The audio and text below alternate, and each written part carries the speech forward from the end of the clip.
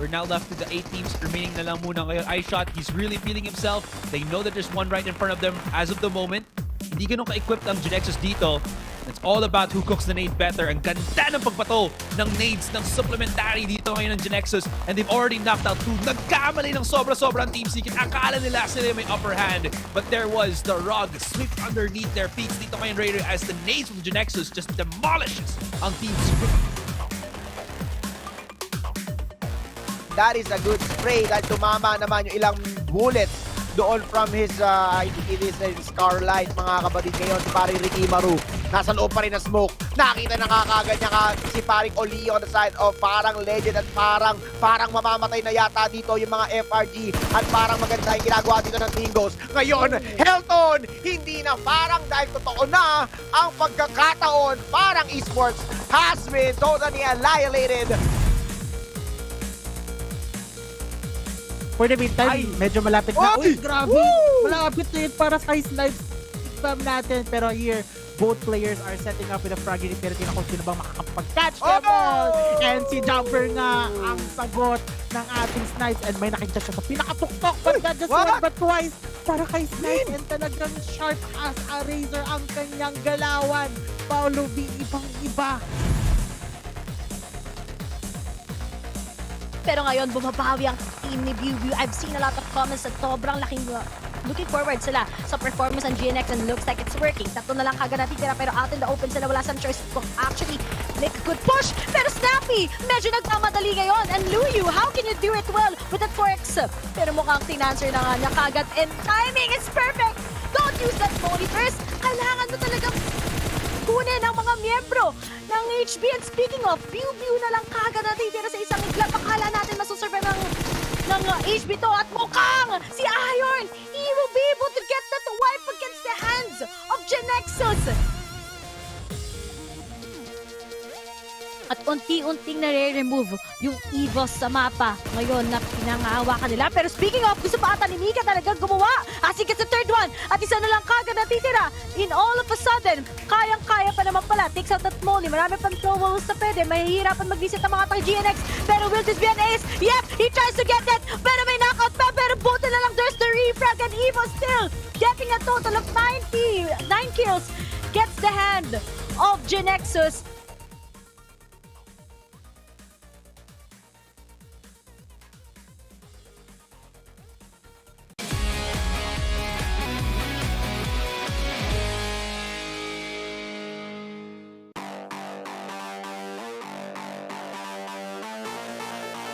For both GENEXUS and also KHI tossing out the nade!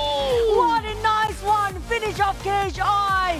IGL straight away, he will revive for now for QB. Snappy coming in from the flank side. Now he needs to buy time or revive his mate. Who was it again? Homebois. He was pretty lucky that he evaded the nade though, but now Loyu tries to slip it out. He knows that someone's on the other side. They have already tossed the nade. Was the side of Homebois, so it's going to be Homebois 1v3 at least, and Loyu is going to go in for the 1v1. KHI, the first team to go out. He was actually inside the blue. It's going to be EVOS. GENEXUS right at the edge of the circle as well. Oh, but they have Loyu as a representative inside of the circle. They just need to handle SMG, which shouldn't be a problem at this moment as SMG is tanking out the blue. But look at Doms. It's going to be GENEXUS taking on Team Hawk, who's actually fighting against KHI at the same time. Oh, here we go. Bart versus Snappy, and Snappy winning the fight. But he got some help from the muscle from behind. And now, looks like the next set, they still have team has to deal with redONE 1v1 versus Long. And redONE, no! Long has backup. His brother Loyu is there. Oh, Heiko will finish off as well. Down to one man here for Team Hawk. That's not really a good news for them. Got a long way to go because gonna keep on spraying and keep on sending. And Loyu, the rest of GENEXUS, no Viu, no problem for them. But Long managed to get a nade onto Team Hawk, and now this could be an opening for GENEXUS to move in. Loyu with the spray coming in. Only one more left. Dooley on the left. Loyu doesn't know where he is, but now he has spotted him out. But Loyu, wait, Loyu behind him, Loyu.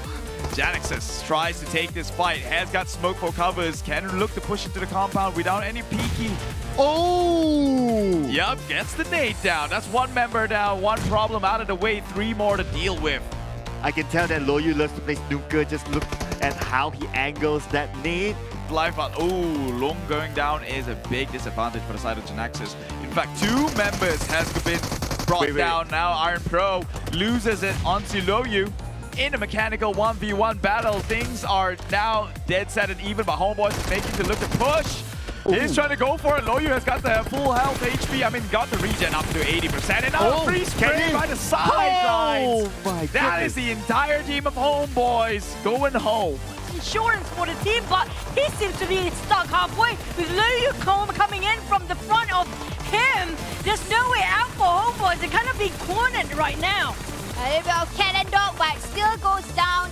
Sam has been cordoned off, and we're waiting for Iron Pro and Bud to get themselves a support from the distance because GENEXUS is not leaving their high spot. They still have the vantage point. Loyu is still searching for more. Long is on his own, but the nade now being tossed up by Long. Adib, no one back. Adib now does 50% help, and Adib will become the funky from before.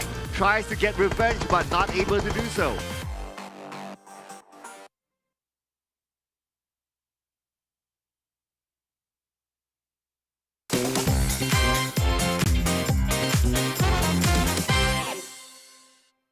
He is a highly skilled player, but Maya, okay, he has the high ground. He will toss out the molly, but comes the molly fire! Run! Molly party we go! And Nazi saw that through. They're both having the same mindset. Molly? But Mal, he just shot. He just needs to shoot it down. Instead, taking his own time with that Molly. Now Nazi going in. Nazi goes down instead. There was a bit of miscalculation and Mel. Bosskur and also GENEXUS having a go.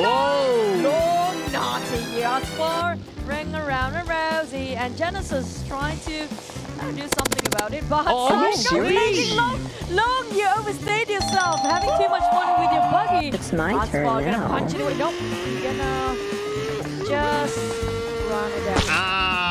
Have a great time. Splat, and Aspa has the last laugh because Long tried to run Aspa over. But now it's going to be Aspa thanks to Psycho, of course. Okay. But it has yet to land like a form of defense. He has yet to land on up north straight. But hang that thought. Can't touch this. As looks like he's playing the funky music. Yeah, it's a classic man versus machines, it seems, but Funky, not really a great driver at that. See, trying to do the figure of 8s, cannot get onto Razor. Come on, 2 cars. Really? What? Come on. He had to ruin the fun. We were just getting started. That was a bumper car at best. Yeah, I think he just figured out. There you go. Boy, bro, you're just I don't like where this is going. Emerald will try to use his game instincts. They're running into the enemy. Andy, do something. He's shooting right in front. He's really keeping quiet. Getting the Emerald out. Now he'll be getting that information. Andy boy is still gonna stay like a statue. Performances, they have that potential. They just need to Oh, yeah, show it. baby. Oh my god, to get their driving license revoked again.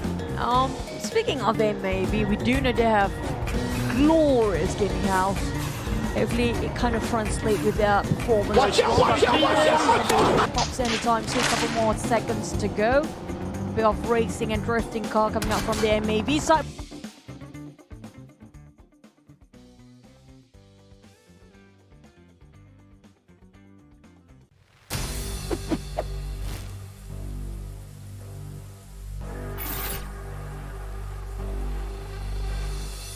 Keras, mencabar. Sustainable. Very shaky. Fun, intense. All the teams are very good. Yeah, compared to before I retired. And it's fun because I love what I'm doing now. Country League kita orang memang boleh tengok lah macam mana KHI dengan AMT kena. Semua tim bagi saingan yang cukup kuat and sampai kita orang rasa wow macam tu. Because as you can see from week 1 and week 2, we were dead bottom. We didn't perform at all. But we come back at season 3. So my point for being shaky is just basically like being very inconsistent. To be able to endure whatever we are doing. Sebab week pertama kami perform dan week kedua dan week ketiga kami drop performance sebab kami try. So lepas kita orang melayakkan diri ke grand final, kita orang bersyukur sebab kita orang agak struggle dalam minggu pertama dan kedua, dan alhamdulillah dapat secure slot ke grand final dan kita orang akan cuba untuk melayakkan diri ke C. Gembira dan juga ingin mencabar diri. Sebab kita orang dah perform dengan tim yang paling bagus dan kita orang nak cuba untuk mencabar terus ke Grand Final dan mendapatkan C. Amatlah happy walaupun victory kita orang tak berapa perform, and then kita orang cuba reset and buat lagi terbaik untuk Grand Final. Well, definitely, even though we didn't get like first place in the league, but we still managed to get top 2. So it feels great. So the feeling of that, we were extremely relieved, and we didn't expect to perform like that for week 3. Tak puas sebab week kedua dan week ketiga kami tak dapat nak buat apa yang kami buat. Dan Alhamdulillah sebab kita orang confirm akan pergi Grand Final, tapi kita orang tetap bersyukur jugalah. Champion lah. Mestilah champion lagi. Takkan nak champion sekali je. Target kita orang champion and pergi ke C. Kami ingin mendapatkan kejuaraan di Grand Final untuk season yang kelima ini. Kami nak pergi C dan nak tunjuk kat family saya power. Okey, tu je. Macam tim-tim yang lain juga ingin menjadikan diri kita orang sebagai juara, ataupun kita orang ingin melepaskan diri ke C, dan insyaAllah kita orang akan cuba sedaya upaya. Top 1, champion, definitely. Of course, we always target to win the champions of the grand final. To be the champions again, like back in PMPL Season 3. We are going to get back that champion. We will straight go back to C. We are going to redeem ourselves like what happened in Season 3. We did horrible. No, I don't really think that we're gonna be a big challenge for us. Plus, we already have the C slot already. So I would say that mainly our goal is just to win. If we don't, we just take it as our experience. The team conflicts, because there will always be conflicts, because that's the nature of this game. Sebenarnya banyak challenge dia. Tim-tim Malaysia semakin lama semakin kuat. Semua tim akan memberi saingan yang sangat-sangat kuat, so kita orang akan cuba sedaya upaya lah. Konsistensi sahaja untuk terus mendapatkan poin yang lebih untuk menaiki carta. Adalah diri sendiri. Dari segi attitude player masing-masing, masih ada yang kurang, kita orang akan cuba fix secepat mungkin, jadi diri lagi better. Diri sendiri. Kita kena lawan dengan mental kita. Kalau tusun tu, memang semua orang akan koyak lah, confirm lah. Tapi tengok lah siapa yang boleh kawal. If we start doubting ourselves, if we lose confidence, if we overthink every single thing, we are slacking off and everything, not training and everything, we will flop down. We will flop down hard. You gotta do our best. There's no more room for mistakes. And me, my challenge, I want to get myself the MVP back for this PMPL. So y'all just wait. But what we could achieve actually is the improvement of our team performance. Mainly what we could achieve is the fixment of our communications, our rotation, our gameplay wise. Pecah rekod Farang 21 kill tu. Bagus. Saya nak menjadi Terminator nombor 1 dekat Malaysia. Saya nak cabar diri saya untuk jadi Terminator. Hopefully kita orang dapat melayakkan diri ke C dan sama-sama mengharumkan nama Malaysia. Whether or not the team performs, whether or not we actually qualifies to C finals, we can still stay united. I love this team. I love my teammates. Kita orang akan top 5 setiap game. Bye-bye.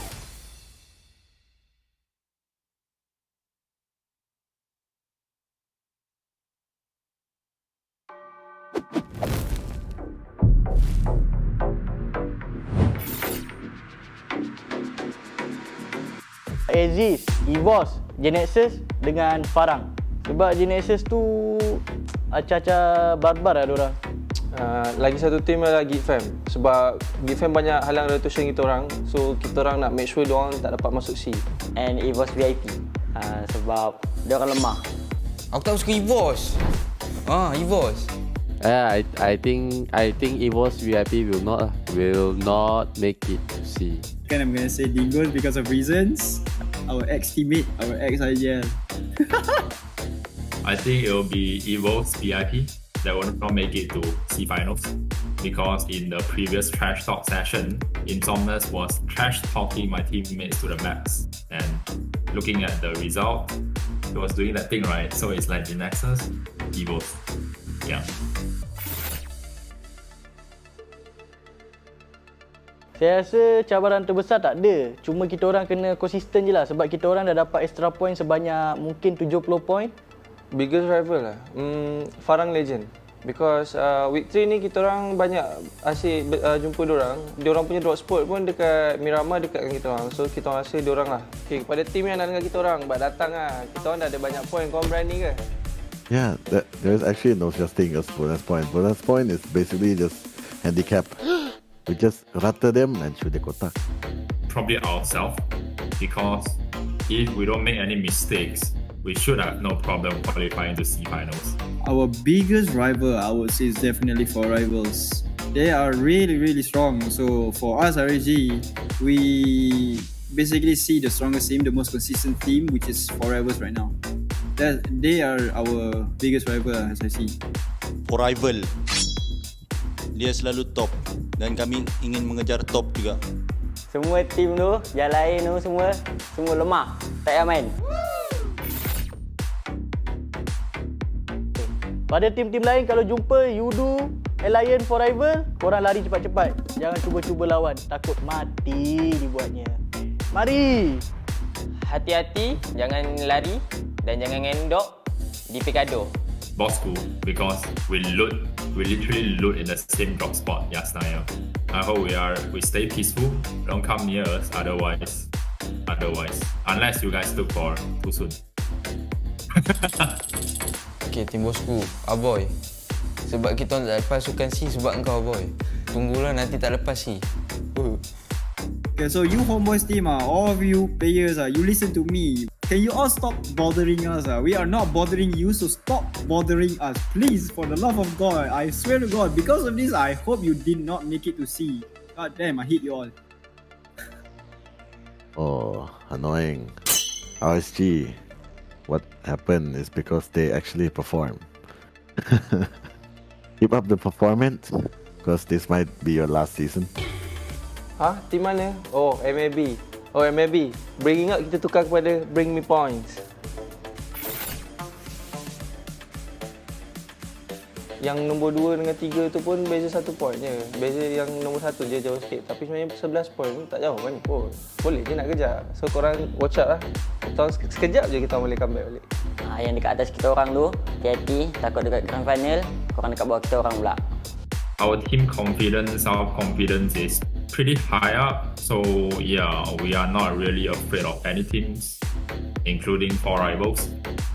All of my players, my new players, Ranger, Luke, especially Brian, they are all eager to win. They have that spirit, they have the burning passion to win. You all have seen what he's capable of, and you should see more upcoming soon.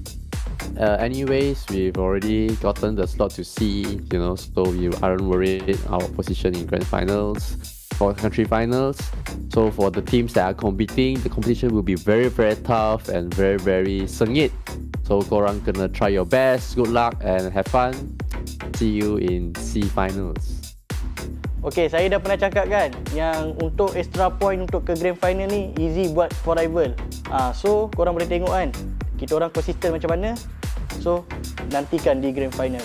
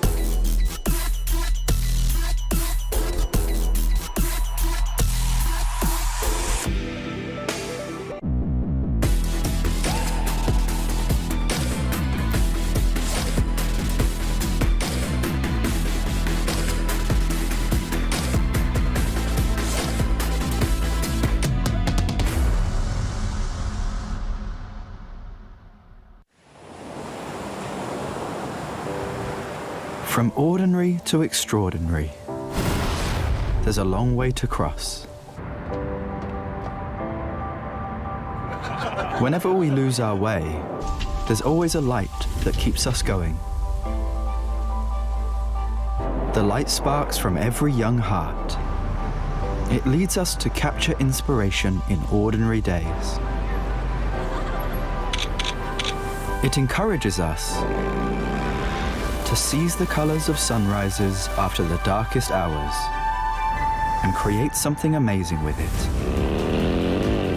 We brought the magical color changing effect to life thanks to a dual layer chromic bonding process. Place the back cover under the light for just a moment and you'll see it go from a calming blue to a passionate red, just like the color changing of the sky during sunrise.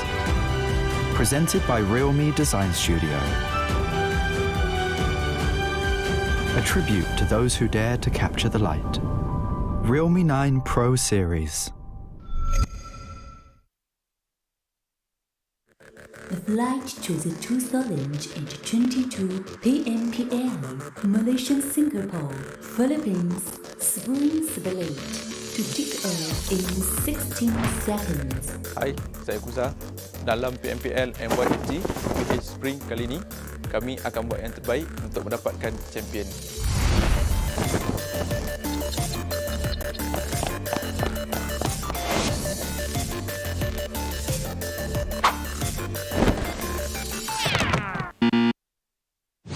Stand up.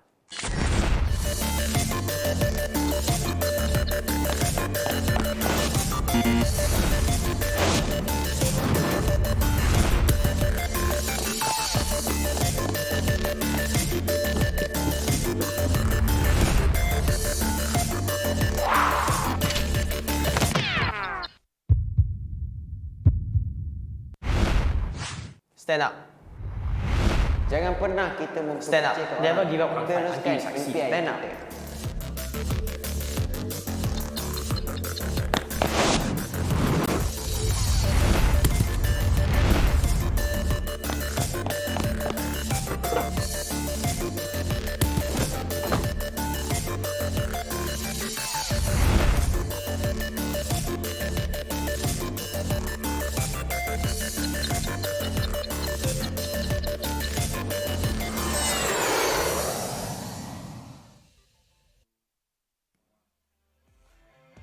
Hello there everybody and have a good Saturday because I am having a good one, about to. Well, I am Sis Jenny and you are watching Pro League MYSGPH and you are in the second day of the grand final. So if you just tuned in, I will do a little bit of catch up of what you have missed yesterday. Before that, as per normal, we will go through the format and things like that. And thank you for joining us today. Stay tuned, okay, because there's a lot of giveaways, there's a lot of collectibles for you to pick up on. And of course, don't miss the action. The action is what you're here for. And I have no idea because right now the points are super close, even though Yoodo YA4R Rivals is at the lead. I think maybe for teams from 1, 2, 3, 4, 5, they just need to have at least 2 good games, which means they have a good elimination points, a good chicken dinner, and they can catch up with Yoodo YA4R Rivals. Because yesterday, on the 4th and the 5th match for Yoodo YA4R Rivals, they did not get to have a lot of points. I think they picked up about 6 points. Usually they will pick up about more than that, but unfortunately, they couldn't get even more to get the lead. To make it even tighter for the other teams because they are catching up pretty close. Yeah. Okay, guys. So remember to give us a follow, like, and share, and subscribe if you're watching for YouTube. And then remember to tag all your favorite teams or the players even in the comment section. You know, they have their own Facebook. Tag them in and let them know that you want them to win or show us more potential. Like yesterday we did see Rex with his super skill CQC. That was so scary. I mean, Farang Lejund who had the advantage. They had 2 people, but because of Rex skills, it was just amazing. I really was I don't know. I can't get over that. That's definitely a huge highlight for RSG Rex, or what the caster would say, a PMGC player. Definitely worth the talk about. Well, today we are going to go through the same cycle. We're going to start with Sandhawk, Erangel, and then Miramar, Erangel. A good adaptation like the teams have been playing ever since the league, and now we are facing the grand finals. Of course, I will tell you guys about the format a bit later. Let me just chit chat with you guys for a while, and I want to know what you're feeling towards this second day, because this is the day where points matters as much. I think a lot of teams will do a bit of passive gaming. They're going to be more careful with their rotations, and even if they have to be takeover, like for example, they have 3 of them being knocked out, they would probably leave and just go and do the survival points. Okay guys, so now let's take a look into the format. So we already have passed through the country league, week 1, week 2, week 3. We are now in the country grand finals, which is the 15th of April all the way till 17th. Today is the 16th, so it's the second day. So what do they have to do? They have to get to the top 3, and then they will proceed to the PMPL C Championship. But for number 4 till number 6 will play in the C play-in. That is a one-day affair, so that's even more pressure, for these teams to have to compete one more time just to get into the slot. So better be right now to get into the top 3. But also it's a challenge. But there's more matches, so there's more, in a way, breather for them to actually push their points. So what we are going to show you guys later is all the placement, the bonus points so far. So we're not going to tabulate scores from the league, meaning their elimination and their survival points is just bonus points and where they are standing right now. Point system is the same thing. First with 15 points, which is a chicken dinner. And then second continuous we got 12, third is 10, fourth is 8, fifth is 6, 6 is 4. Number 7 is with 2 points, 8 till 12 with 1, 13 till 16 without any points. But of course, elimination points, if they get more, obviously chicken don't matter. And we've seen a few teams doing that, like for example GENEXUS, Farang Lejund, Yoodo Alliance for Rivals. They can get elimination points like that. And of course, not to forget RSG, who has claimed that they want to take the champions this season. So hopefully with the way that they are proving themselves right now, I think I'm seeing a good chance that RSG might just take that lead home. But this is the participating teams, the one that has already made it out from the league. We've got Yoodo Alliance for Rivals, Axis Red 1, GENEXUS, Dingoz, R2K, RSG, Farang Lejund, Team Bosskur, Geek Fam, Sam9, TABAH NC, Homebois, Team Secret, Clash Guerilla, MAB, and also EVOS Vip. So these are the 16 teams that we will be seeing. Basically, they are all from Malaysia, so they definitely dominated in MYSGPH. Unfortunately for Singapore and Philippines team did not qualify. Well, that's another season, and hopefully they will come back stronger. But these are the teams who have been working very, very hard to get into the top 16. And then we've got the individual awards. The Gunslinger, we've got the Survivor, Field Medic, Eagle Eye, Grenade Master. Honestly, amongst all this, I think Grenade Master is definitely hard to achieve because you need to get the accuracy right, and it takes a lot of training. You know, when you go to the cheer park and things like that, for you to train the target is easy, but to do these Grenade Master skills is definitely hard. But for now, the one that is leading on the pack is actually Kid from Team Secret. Okay, so today's matches, as I said earlier, we are going to go with Sandhawk, Erangel, Miramar, Erangel, and I really am loving the new format. If you have been with us for the last few PMPLs, Sandhawk is somehow in the middle, and I didn't really like that momentum because sometimes teams will have an auto reset or they will get choked suddenly and they couldn't perform after that. But right now, with one of the most, I would say, difficult map on top, and after that it's going to be quite easy for them to give them a breather, let them decide whether they want to do late rotation and things like that. It's actually a better format this way. But this is the current, I would say, the one that is leading the pack is Yoodo Alliance 4 Rivals with total elimination of 346, total damage of, wow, big numbers guys, 68,000 blah blah blah blah. And then the vehicles, okay, I would say that's an average vehicles usage rate, because this team, what we are seeing this season, they are using a lot of thinking skills, and they have 3 IGLs in the group itself. But of course, the one that is leading the pack right now is actually Pemburu. So before this, it was Appy, and Voke himself is an IGL from a different team. But this season, he has joined in with Yoodo Alliance Forever. Hence, that's the reason why they are very, the way they play, super tactical. Okay, overall rankings, Yoodo Alliance Forever with 149. Farang Lejund with 116, RSG with 102, GENEXUS with 97, Homebois with 93, Geek Fam 91 is a tie with Dingoz 91 at number 8, and Axis Red 1 with 86. So like I said, the points are pretty close. They can just do one good game and they can catch up. But page number 2 is a little bit worrying. We've got, let's just look into number 13 onwards. MAB with 66, EVOS Vip 62, Team Secret with 59, it's 79 with 53. That's a lot of points to do catch up. At least 4 to 3 good games for them to get in order for them to go into page number 1. But then again, today is the second day. A lot of these teams have already did their homework, especially to Yoodo Alliance 4 Rivals. I'm very sure they're going to try to disturb, or I would say study on how they actually proceed with the consistency for Yoodo Alliance 4 Rivals, because I myself I'm seeing a big difference in the way they are playing in. Like yesterday's game over in Erangel, we know, if you have been watching and you know some of these players, like for example Voke, when he sees somebody, he will usually go for it. But yesterday he was holding on that trigger discipline, and yeah, that's one thing. Okay, so now let me talk to you guys about this new mode, which I just tried just now when I was in the studio. So I understand where this is at already. It's in Pochinki. Probably the one that I spawned was in Pochinki, some of the houses. So it is a TDM with a lot of blind spots. You can do a lot of TPP, third party action. You can, kiss the wall.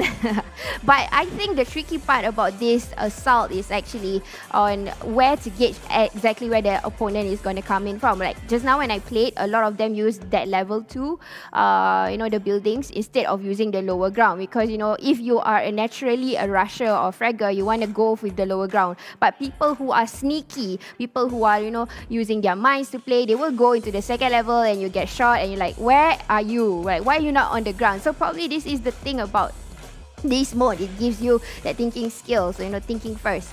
But this is our new AXO this year, Sylvanius, the Brave, has arrived. I managed to also look into this. So basically the main character is that guy who is sitting in the stone chair. I'm not sure which character this is from, but it seems like it came out or derives from Medusa. And I'm kind of having a vibe with that lady with the throne on her hair. It looks so beautiful. Like it reminds me of Eden, like an Eden garden, and it looks pretty cool. So you guys check this out and see how you're gonna win this exit or collect something. This is our new Royal Pass Micro Battle is coming. It's not out yet. This is just to let you guys see the preview on what is in. It seems like there's a huge villain in the middle of the bridge. This is so scary because the bridge itself is hard to cross. Imagine something is coming out from there, like, bro, we're gonna be mermen, so you're just gonna start to swim and things like that. But I have no idea, but it definitely looks cool with the new cosmetics around it. It really reminds me of a character from Hell. But it definitely looks cool. Yep, guys, so if you want to see more cool things or anything else that you want to have more, do scan the QR code and give us your feedback on the current PMPL and the previous ones and the future, because your thoughts matters. We want to know what you want and we want to give it to you. Okay, so remember, every time you see that QR code, you can't see it anywhere else except for this live. So do scan it with your phones and pop the feedback. I have yet to do that. I don't know how it is like, but it is definitely useful for you guys. Okay, for now, my first match, my prediction is gonna be R2K, because yesterday R2K had pretty much, I think, throughout their entire matches, they didn't have a good start at all. And knowing R2K, they have good fraggers on board. They are going to be hungry, especially with Chem Alpha. You remember what happened with them and TABAH and is it TABAH NSEA? I can't remember. Oh, it's not them. That's another team. But R2K, they did a rotation and it didn't work. And I think they are going to be hungry at this point of time. So I'm going to say it's going to be R2K for our Sandhawk match because of the hunger that they have. So maybe it's gonna be true, or I might be wrong. I'm not so sure, but I know R2K it has a way to come back and they want to do a comeback. I'm sure, very sure. I mean, if let's say Keith is here, he would agree with me. He would say, oh, R2K is going to go all out. And it's true. So R2K, I think you're hungry today and we want to see if you can beat my prediction and up to it. So without further ado, we are going to start our first match in Sandhawk with our awesome casters today, who is almost the same with me. Let's go. Thank you, Sis Jenny. 19 eliminations, winner, chicken dinner. And of course, we're your casters today. My name is Circla together with Choo Choo. And it's very interesting to see that she picked another team in Sandhawk that normally plays the healing game.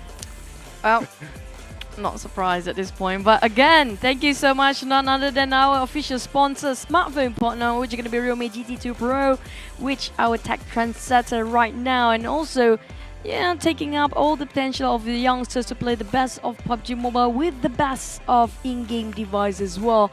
We're talking about this phone, so adorable, adorable, affordable, and also a high-spec phone as well. But speaking of the phone, it's just right here with us.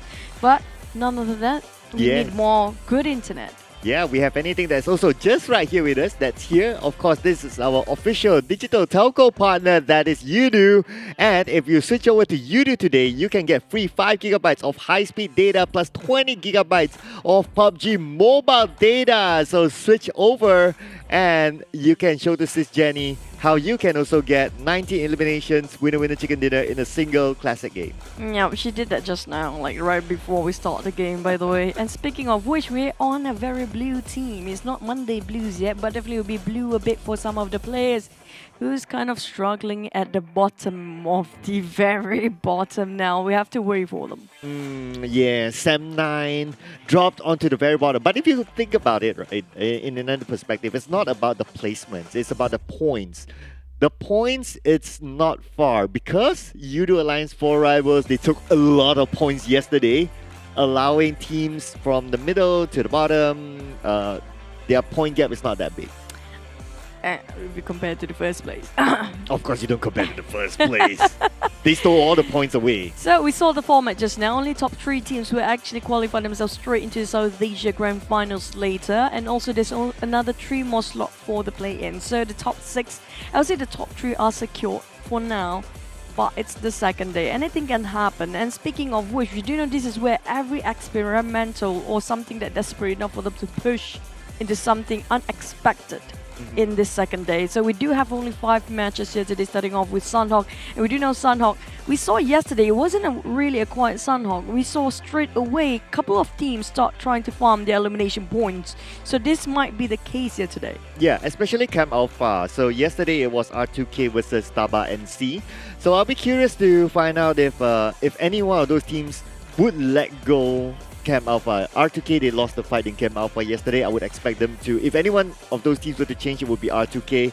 But if we look at the entire Sandhawk, there is actually no other drop spot. So I'm going to be interested to see where they're going to go. I don't blame him. Yesterday's circle was straight in Heartins all the way. It was a Heartin circle entirely, and nobody actually see that one coming. But right now, it's another Sandhawk, another chance of Sandhawk for this guy. The second last map of Sandhawk to make it more dramatic, sounds like. We're 50 more seconds to drop into the smallest map that we'll be playing for the entire day. And this is sort of what we call a wildcard map, by the way. Yeah, this is definitely a wildcard map. Naturally, wherever the circle goes, and that area is the drop spot of that particular team, there's a very, very high chance that the team will get the chicken dinner. So let's see where the first circle would be at. But of course, before we talk about the circle, we need to talk about the flight path. And this will be the first game of day number 2 of our country finals. The flight path from Sami all the way to Mong Nai. Let's go. Oh, seems like everybody can drop anywhere they fancy. Very reachable for most of the team. But question is it reachable for the circle later on? Since we do not know where the circle will pop yet. And question is, will it be a lot of changing of drop spot as well? I'm keeping my eyes on to Camp Alpha. So our suspects are R2K, NC. R2K is still heading that way. NC, I can't see them yet, so let's keep our eyes on where NC could be. not too sure yet. Yeah, we need a bigger spread, then we'll be able to see. Yep, right now they're definitely just dropping and hovering around. But we do see Farang already kind of secure themselves where they want to be, which is going to be Camp Bravo. But the rest of them, hey! Hello, Hartin / Cow Circle. Is this yesterday's game? It kind of seems like very familiar, but it's actually not entirely the same one. It shifted a bit to the right, but on the Paradise Resort, it seems like more of a Hell Resort at this point. Wait a second, Dingoz onto RSG. RSG caught by surprise. And now Dingoz, they're ready for this. But on the topic of NC as well as R2K, they seem to be heading to Camp Alpha again, so it could be another fight. But let's focus onto Paradise Resort as Baby Kimbo, we got now by Brian.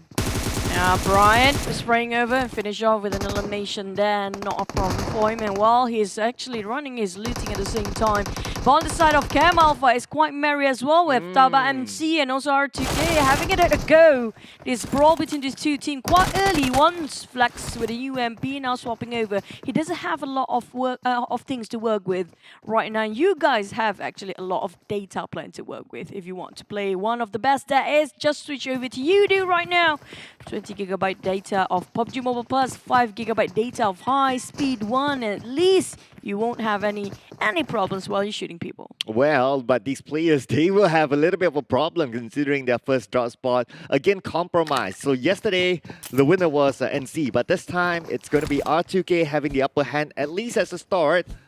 4 of them still active. NC Magix, unfortunately, will be one of the early ones to bow out of this round. R2K is still looting, so they have areas to play with considering that they're still a full squad. NC will be the team that needs to play a little bit safely. No, not really safe. They're quite spread thin between all the teammates.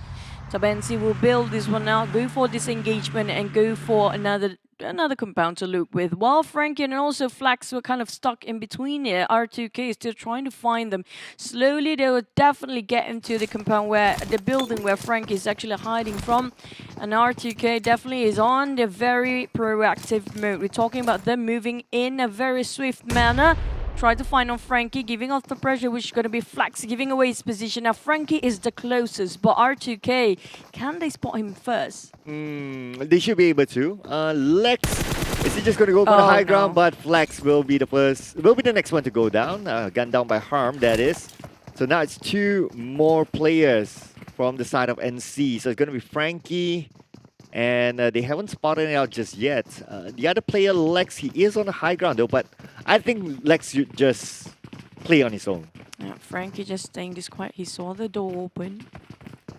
Nobody wants to actually walk in here. I think they definitely know where he's at. He's spotted one within the windows. He didn't shoot yet. Quite a long time for him to actually respawn. A bit too late now. R2K got most of the team coming up from TABAH NC except for one who just bailed out and he just...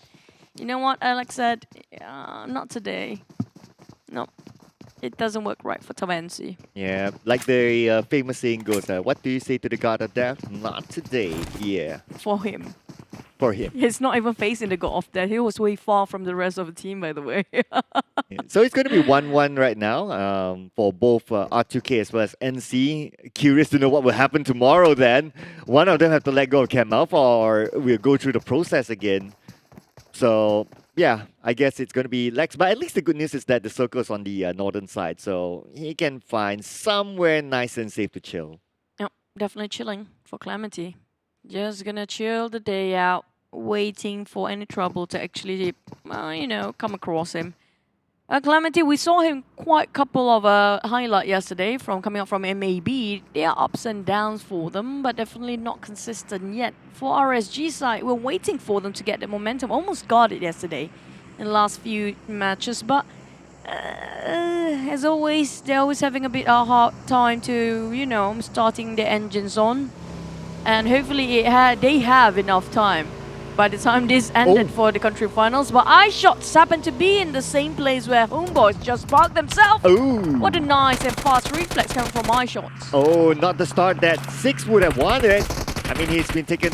He took a couple of days off, but good thing is that Trix is there to cover his back, and now he'll be revived. iShots will be gunned down. Team Secret not having a good time. They're at number 15 now. not sure why Team Secret spreading out quite far from each other. Maybe they tried to do the 1-1-1-1 formation, but it didn't seem to work out right now. Back to the side of Yoodo Alliance, we're talking about them reaching over to RSG right now, but seems like they won't be actually clashing just yet. Talking about clashing, I feel a clash in my hands. I do not know why. Yeah, we feel the flashbang. We feel the flashbang. But hey, before anything, let's see what can Brian come up with now that he has the high ground and Yoodo Alliance 4 Rivals just behind him. It's the same house that Yoodo Alliance 4 Rivals played yesterday that they got, that they won against like 2 or 3 teams. Well, I'm not surprised if trying to do the same tactic, but a lot of teams kind of revise themselves regarding yesterday's performance, including Homebois there. Definitely got a good elimination. So what a nice, clean elimination done by side of Homebois. You know,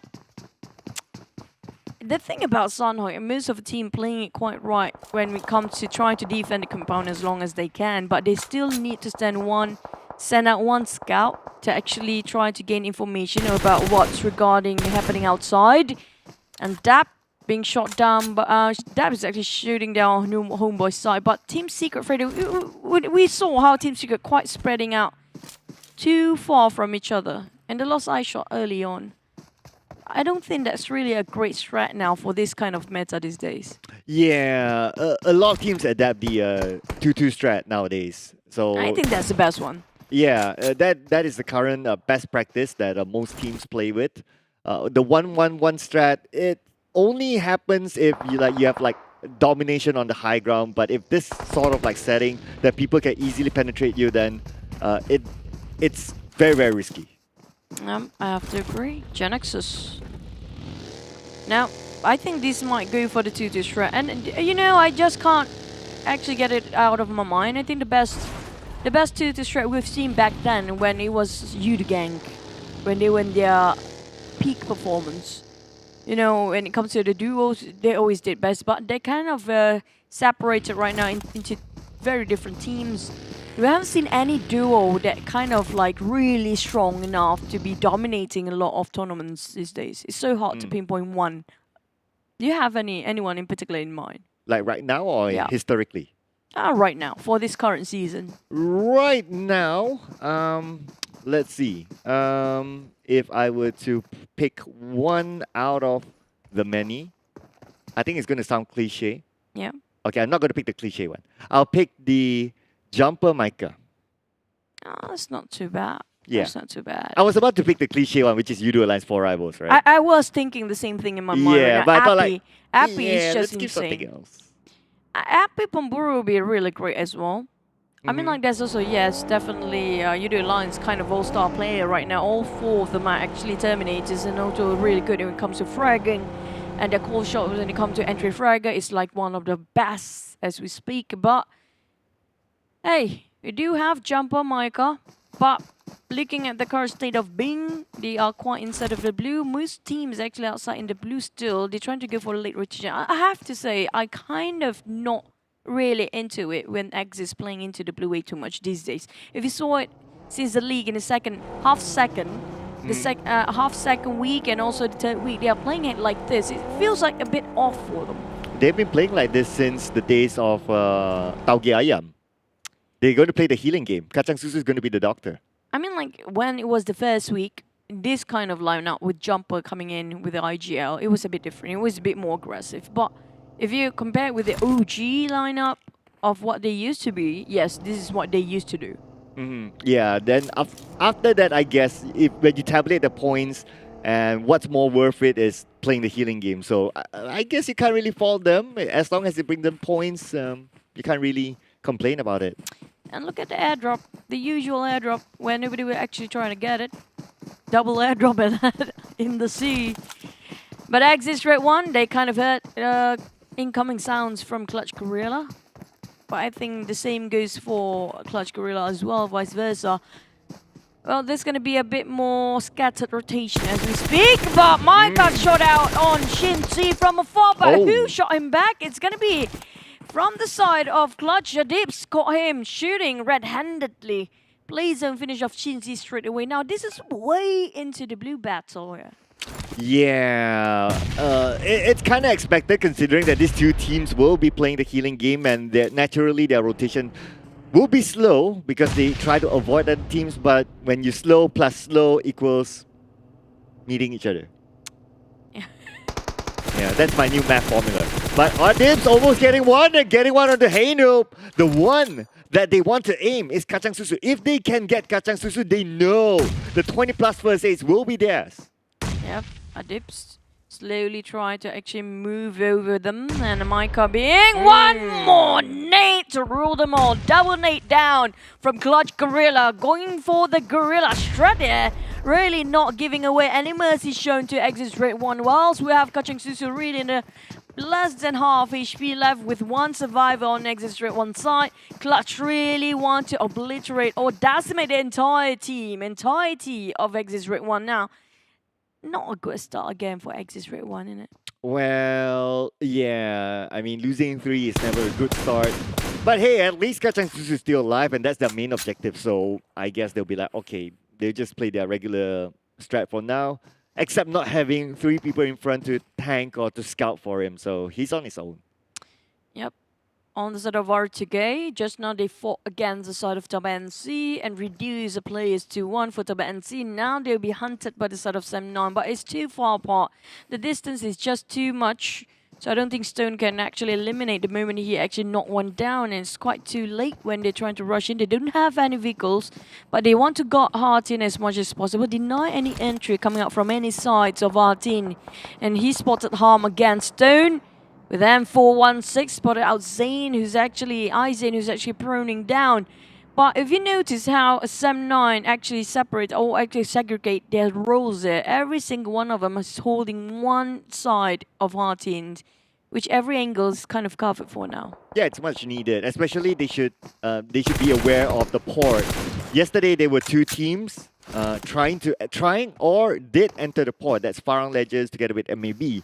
So I'm sure they did their homework. They'd be like, our port was compromised. They came in from behind. So yeah, but whoa. This is the elimination that they will want. They want the Kacang Susu, but Kacang Susu wins that fight. 1v1, Funky. Will he be playing that music? Yes, he will. With a heavy casualty on side of Clutch, they didn't even need it to actually lose Adib along the process. I have to say, Adib kind of a bit reckless. Didn't check out every corner when he opened that door. But here comes Rex spraying over GENEXUS. You have no idea he's been scouted out. That's tapping, double tap on Rex. Kind of finished halfway through for that HP coming from GENEXUS. View is in a bit of a trouble right now. They need to move. Now the circle will pop again. The circle really comprises like, what, 30% of water right now. It's not much spaces or land for these guys to run and play with. But those coming out from way into TABAH, Clutch has a long way to go. Well, what I realized about the Clutch fight earlier on is that none of them had a lot of first aid, so they couldn't play their regular healing game. Hence, the desperation to find Kacang Susu. They know that if they can find Kacang Susu, they will get 20 each first aids, and they can continue on, considering that the zone is as such. So that became their main objective instead of trying to get into the zone, which I totally get why they were on a witch hunt, and it paid off for them. Yep, right now, this is, speaking of witch hunt, right? We have a lot of choking points here who came in very late. RSG Kim making sure that's not going to happen for Geek Fam, who land himself in a very small lake here. But Damroot just going to drive it over. Snipes, on the other hand, that Swarm will actually run by the rest of Geek Fam, but there are 2 teams guarding it. Toy, the side of Team Secret, is also coming out from Homebois. Have been waiting here forever. 666 getting on snipes. So Toy didn't steal it away in the last minute. Spot out another Team Secret member. Toy's in trouble, while Fredo kind of stuck in between, fighting the Homebois as a whole. Once a geek, always a YOLO. They just did the YOLO all the way in straight to the middle. But talking about YOLO, it could be Fredo YOLOing against Homebois as he gets 1/6. 6 down for the second time again today, but he has Trix behind him. 6 still has cover with the stone. Trix giving him a little bit of a fire cover. Fredo on the lower ground, and Fredo tries to get up with a UMP, but Matoy will be gathered by Iron Pro. Fredo tries to get one for himself, and Fredo gets it, but he needs to recover quickly. But he's not witty enough. There's too much for him to handle. Homeboy, still Tom, managed to save the entire team. Not the entire team, the three of them left out. Now Team Secret down to only Kid here. Now this is not a great start for them as well, as Kid trying to give an extra support, but a bit too late. You need to climb up the hill, but it's a very, very high hill here. Kid spotted out Tom, trying to play it very slow, crouching down, camouflaging him within the bushes. Now Kid, don't be too hasty now. He has to be a bit more patient. He can do the miracle clutch, but there's no way for him to actually save Matoy.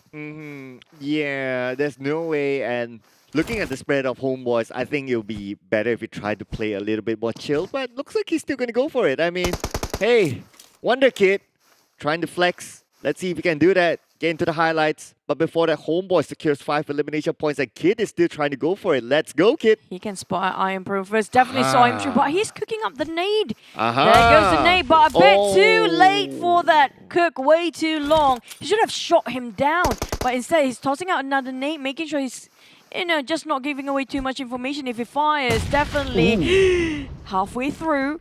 Now, Kid, this is a bit of a problem. Sam9 is right behind him. He can be spotted out. Definitely, it's quite an open field as well.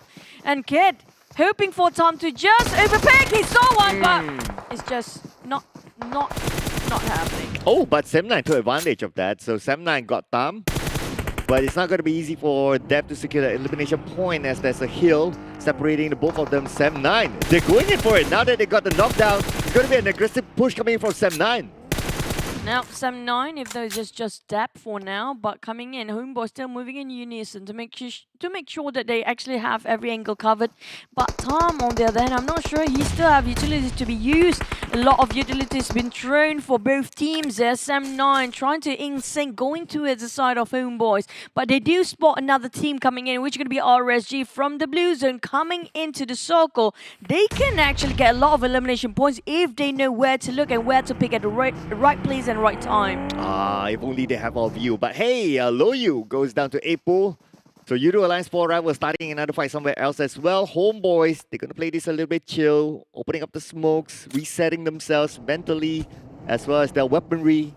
The nade being tossed up by Tam on one side, just trying to distract their opponent. But Sam9, they're not gonna let go of this without a fight. The thing is, Sam9 giving away too much time for Homeboys for them to reassess, regroup, and reset themselves, which this is an advantage for Homeboys. Definitely know exact position of Sam9 right now, while RSG still struggling to pierce themselves into the circle, but it's just so hard. They're standing, and it's a clear view for Putra. It's going to be a straight line of sight there for him to actually take one down, and he can just shoot another one from this distance. But the thing is, it's just on the other side of that hill, and the bullet won't actually land, even though they got themselves that bullet drop, but it won't hit. Back about GENEXUS, I'm not sure what happened. Seems like they are migrating, might be ambushed along the way. I mean, I know a lot of people fall for Biu, but I didn't know that he can fall for himself. Okay. Okay, I tried. But anyway, so... well, Homeboys have the advantage. They are in the circle. But hey, it looks like Yoodo Alliance 4 rivals. Now picking on RSG, and Kim will go down. Oh, wait a second. R2K, they actually stole that away from Yoodo Alliance. Yep, we've seen that many times in this tournament. Funky trying to give a pressure on MAB, who's still moved as a 4, but Iftar on his knees, bleeding out at the moment, and Funky is not going to commit to this fight way too long. He might go for disengagement, or maybe go for the flank side if he wants to. But he's still hesitant about whether to shoot or whether to toss nade, but Funky spotted out by GENEXUS. Loyu happens to be there, Biu is there as well. And now they will actually march up and try to rush in, but the thing is they cannot be too reckless here because there's so many eyes. The moment they pop themselves up on the hill, they'll be really visible for all the players. Back to us, and maybe they finish off just now. One of the players, but GENEXUS, they need help. One of the teammates is actually down. Loyu a little bit too late to the party to try to steal that away. But then again, now we have GENEXUS with a Biu currently gunned down. Will need to be picked up by Loyu. Not too sure how far are they. Yoodo Alliance forever still holding on to their fortress. The same compound that they played yesterday at Depth. with the long range of the thumb. So it looks like Homebois versus Sam9. They're not done yet. Beautiful spray by Dab, effortlessly taking that eliminations and kills. And Homeboy Strix is right behind him. Dab, he can take this point away, but this point out. Dab, that was a free elimination. He didn't see that one coming. Dab. Oh, but yeah, he's just gonna focus on what's moving right in front of him. Yep, and that's going to be Repo Boy, and Repo Boy moved away. He finally saw it. He finally saw it. Oh my goodness. Oh my goodness, that was just something. That was 3 point. I know, right? But he got it at the end of the day, so that's okay. That's okay, guys. That's okay. Now we're looking at very unorganized. I have to say, a very unorganized formation coming from all the teams here. It seems like they're kind of second about, but Moki spotted out. Oh, you've been proning there like a snake forever. But MAB, they are on the move and on the run. GENEXUS, Snappy, and I think Lung's left for them. But it's not safe for them to stay here. It was a high ground advantage for Mookie, and definitely he got himself a watchman in the watchtower. Now down to Snappy. Snappy needs to get out of there, but his reflex is way faster. Oh, John is ready with 18 first aid to play the healing game. Snappy with 3. So GENEXUS, as usual, they're not going to play the healing game that much. But now EVOS Vip moving on to Bosskur as Insomnia's at the forefront. Mika will be falling out from behind, but Mika super low at the moment. Long will succumb to the play zone. At the same time, Pamburu will go down to small boy. RSG taking revenge on the Yoodo Alliance 4 rivals. But look at EVOS Vip coming out from the warehouse in unison. They spot out Bosskur. Bosskur kind of fall in between, in the middle, while the war zone, the crossfire is real. VIP, EVOS VIP, Insomnia's. Sam's being shot down. Bosskur has been waiting with a huge upgrade of loot as well from the airdrop. And Bosskur caught EVOS VIP along the process, and they can't even move forward and being forced to stay in the blue, bleeding out. In the meantime, the Blazer will get hurt this time. And Bosskur slowly trying to approach at the rim of the circle. Oh, and it was Oleo getting Insomnia's, and it wasn't Bosskur. So point given to Farang Legends. But now Bosskur, they have a lot of open space right in front of them. They need to be aware that Iron Pro is waiting at the sniper tower. Iron Pro can snipe them down. Oh, Homebois, Sam9, Putra, quite far. Farang is right in front of Putra right now. All he needs to do is slowly pruning back, but Helton is just running towards him. If he actually look at the right view here, he might just clutch a couple of more before he went down, but Helton overpicked himself, got headshot along the process, shredded almost his fast here with 2 more first aids to work with. He needs to figure out how to get out from there. He's kind of stuck, but Adik Look trying to open up some space for him to go forward and escape. Oh, Adik Look. How are they going to go across now that the zone is starting to close? 7-9, they got this hill locked down. Repo Boy must find an opening, and that could be it against them. But Putra is waiting right in front. They do not know Putra is there. Now they know. Putra takes out Helton. Putra will be gunned down instead. Repo Boy trying to run, but where would he run? Look at the showers of bullet just raining upon them. Repo Boy, they need to get out from the blue and that distance coming out. Sam9 and Farang is struggling right now. Both of these teams are still having a go. But Oleo trying to pick their mate up, but Iron Pro! That Bosskur Kobe, he didn't see that one coming. A boy knows what he's doing. A boy, definitely a big boy now. Ripple Boy gives himself to the zone. Putra to the zone as well. Razor to the zone. And that is EVOS VIP out as well at number 7. No elimination points in this round. Playing the healing game. Farang Legends has Oleo now playing the healing game. The last we saw, he has about 17 first aids. 10 band-aids from a boy with 4 8 kits. But the thing is, Stone and Bravo, nobody actually spotted him out. But Bosskur definitely knows they're giving away the information that there's somebody there. But it's Kiddo. Last remaining members of Dingoz playing on the flank side.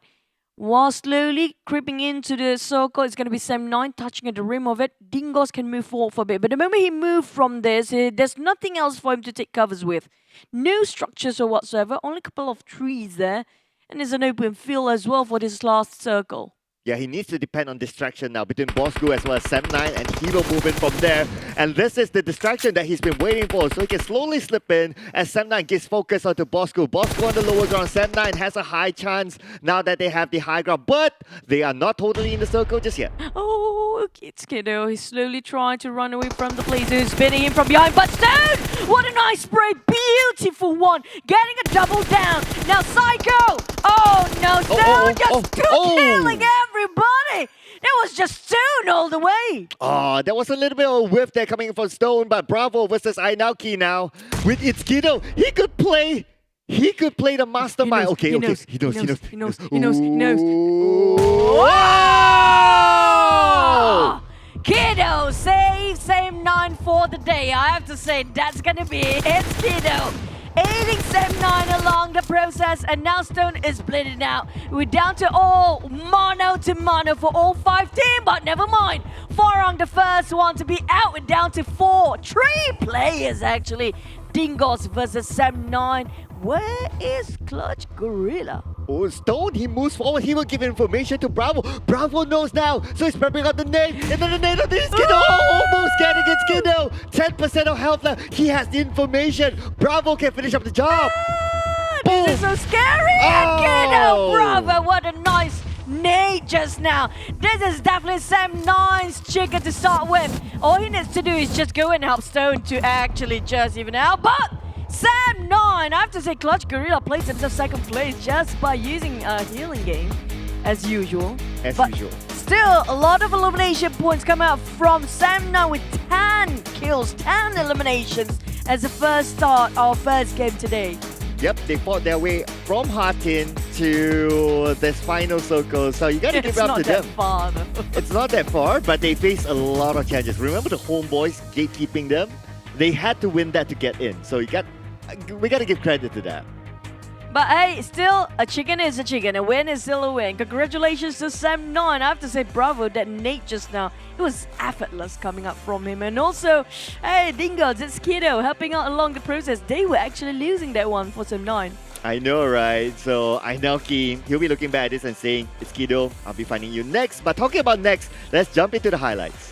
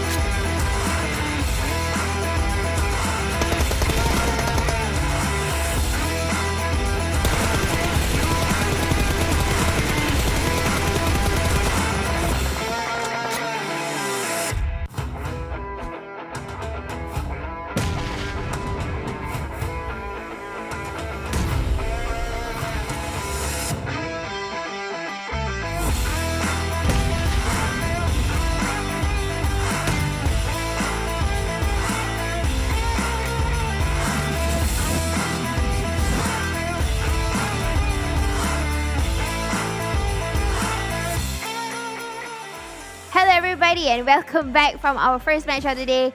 Or let's just say a chicken dinner belongs to a drop spot from a team that dropped into Hartin. So yes, they guarded the grounds and managed to bring home that chicken dinner. So congrats to Sam9. But before that, let us give you something, because this is something for you. We have codes and you need to claim it. So go to the website www.pubgmobile.com/redeem and put in the codes, okay? It's not what you're seeing this on the screen. It could be something different, and probably it's from different seasons. It's something permanent, so you can use it and show it off or keep it in your inventory. So as you know, the season goes by, you have a change of wardrobe, same as your character. So why not do that? Just key in the codes. It's while stocks last, guys. So you have to do it ASAP. So if you can't be fast, what usually I would do is I would take a picture, and then after that, yeah, I will key in after that. But don't be too late, okay?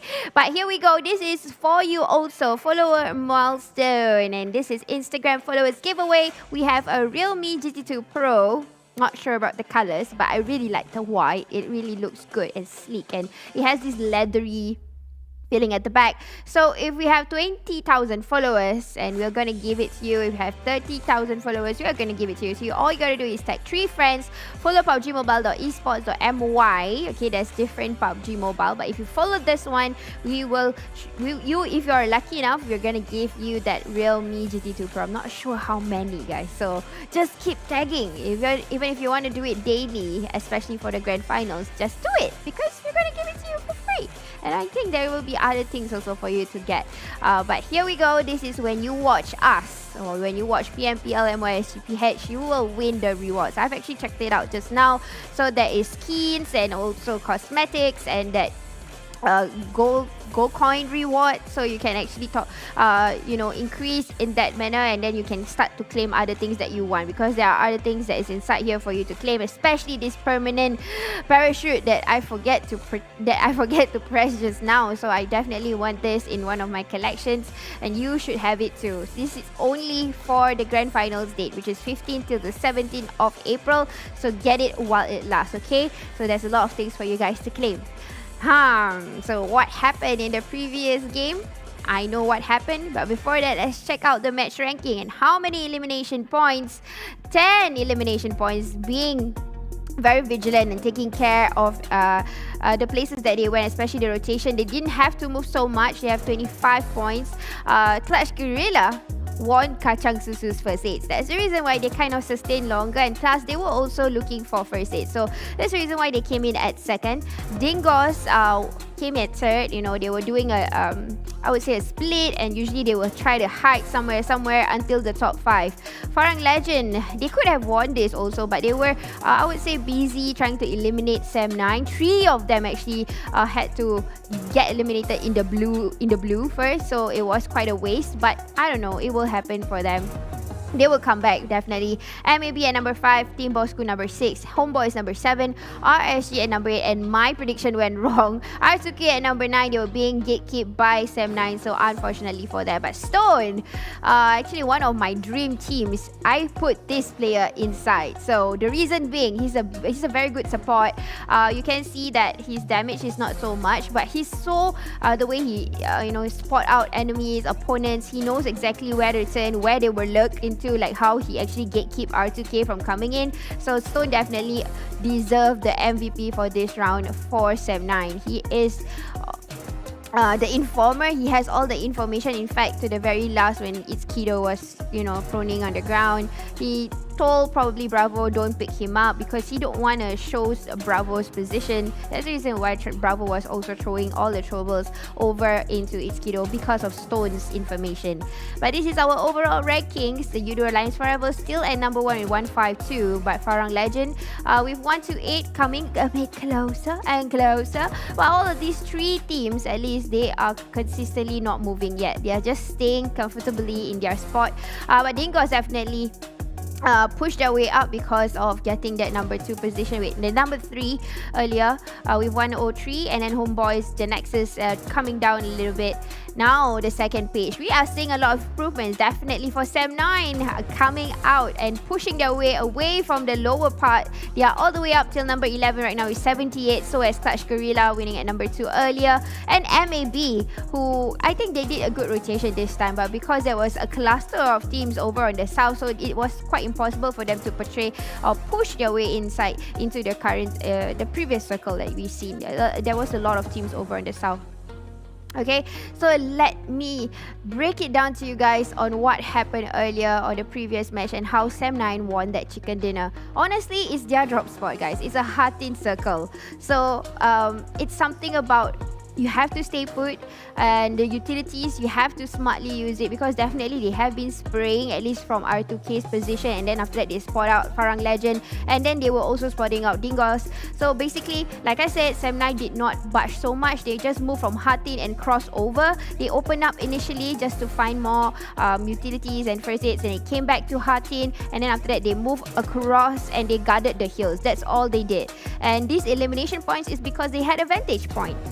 When they cross over Hatin, there is actually that hill. Initially, Team Secret was there, but because, you know, Team Secret had to fight and duel with Geek Fam, and then after that, there was a lot of other teams that was coming into the picture. So it was not a good one for Team Secret, even though it could be their chicken dinner, because that is exactly where the circle ended. So this is what happened. Sam9 didn't move so much, probably about 300 meters apart only. They just crossed over, guarded the hillside. But we can see Farang Lejund rotating almost similar as yesterday, just that today they did not use the waters at all.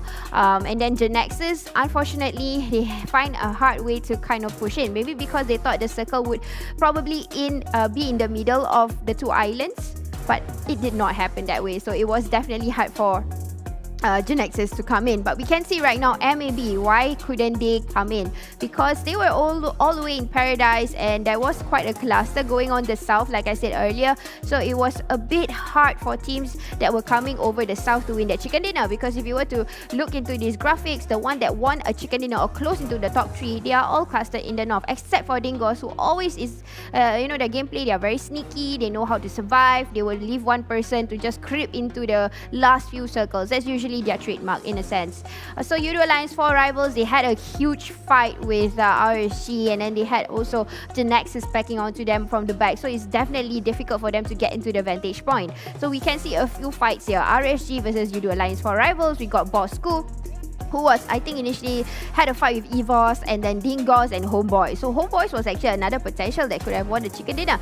But because they were in the lower ground, it was being disturbed by a lot of people who had eyes on them. You can see where Iron Pro is. He's the only person in Sniper Tower. But right now, we can see how well spread out Farang Lejund is. But unfortunately, where Sam9 is, that is actually the pinnacle point. When they came in right now, they are not in the vantage point yet, but they have an entrance to come in. So that's the reason why when they push in, Iron Pro did not come out from this sniper tower. So they had an entrance in all the way, take over the vantage point. That kind of gave a hindrance from Farang Lejund to come in nicely. You see where Putra is, that is a smart gameplay there, which I said here. They did a splitting game, 1:3. So they left Putra as a bait, or giving the information. Putra did not budge at all until the last few moments, where it kind of distracted Farang Lejund, you see. So because of that, Olio was left out as per normal. He's the healer.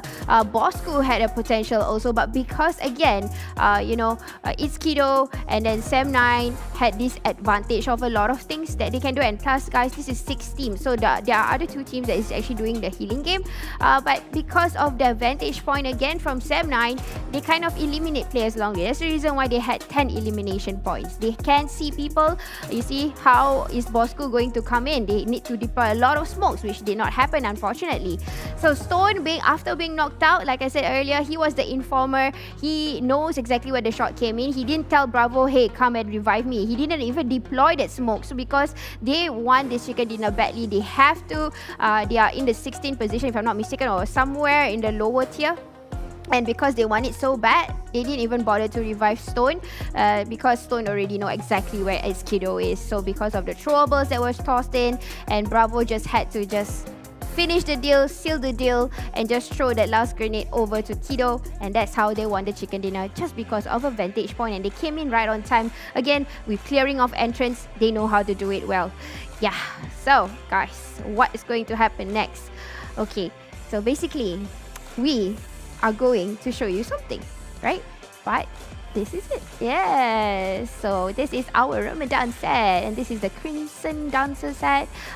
It's something that is always yearly. We will have this Ramadan special outfit for you. Previous years was, or the previous one was actually green in color. Super nice.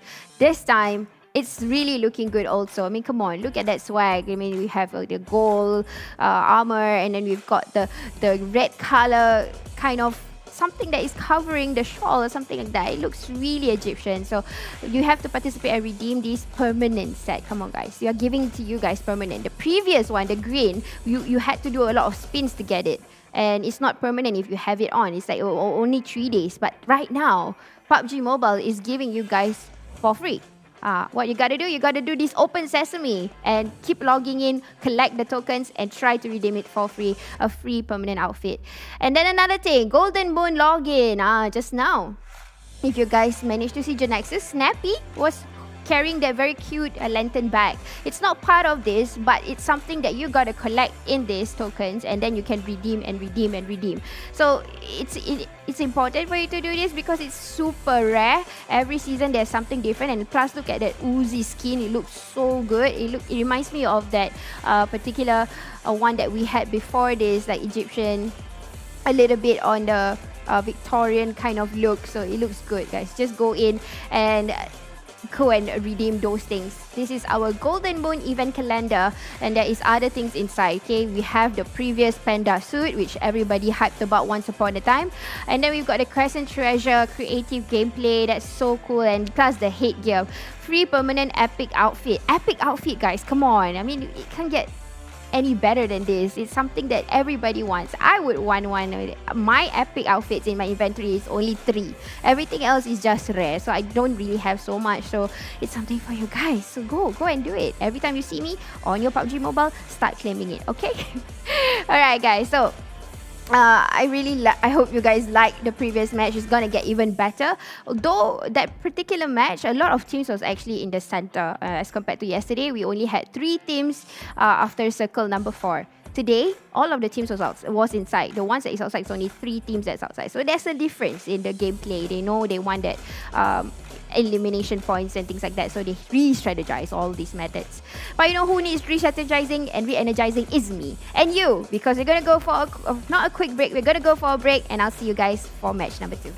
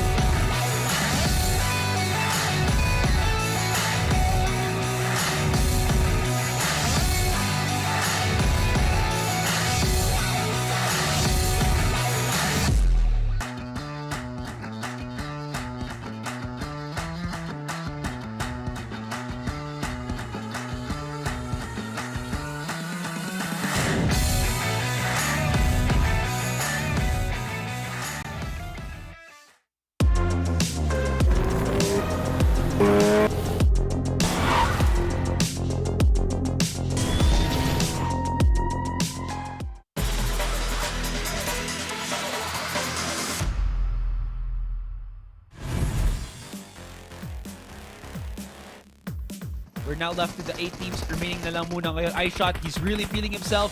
They know that there's one right in front of them as of the moment. Hindi ganun ka-equipped ang GENEXUS dito. It's all about who cooks the nade better. Ang ganda ng pagbato ng nades ng supplementary dito ngayon ng GENEXUS. And they've already knocked out 2. Nagkamali ng sobra-sobrang Team Secret. Akala nila sila may upper hand. But there was the rug sweep underneath their feet dito ngayon Raider as the nades from GENEXUS just demolishes ang Team Secret. That is a good spray dahil tumama naman yung ilang bullets doon from his, I think it is Scarlight, mga kapatid ngayon, si paring Ricky Maru. Nasa loob pa rin na smoke. Nakita na kakagad niya si paring Oli on the side of Farang Lejund at parang mamamatay na yata dito yung mga FRG at parang maganda yung ginagawa dito ng Dingoz. Ngayon, Helton, hindi na parang dahil totoo na ang pagkakataon. Farang Esports has been totally annihilated.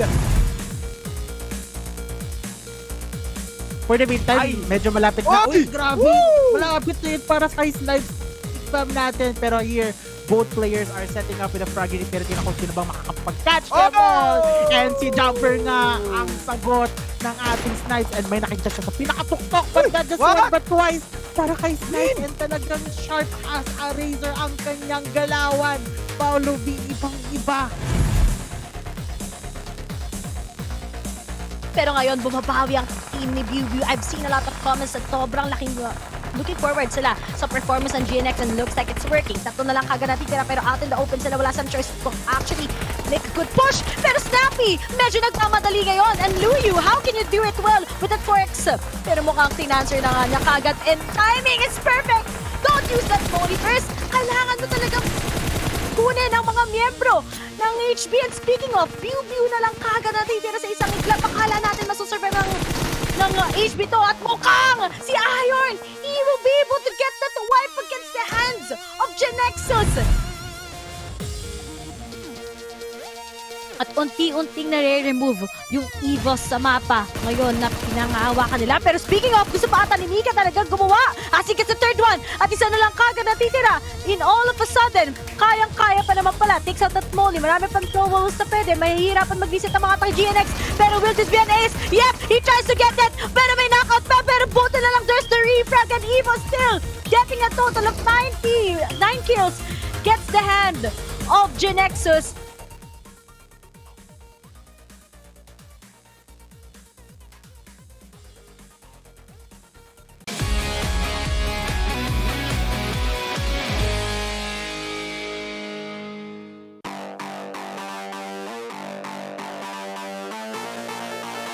For both GENEXUS and also KHI tossing out the nade! What a nice one! Finish off KHI! IGL straight away, he will revive for now for QB. Snappy coming in from the flank side. Now he needs to buy time or revive his mate. Who was it again? Homebois. He was pretty lucky that he evaded the nade though, but now Loyu tries to slip it out. He knows that someone's on the other side. They have already tossed the nade. Was the side of Homebois, so it's going to be Homebois 1v3 at least, and Loyu is going to go in for the 1v1. KHI, the first team to go out. He was actually inside the blue. It's going to be EVOS. GENEXUS is right at the edge of the circle as well. Oh, but they have Loyu as a representative inside of the circle. They just need to handle SMG, which shouldn't be a problem at this moment as SMG is tanking out the blue. But look at Doms. It's going to be GENEXUS taking on Team Hawk, who's actually fighting against KHI at the same time. Oh, here we go. Bart versus Snappy, and Snappy winning the fight. But he got some help with the muscle from behind. And now, looks like the next team has to deal with redONE 1v1 versus Long. And redONE, no! Long has back up. His brother Loyu is there. Oh, Heiko will finish off as well. Down to one man here for Team Hawk. That's not really a good news for them. Got a long way to go because he's gonna keep on spraying and keep on singing. And Loyu, the rest of GENEXUS, no Viu, no problem for them. But Long managed to get a nade onto Team Hawk, and now this could be an opening for GENEXUS to move in. Loyu with the spray coming in, only one more left. Zuli on the left. Loyu doesn't know where he is, but now he has spotted him out. But Loyu, behind him, Loyu. GENEXUS tries to take this fight. Has got smoke for covers. Can look to push into the compound without any peeking. Oh! Yep, gets the nade down. That's one member down, one problem out of the way, 3 more to deal with. I can tell that Loyu loves to play snooker. Just look at how he angles that nade. life out. Oh, Long going down is a big disadvantage for the side of GENEXUS. In fact, 2 members has been brought down. Now Iron Pro loses it onto Loyu. In a mechanical 1v1 battle, things are now dead set and even, but Homebois is making to look to push. He's trying to go for it. Loyu has got the full health HP. I mean, got the regen up to 80%. And now free spray by the sidelines. That is the entire team of Homebois going home. Insurance for the team, but he seems to be stuck halfway with Loyu coming in from the front of him. There's no way out for Homebois. They're kind of being cornered right now. A little bit of cat and dog, but still goes down. Sam has been cornered off, and we're waiting for Iron Pro and Bud to get themselves a support from the distance because GENEXUS is not leaving their high spot. They still have the vantage point. Loyu is still searching for more. Long is on his own, but the nade now being tossed up by Long. Adib, no one's back here. Adib down to 50% health, and Adib will become the funky from before. Tries to get revenge, but not able to do so.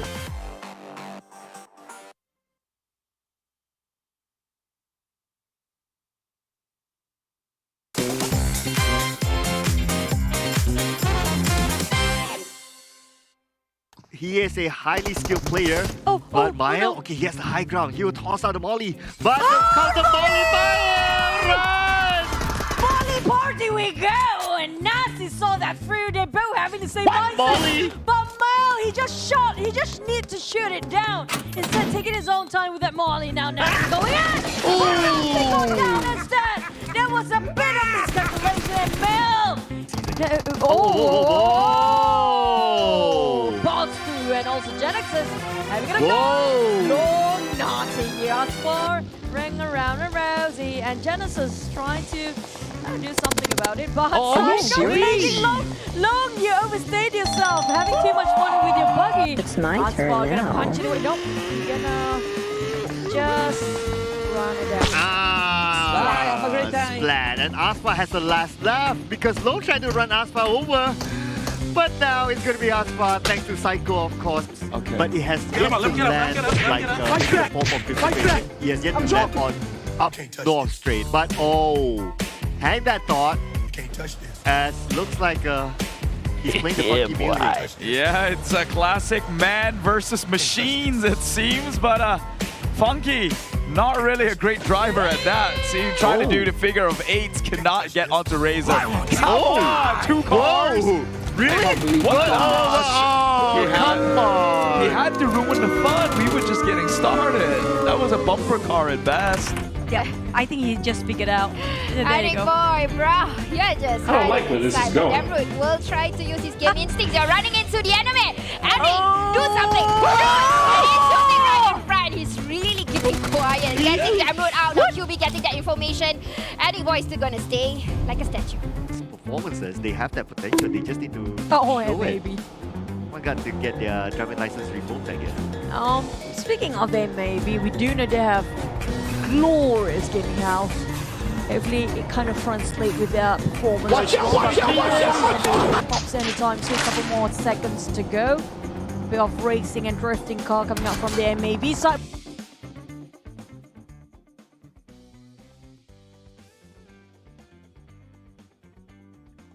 Hai, kali ni kita akan bersama segmen Cuba Teka Ini Siapa dengan 4 ciri-ciri yang akan diberikan dan semua yang diberikan ciri perlu teka siapakah gerangan orangnya.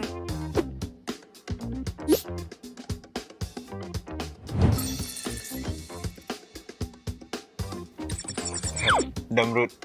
Season 4 top Terminator. Boy Payung. Small boy.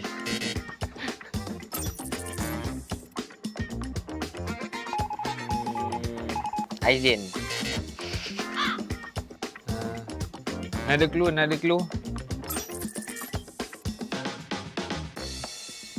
Damrut.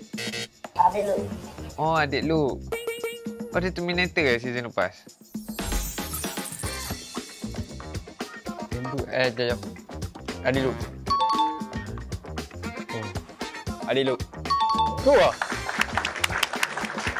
Okay. Oh, adik lu. Adik lu. Main adik mah. Adik lu. Russia player. Adik Luke. Easy ya.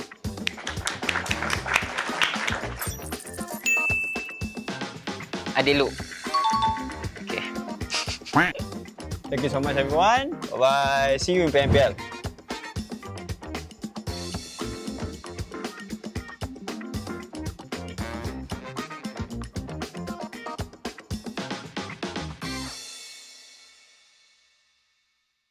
Hello semua, nama saya RG Kim daripada PUBG Mobile RG Malaysia. Saya akan ajar korang macam mana nak jadi good support role and macam mana nak jadi a good DMR player. So, jom kita saksikan.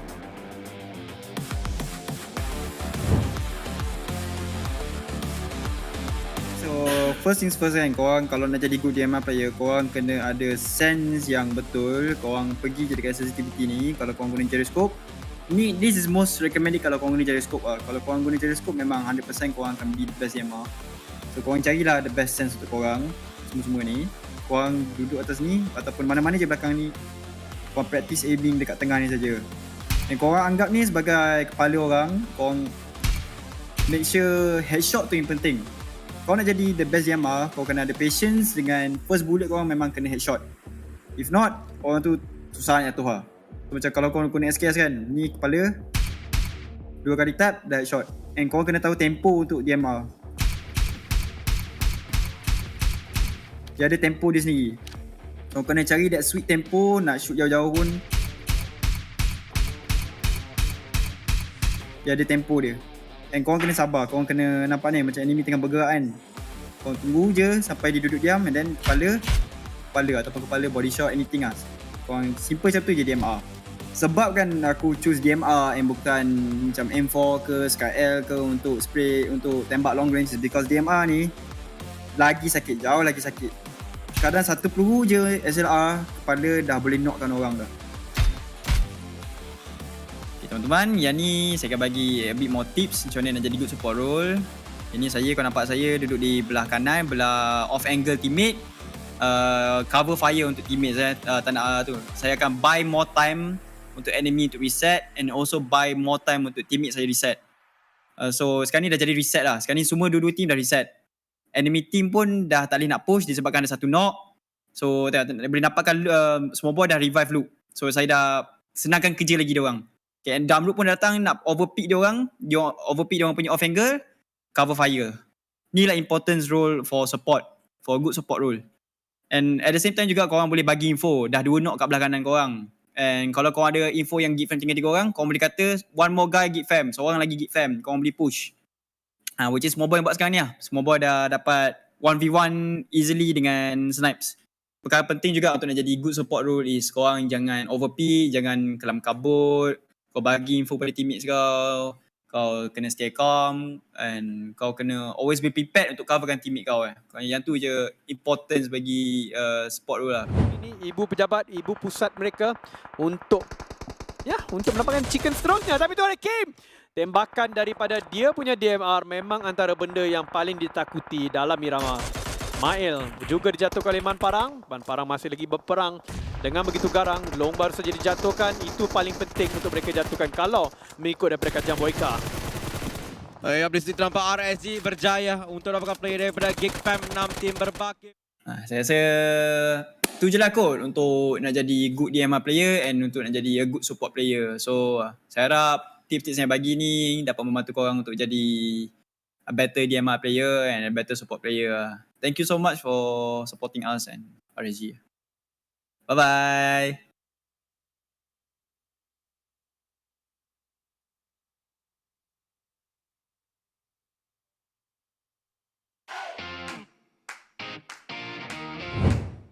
Hello guys, I'm Bill from Team GENEXUS. Today we're gonna play PMPL Idol Sharing Reaction, and I've read all of the comments that you guys commented, and now I'm gonna choose one comment. The lucky winner will win the Realme G2 Pro. And now I'm gonna select the lucky winner, and his name is Zaidi Abdul Raub. So the comment is, I hope one and only the legend, Yoodo and GENEXUS can win PMPL this season. Do the best you can with what you can, all you can, and success is inevitable. Team GENEXUS can go far this time with this solid team. Go ale ale, go ale ale. And then the hashtags be resilient, GENEXUS, PMPL MYSGPH. Thank you, Zaidi, for the comment, and thank you for your support. I suppose you are a long supporter, probably from the very, very beginning time where I was in my previous team and all. And yeah, like you say, a different team this time, a new lineup. And I also think that this team is very solid. Team dynamic is good, everything is good. And yeah, we'll go get that champion this time. Don't forget to watch and support us in PMPL MYSGPH Spring Country Finals, happening on 15 to 17 April this month. Bye.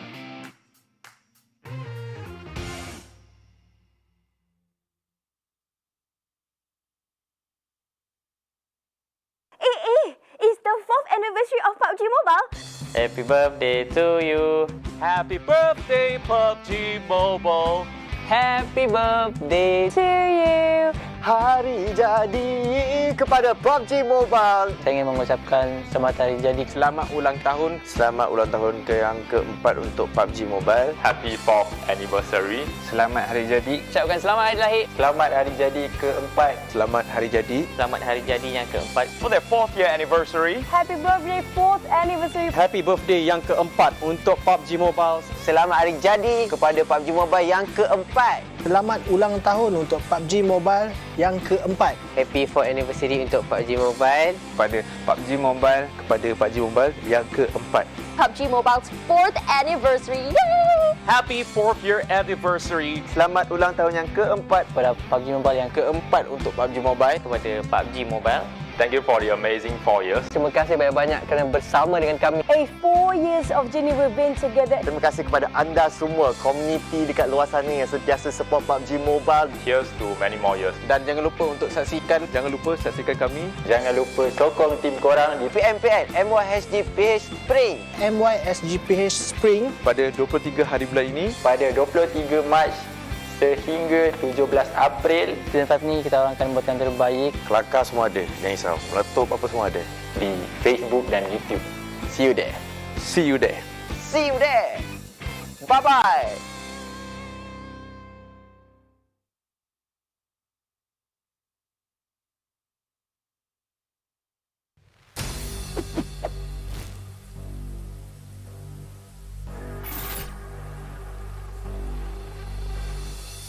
Keras. Mencabar. Sustainable. Very shaky. Fun, intense. All the teams are very good. Yeah, compared to before I retired. And it's fun because I love what I'm doing now. Country League kita orang memang boleh tengok lah macam mana KHI dengan AMT kena.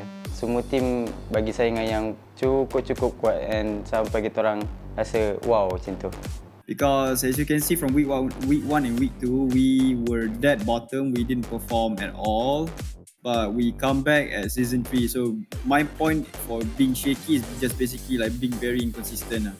Still be able to endure whatever we are doing.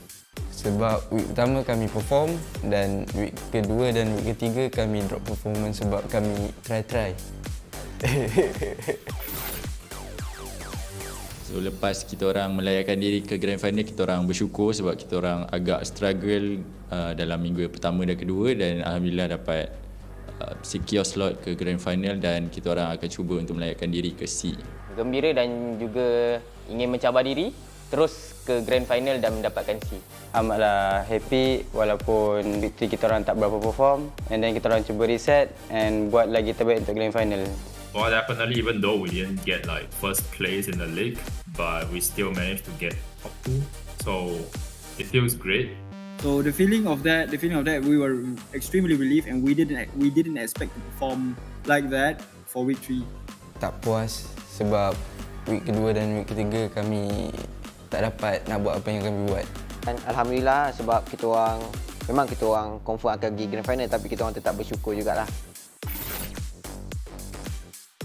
Champion lah. Mestilah champion lagi.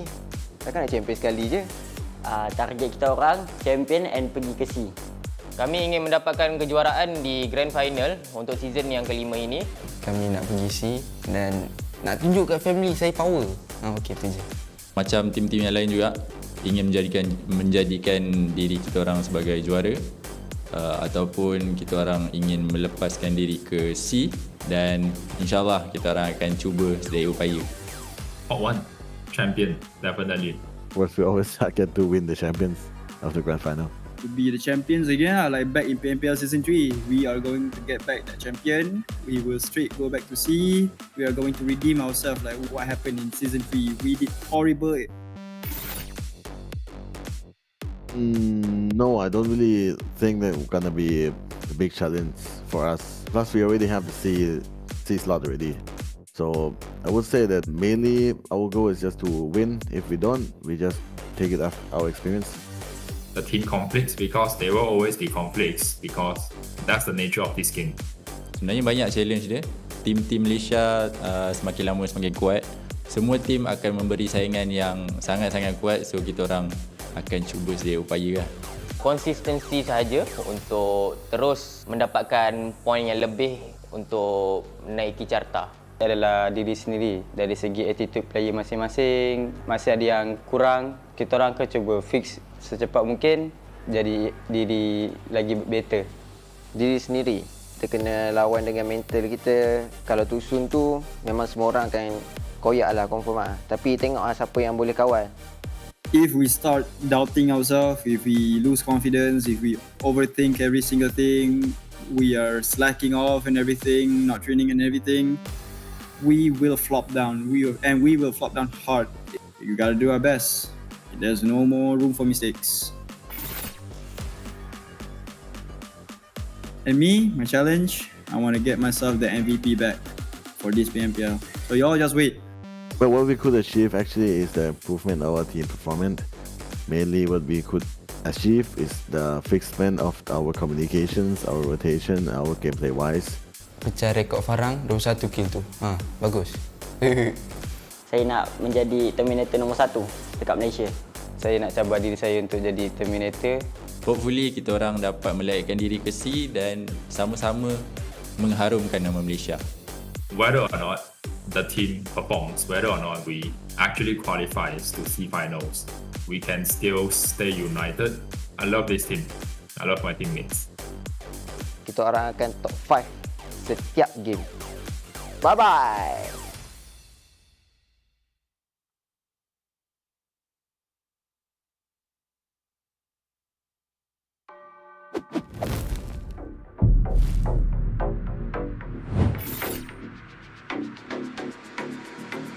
Aziz, EVOS, GENEXUS dengan Farang. Sebab GENEXUS tu acah-acah barbar lah diorang. Lagi satu tim adalah Geek Fam. Sebab Geek Fam banyak halang rotation kita orang. So kita orang nak make sure diorang tak dapat masuk C. And EVOS VIP. Sebab diorang lemah. Aku tak suka EVOS. EVOS. I think EVOS VIP will not make it to C. And I'm gonna say Dingoz because of reasons.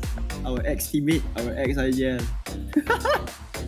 I think it will be EVOS VIP that will not make it to C finals, because in the previous trash talk session, Insomnus was trash talking my teammates to the max, and looking at the result, he was doing that thing right. So it's like GENEXUS, EVOS, yeah. Saya rasa cabaran terbesar tak ada. Cuma kita orang kena konsisten je lah. Sebab kita orang dah dapat extra point sebanyak mungkin 70 point. Biggest rival lah, Farang Lejund. Because week 3 ni kita orang banyak asyik jumpa diorang. Diorang punya drop spot pun dekat Miramar, dekat dengan kita orang. So kita orang rasa diorang lah. Okay, kepada tim yang nak dengan kita orang, buat datang lah. Kita orang dah ada banyak point, korang berani ke? Yeah, there's actually no such thing as bonus point. Bonus point is basically just handicap. We just rata them and shoot the kotak. Probably ourselves, because if we don't make any mistakes, we should have no problem qualifying to C finals. Our biggest rival, I would say, is definitely 4 Rivals. They are really, really strong. So for us, RAG, we basically see the strongest team, the most consistent team, which is 4 Rivals right now. They are our biggest rival, as I see. 4 Rival, dia selalu top dan kami ingin mengejar top juga. Semua tim tu, yang lain tu semua lemah. Tak payah main. Pada tim-tim lain kalau jumpa Yoodo, Alliance for rival, korang lari cepat-cepat. Jangan cuba-cuba lawan, takut mati dibuatnya. Mari.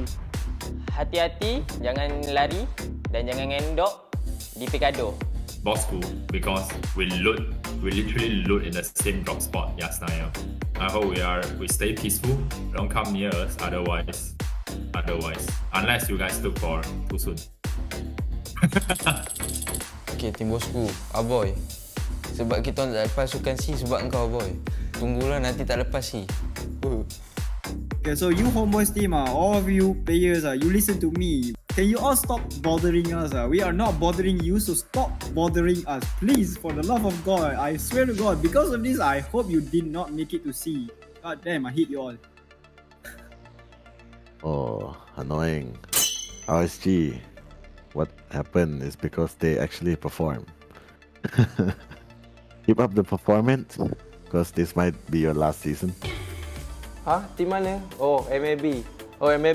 Bringing up kita tukar kepada bring me points. Yang nombor 2 dengan 3 tu pun beza 1 point je. Beza yang nombor 1 je jauh sikit. Tapi sebenarnya 11 point tak jauh kan pun. Boleh je nak kejar. So korang watch out lah. Sekejap je kita boleh comeback balik.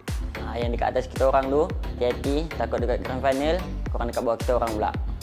Our team confidence, self-confidence is pretty high up. So yeah, we are not really afraid of anything, including 4 rivals. All of my players, my new players, Ranger, Luke, especially Brian, they are all eager to win. They have that spirit, they have the burning passion to win. You all have seen what he's capable of, and you should see more upcoming soon. Anyways, we've already gotten the slot to see, so we aren't worried our position in grand finals or country finals. So for the teams that are competing, the competition will be very, very tough and very, very sengit. So korang kena try your best, good luck and have fun. See you in C finals. Okay, saya dah pernah cakap kan yang untuk extra point untuk ke grand final ni easy buat for rival. So korang boleh tengok kan kita orang konsisten macam mana.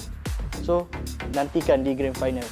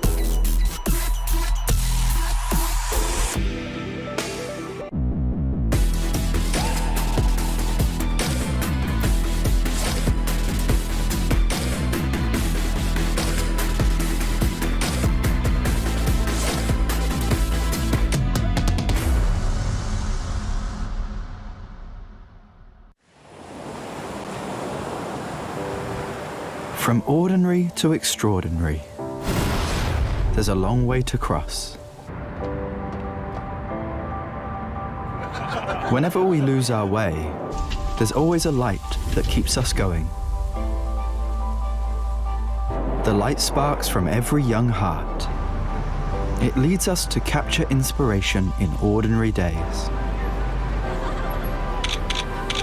It encourages us to seize the colors of sunrises after the darkest hours and create something amazing with it. We brought the magical color-changing effect to life thanks to a dual-layer chromic bonding process.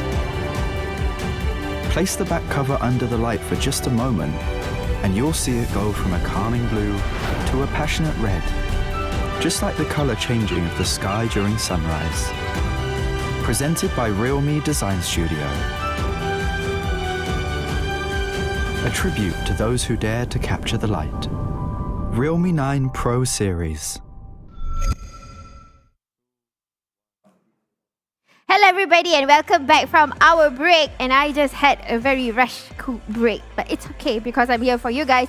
I am Sis Jenny and you are watching Pro League MYSGPH. This is the grand final, second day and second match. We're about to witness the second match over in Erangel. So we just witnessed Sandhawk and the winner chicken dinners was actually Sem9. So they won the circle by having the circle went to their drop spot, so it was their chicken dinner to begin with. But anyways, those of you who just joined in, remember to follow, like and share and subscribe if you are from YouTube, and just follow our social media platforms, okay? And if you like either one of our casters or even myself, you can follow our initials at the side. For mine is @ForsSureJenny. So those of you who wants to give your point of view, there is this QR code on the top. Wait, I just realized yesterday I pointed to the wrong side. I think it's this side. Yes, so scan it now and give us your feedback on what you want to see, what you want to hear more. Anything, just anything for the future and the past and now. So just drop in your feedbacks and all of that. Alright, so I don't know what is going to be the outcome of Erangel, honestly, because it's going to be a different kind of gameplay. Today itself, we did see Sandhawk. I could really be a judge of Sandhawk because gameplay of Sandhawk usually it's unpredictable on the way of the consistency of the team itself. Sometimes Sandhawk, some of the teams are forced to play passive because of the proximity and the area of that map itself is pretty small. So in Erangel, then we literally get to see how these teams, you know, will emerge on how their gameplay is like. But honestly, today, not much of damage. I'm not sure if we are going to see the elimination board later or the damage board for all of the teams. I think pretty much a lot of these teams are trying to rotate inside and not trying to do a contact on each other. In fact, I did see a lot of teams was trying to do healing games. They were very far away from the circle, like a few teams like I think Axis is one, Clash Guerilla, and then we got R2K, we got MAB. So there was quite a number of teams who usually they are in the blue, but this time they are pretty much away from the blue. It's about 800 meters, so it's pretty far. So they already have you know, the mindset that we are going to do a healing game. Okay guys, so come, let us see the damage that is being done here. Most damage we've got from Stone, Iron Pro, Bravo. Wow. So Stone, you guys saw how much he actually showed his skills just now. He gatekeep R2K, and at the same time he gave information on where Bosskur was trying to come into the circle, so probably that's the reason why he gets 841. And then followed by Iron Pro from Homebois, who prioritized the circle, but unfortunately this time it was hard for them to fight the battle because they didn't have the vantage point. Iron Pro was left alone in the sniper tower. Bravo was working hand in hand with Stone at the very last few circles, if you remember what we saw earlier in Sandhawk. So yep, they have those numbers, but definitely for Stone, he's showing off his skills right now. Honestly, I think he is a good support, although I think he has changed his position right now because his logo, it seems like he's a fragger. There you go. This is the elimination and damage board that I wanted to see. And true enough, today, not many towers that are soaring high in the sky. In fact, they are pretty much playing, you know, they will do a little bit of sprays and then they will hide themselves. In fact, the only team that kind of shows that they have a lot of great damage is actually Sem9 because they have the vantage point at the last few circles. Let's just say circle number 5. So the only ones that had the eagle eye is actually Sem9. And then Homebois, who had to eliminate players because since they already got the center circle after circle number 5, so hence they kind of already know the information of teams that were coming in. Okay, so the previous game, Sem9 won themselves a chicken dinner with 10 elimination. Next, we are watching Erangel. And then followed by Miramar, and then Erangel. So I can't wait to see how the gameplay is like for Erangel. At least, after we already see the first Erangel, we get to see how this team's gameplay is going to be like consistently throughout the entire day of the matches that we might see. So, my prediction, I think they would play a bit more passive Probably doing a lot of blue zones, gatekeeping, maybe. But that's aside, my prediction this time is going to be Team Secret. Why? Although, yes, they already have a spot, but they haven't been performing and it's not looking good on them because it's in the second pitch. And we don't usually see them over there. Even, in fact, over the leagues, ever since week 1, they have been, in pitch number 1 instead of pitch 2. They were in pitch 2 for quite a bit, but not that long. So at this point of time, it's the grand finals and Team Secret have not emerged, have not shown their true blue warriors. So I want to see, and hopefully this Erangel, especially if it closes in the middle of Katka, it might be their chicken dinner for me. So my vote is for Team Secret for the next match. Okay guys, so I don't want to keep you guys waiting because I think the game is about to start anytime soon. Castus is getting ready and I hope you are ready because I want to see your comments put in down below who is going to be your prediction for today's team, at least the top 3. Put in the page and I'm going to read it out, okay? So Castus, when you're ready, I am ready. Let's go. Bring us to Wrangle. Thank you so much, Sis Jenny. And speaking of which, I have to agree, and you guys are back with us at the Castus desk, which are gonna be me, Chu, and also Cycloud. I agree with her, the fact that Team Secret rarely show in any stats, including usually like throwables, damage output wise, or anything at this point. There's nothing coming out from Team Secret. Oh yeah, it's been a while since we last saw them coming up in any stats, right? So, but maybe this could be their round. Plus, Erangel is kind of like their map, but the only challenge with them in Erangel is that they are not playing their regular drop spot. They now drop into North Jogopool. So, let's see if anything changed. It's day 2. But they kind of swapped again yesterday, so I'm not sure if they're gonna stick with Jogopool or will it be Kaka or back to Pachinki like they used to ancient times. Because right now it feels like they trying to sort of evolve themselves into adapting to whatever situation in the future.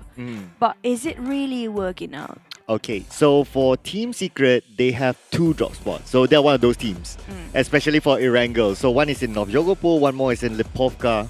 Yesterday we saw them going towards Milta Power as well. So they kind of did the KHI, the same spread.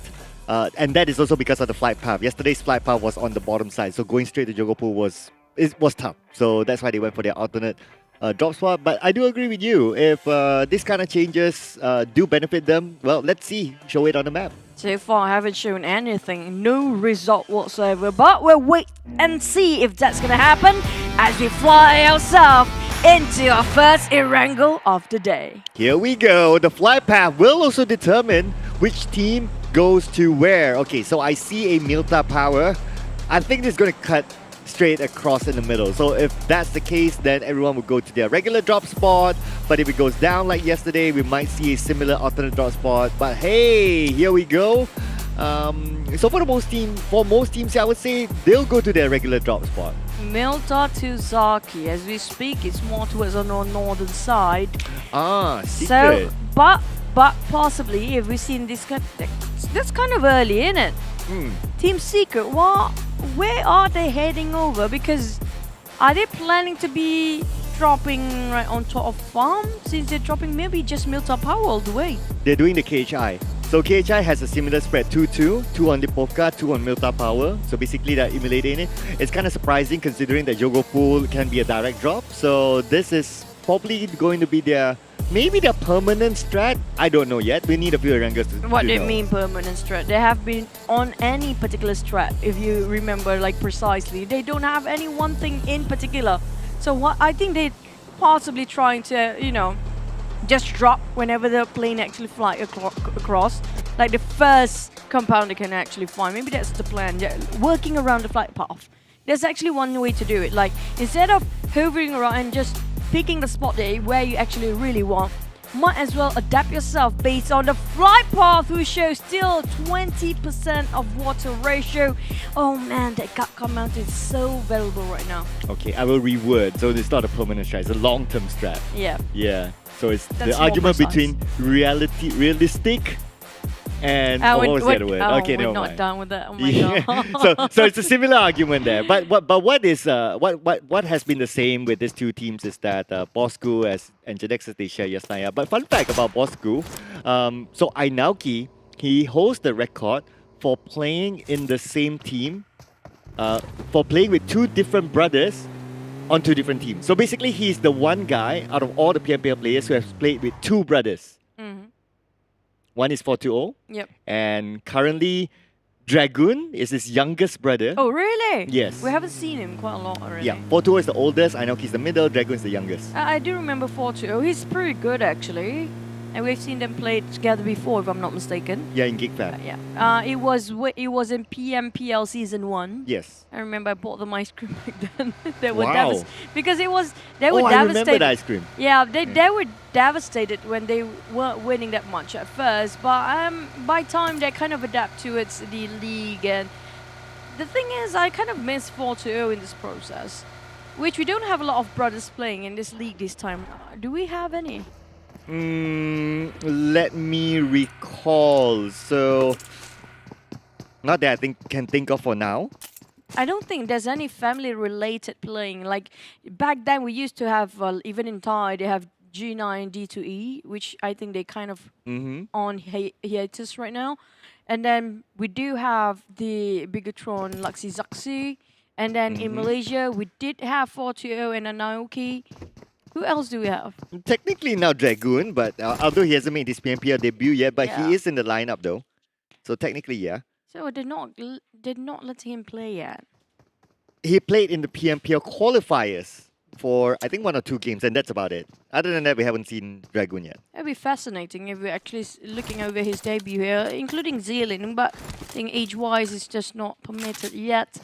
Back to TABAH NC. Now, hopefully, well, this is pretty normal for them as MB is always their drop spot based on that flight path just now. Axis Red 1, on the other hand, well, just Axis Red 1. We haven't seen a lot of miracle plays coming out from them yet, but sometimes when they got themselves the momentum, there's so many teams that kind of have this, when they start to have momentum, they start to ace things up, like RSG, we mentioned about even Dingoz, even the side of Axis Red 1, but right now they are very quiet. When during the league, they were brilliant. They were mesmerizing when it comes to their performance. But when it comes to the grand finals, it feels like most of the team has been toned down and being tamed here. You know, it reminds me of last season as well for Axis Red 1. It's the same story. Like the league, they aced everyone. But when it comes to the grand finals, then we don't really see them. But of course, there was a kind of like a different motivation that time because they got the C slot already.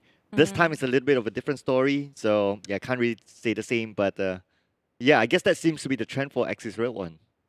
Well, speaking of motivation, a lot of teams actually motivated to get a first place. If you look at the overall scoreboard right now, Yoodo Alliance 4 rivals are being catch up by Farang and RSG follow closely behind. Not that too close yet, not that too far. Same goes as Dingoz. We have 5 teams reaching out all the triple digit. GENEXUS will follow up very soon. So do have in mind that only top 3 will go to the Southeast Asia playoff straight away. Got themselves that ticket, while 4th, 5th and 6th place will have to play in the C play-in first, which is going to be very difficult since it's only going to be 1 day.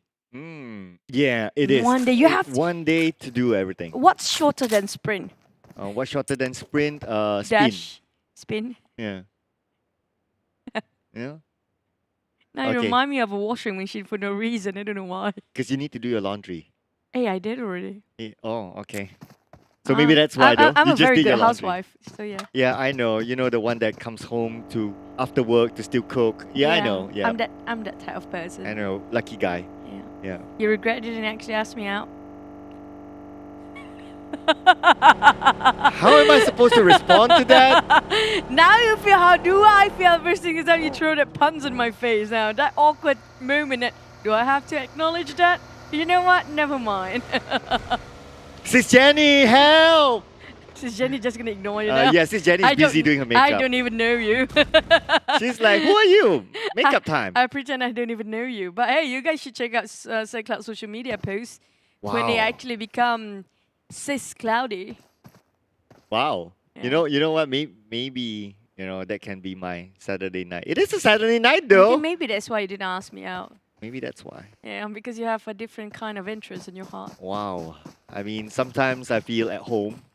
He actually dressed as a maid, okay? I'm just gonna spill the beans. Don't spill it. I'm just gonna spill the beans here.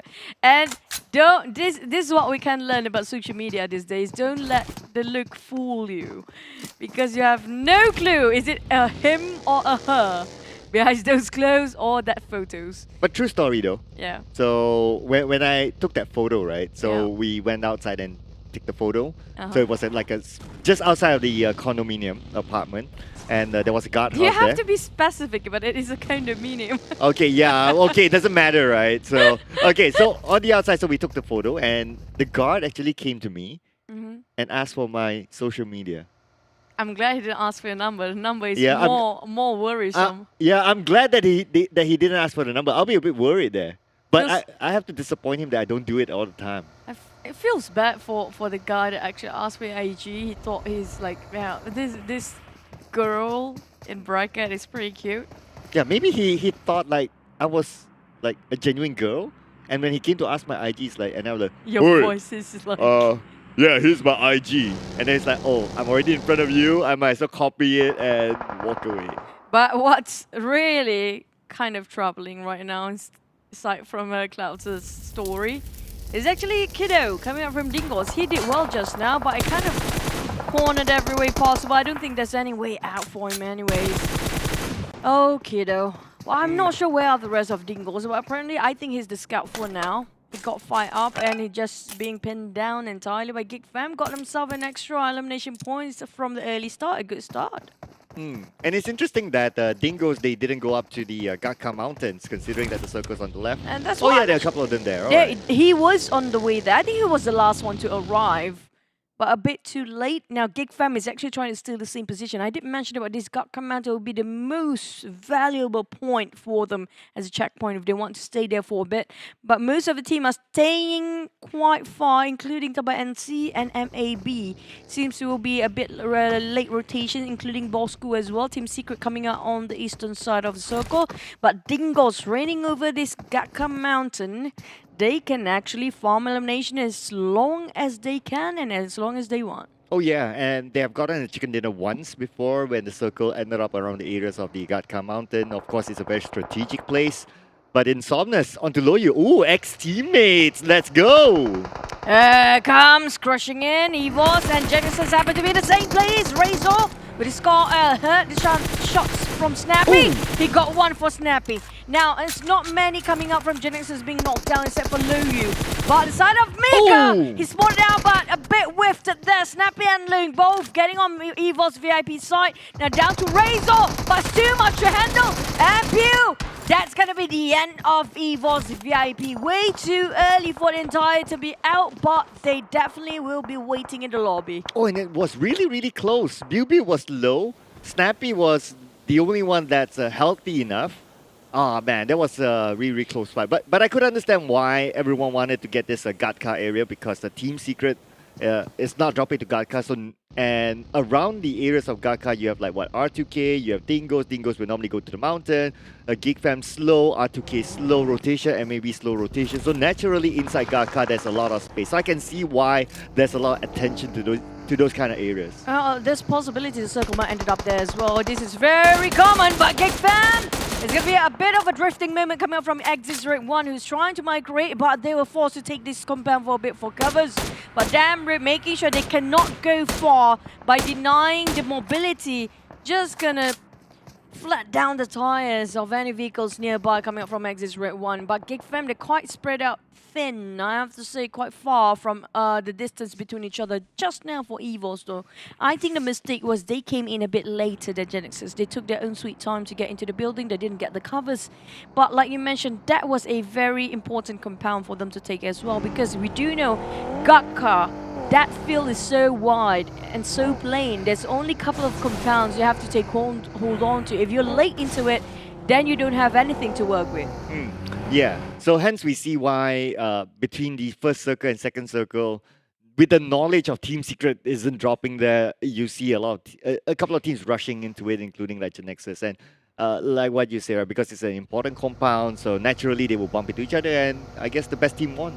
Still going into Galco for Team Secret here, like I don't know, they kind of know this like the back of their hand. Definitely one of the places they're most familiar with, but Team Secret, they have to fight against Clutch, who's taking our dips. Y2K is playing, by the way.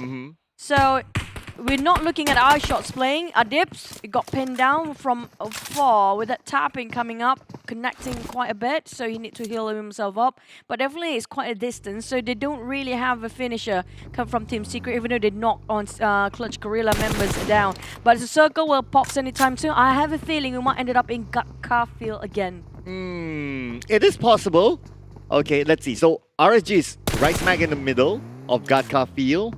Let's see. Never mind. So Chuchu's not a prophecy today, but Geek Fam will be the happy one, together with Bosskur as well as Axis Red One. And those actually on top of the mountain, they don't really have to migrate that much yet since they're still inside of the circle and still can see a wide view. What a vintage point prime spot. We did see a flipping car just now, but hopefully they are okay for Homebois.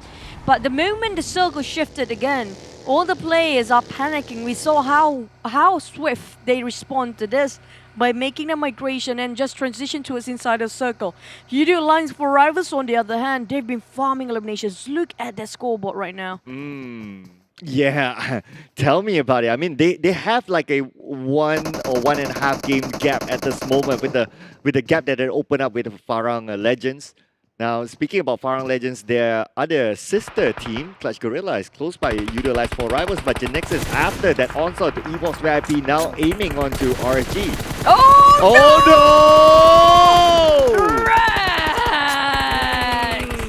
no! Why did you caught yourself in a really tragic accident? That is just going down the drain for RSG.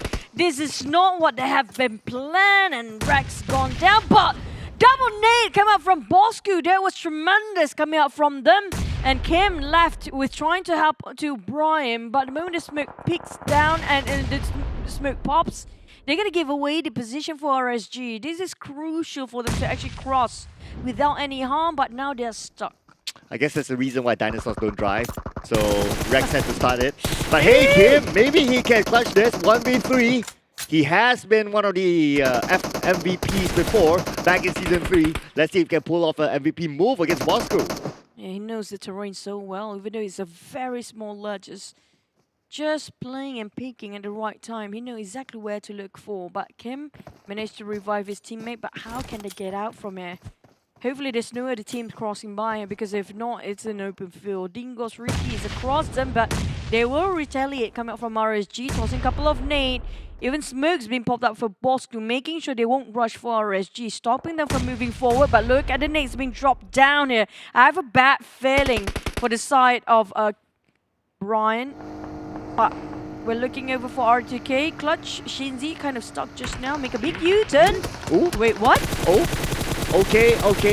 Some cover fire coming in from the high grounds, allowing his teammate Adips to get away. Why didn't Aizen shot on Shinzi just now? It was a clear view. Yeah, I guess he was distracted with the cover fire coming in from the high ground. So it's either you shoot up or you shoot down, or split second decisions. It happens. Yeah, but that was pretty much a free elimination point just now if you actually spotted them first. But Circle, we're gonna have to wait right on the outskirts of Hospital now.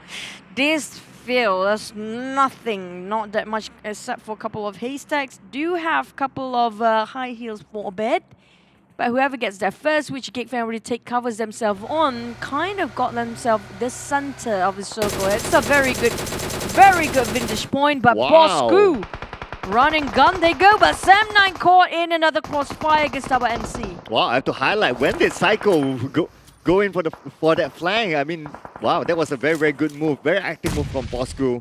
But talking about active move, Frankie needs to be active! Oh. No longer. Dab. One nade to rule them all, but TABAH NC, can they save their teammate? And Dab just gonna go and rush in, finish off the job, sealing the deal. Frankie is his to take and he's alone, but never mind.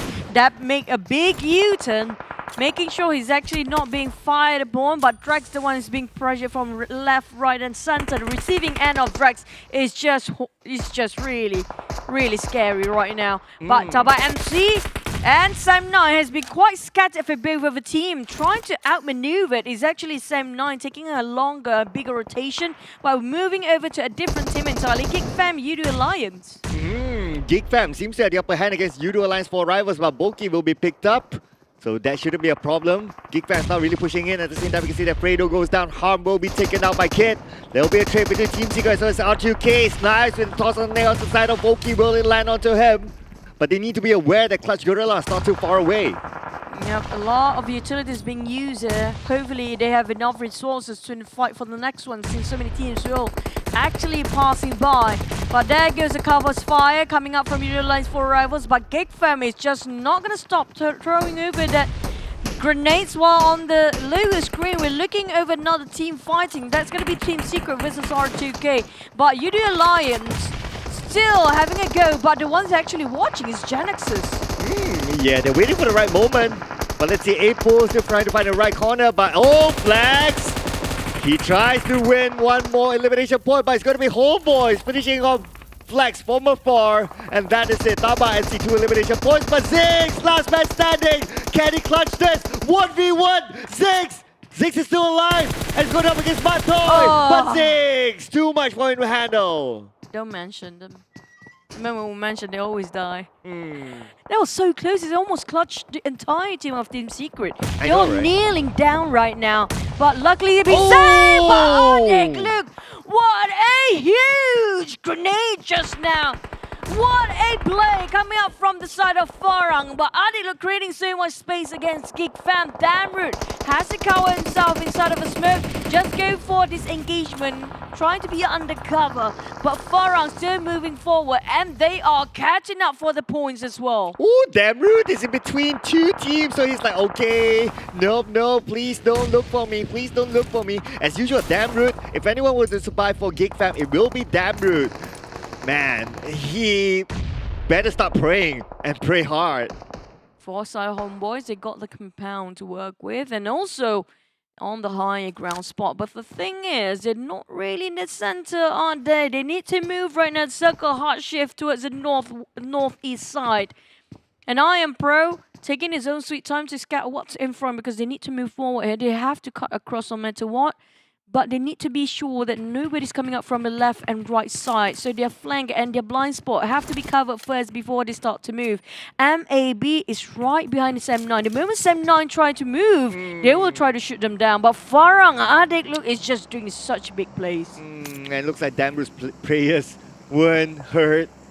He was taken out. Unfortunately, Geek Fam 12th place for them in this round. Y2K goes down to Snappy. So it's going to be old mates somewhat going against each other as Team Secret will fight against GENEXUS. Yep. Matoy trying to save Y2K, building up the smoke, but in the meantime, we heard the bombs being dropped down right in front. Kid tried to actually go towards GENEXUS, but Sam9 MAB! That he did so much for the team, but Calamity just ruined it all with Iftar, but they're not done yet! MAB now! We have a housekeeping team, which can be Homebois coming in to clean up the mess, and they are actually the ones winning. Well, as the tagline goes, bring it on, Iftar says, and that's not the one that he wants. But anyway, we move back on to GENEXUS versus Team Secret. So a little bit of a history between Biu as well as the rest of Team Secret. Let's see who will win this fight. Kind of like a mini El Clasico, I'd say, with Fredo going down to Snappy. Nice nade. 5 elimination points already for Snappy alone. It is a grenade god, we call it, for Snappy today, as he's been on point every single one.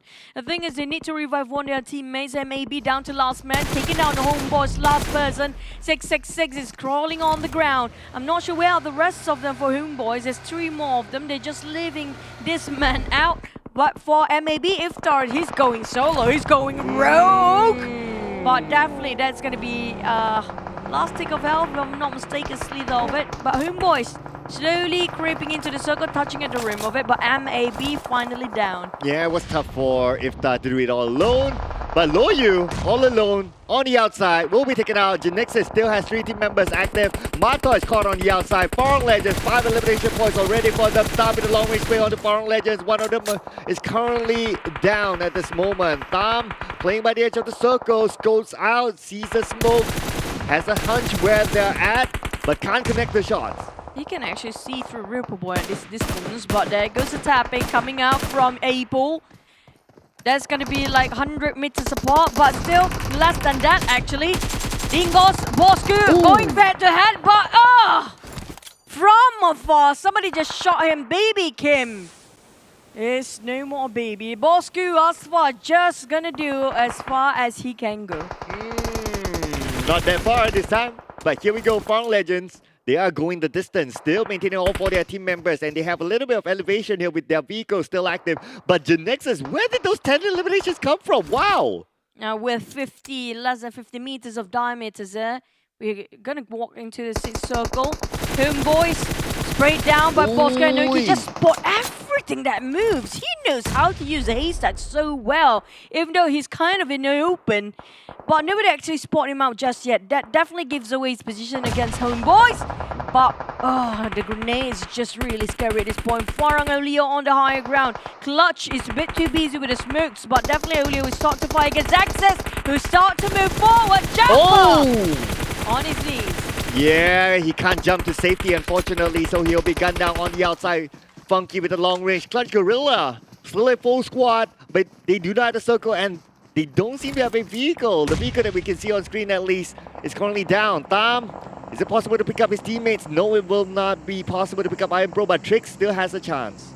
Homebois, Trix kind of hard for Tom to revive him back since it's quite too far and too open right now. Nothing to take barriers or covers with. But Olio, well, that's a lot of name. We saw how shaky it was from his POV or perspective. Clutch trying to move forward, building bridges of smoke, but Olio will be pressured, finally knocked down with one grenade coming up from Jimmy. Now, this is the Jimmy we remember yesterday. That's going to be a very scary one because Jimmy is a really insane player, but Repo Boy taking him down first. Access straight one. Take a bit of a toll, but still clutching against Clutch from the back. You just had to say Jimmy is an insane player. The moment you say that, he goes down.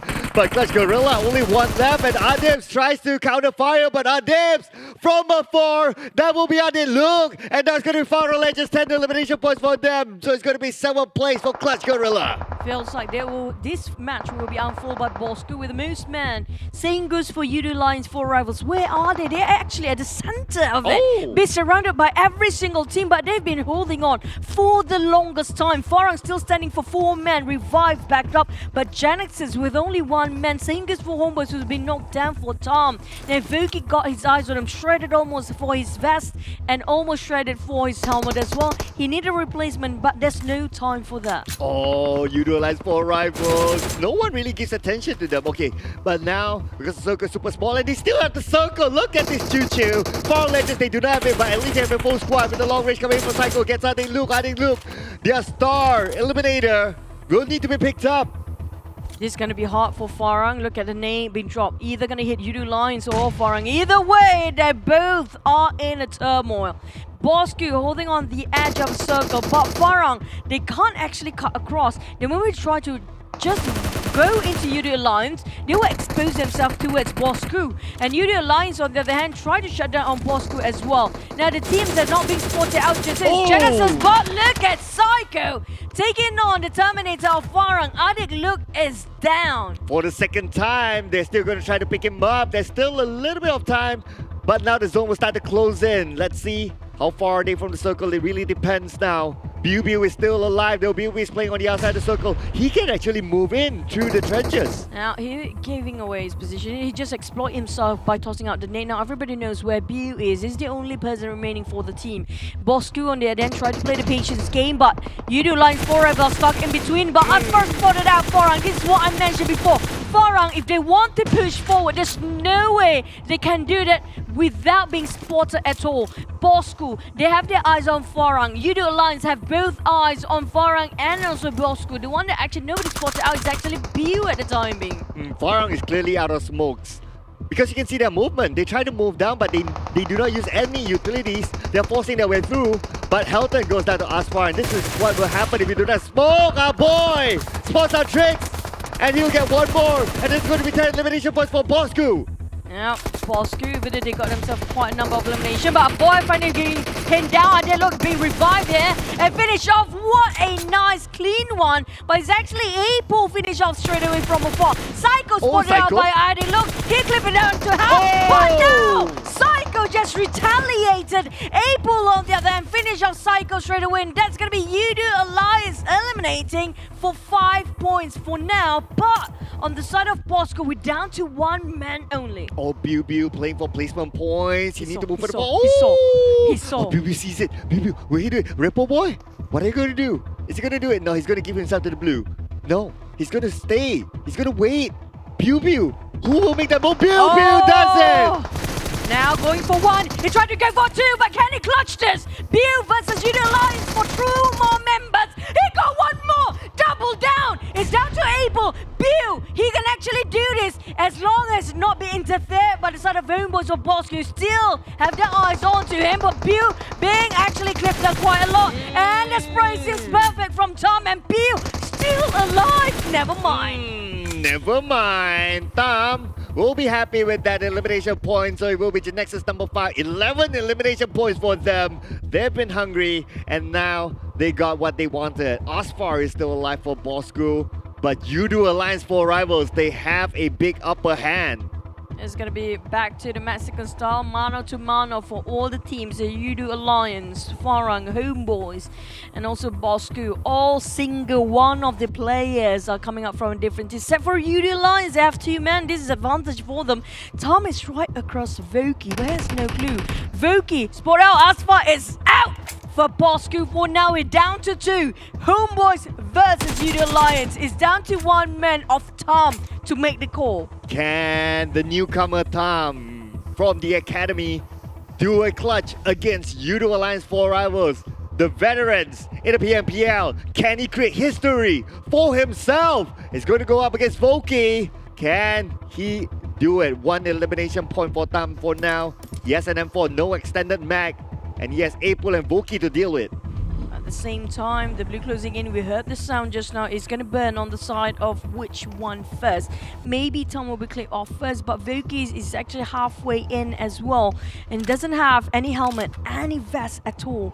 But Voki, can he play the... Oh my, Voki, he needs to move. The blue closing in, both of them need to move forward. They have to fight it. And the worst part is Tom is just 1 man, while Yoodo Alliance have 2 person. So they have 2 different perspectives. They cover star spotted out. Here we go. Voki go for it! And it's going to be Yoodo Alliance. 4 rivals again and number 1 already.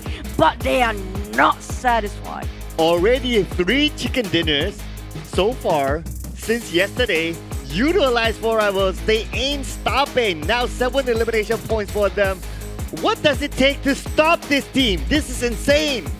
Yoodo Alliance 4 rivals. The moment somebody else try to close it up the gap, they make sure nobody can actually reach them again. And they have been up there ever since the league until the grand finals and country finals here now. But just now we saw how Bosskur perform as well. They got themselves 12 elimination points now. That's quite a number of high kill volume. Looking at Yoodo Alliance 4 rivals performance, I think they can expect another very nice dinner in the middle of Kuala Lumpur after this tournament.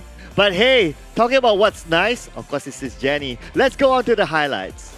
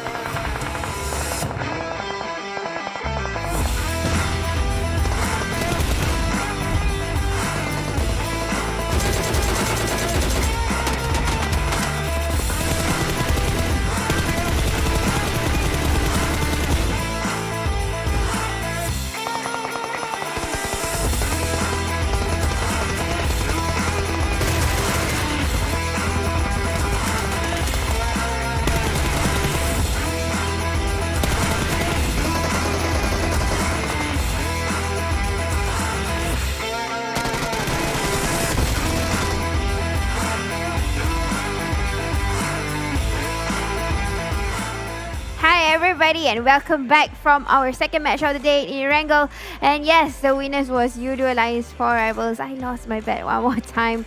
Really hope the Secret can do something in the bag for them. But before that, let's give you something. We've got a giveaway. So get your phones ready. If you can't type fast, then take a picture of it right now, because we got 2 codes for you to win a permanent suit. So we got a lot of them. I mean, a couple.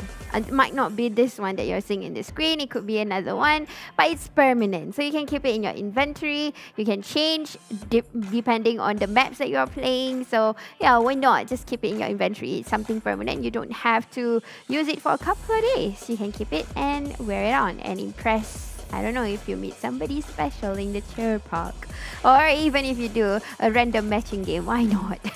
Sometimes it works, yeah. Take my advice anyway, sensible. Okay, so another thing for you guys is something real. So we have in-game products, and now we've got a phone for you. So what you gotta do is to follow PUBG Mobile Esports.my Instagram, okay? And then tag 3 friends. You can tag, let's just do it cheekily. If you like a pro player, then you tag them. And then you can pretend that they are your friends. Tag them in, and then you have a chance to win a Realme GT2 Pro with 20,000 followers or 30,000 followers. We will give it to you. So do it right now. Take out your phone. Every time you hear me talking, this is where you take out your phone, open PUBG Mobile, claim everything else, and do as I say. And another one is this Ramadan or Open Sesame.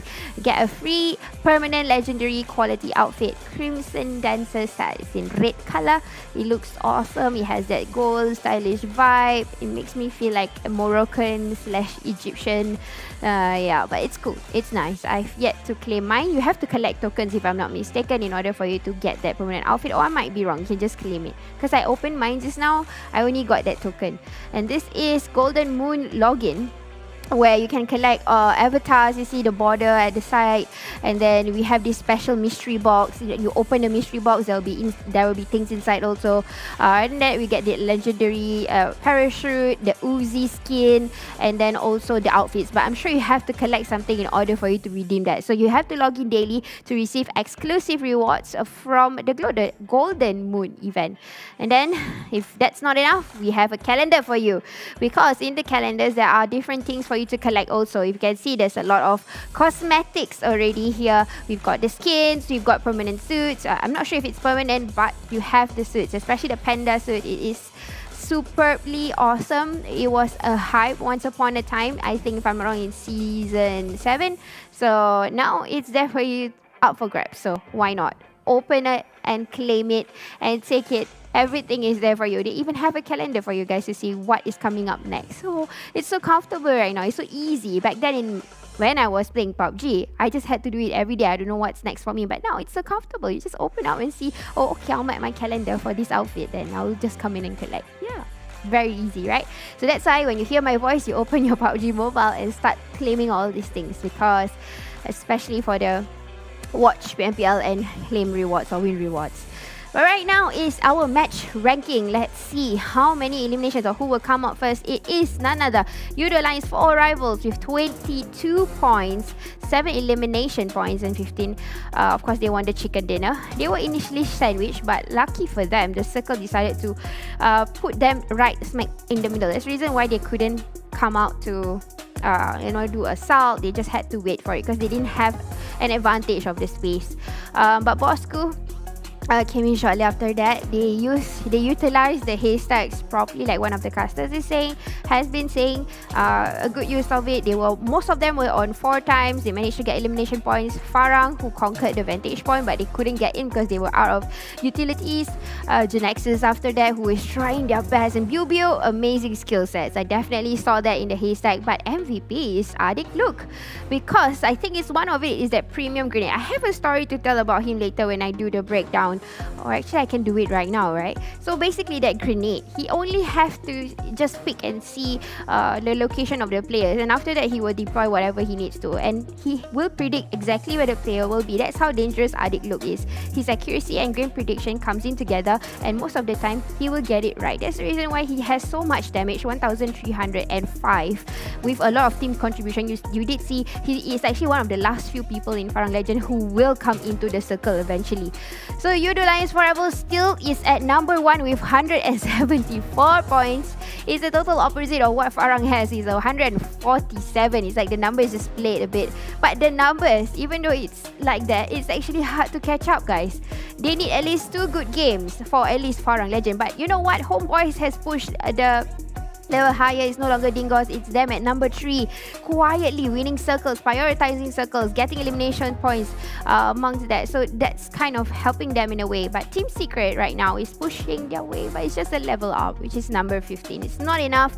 Definitely we want to see more. Team Secret has been trying to rotate. Something is wrong with rotation, I'm not so sure, but usually when Y2K comes in, it is better. But unfortunately for this moment right now, Team Secret have yet to show us their fullest potential in this grand final. So I don't know when is the right timing for them to do that, but definitely, especially for those of you who are fans of Team Secret, you are waiting for that moment. Me too. I just want to see how they're gonna be consistent.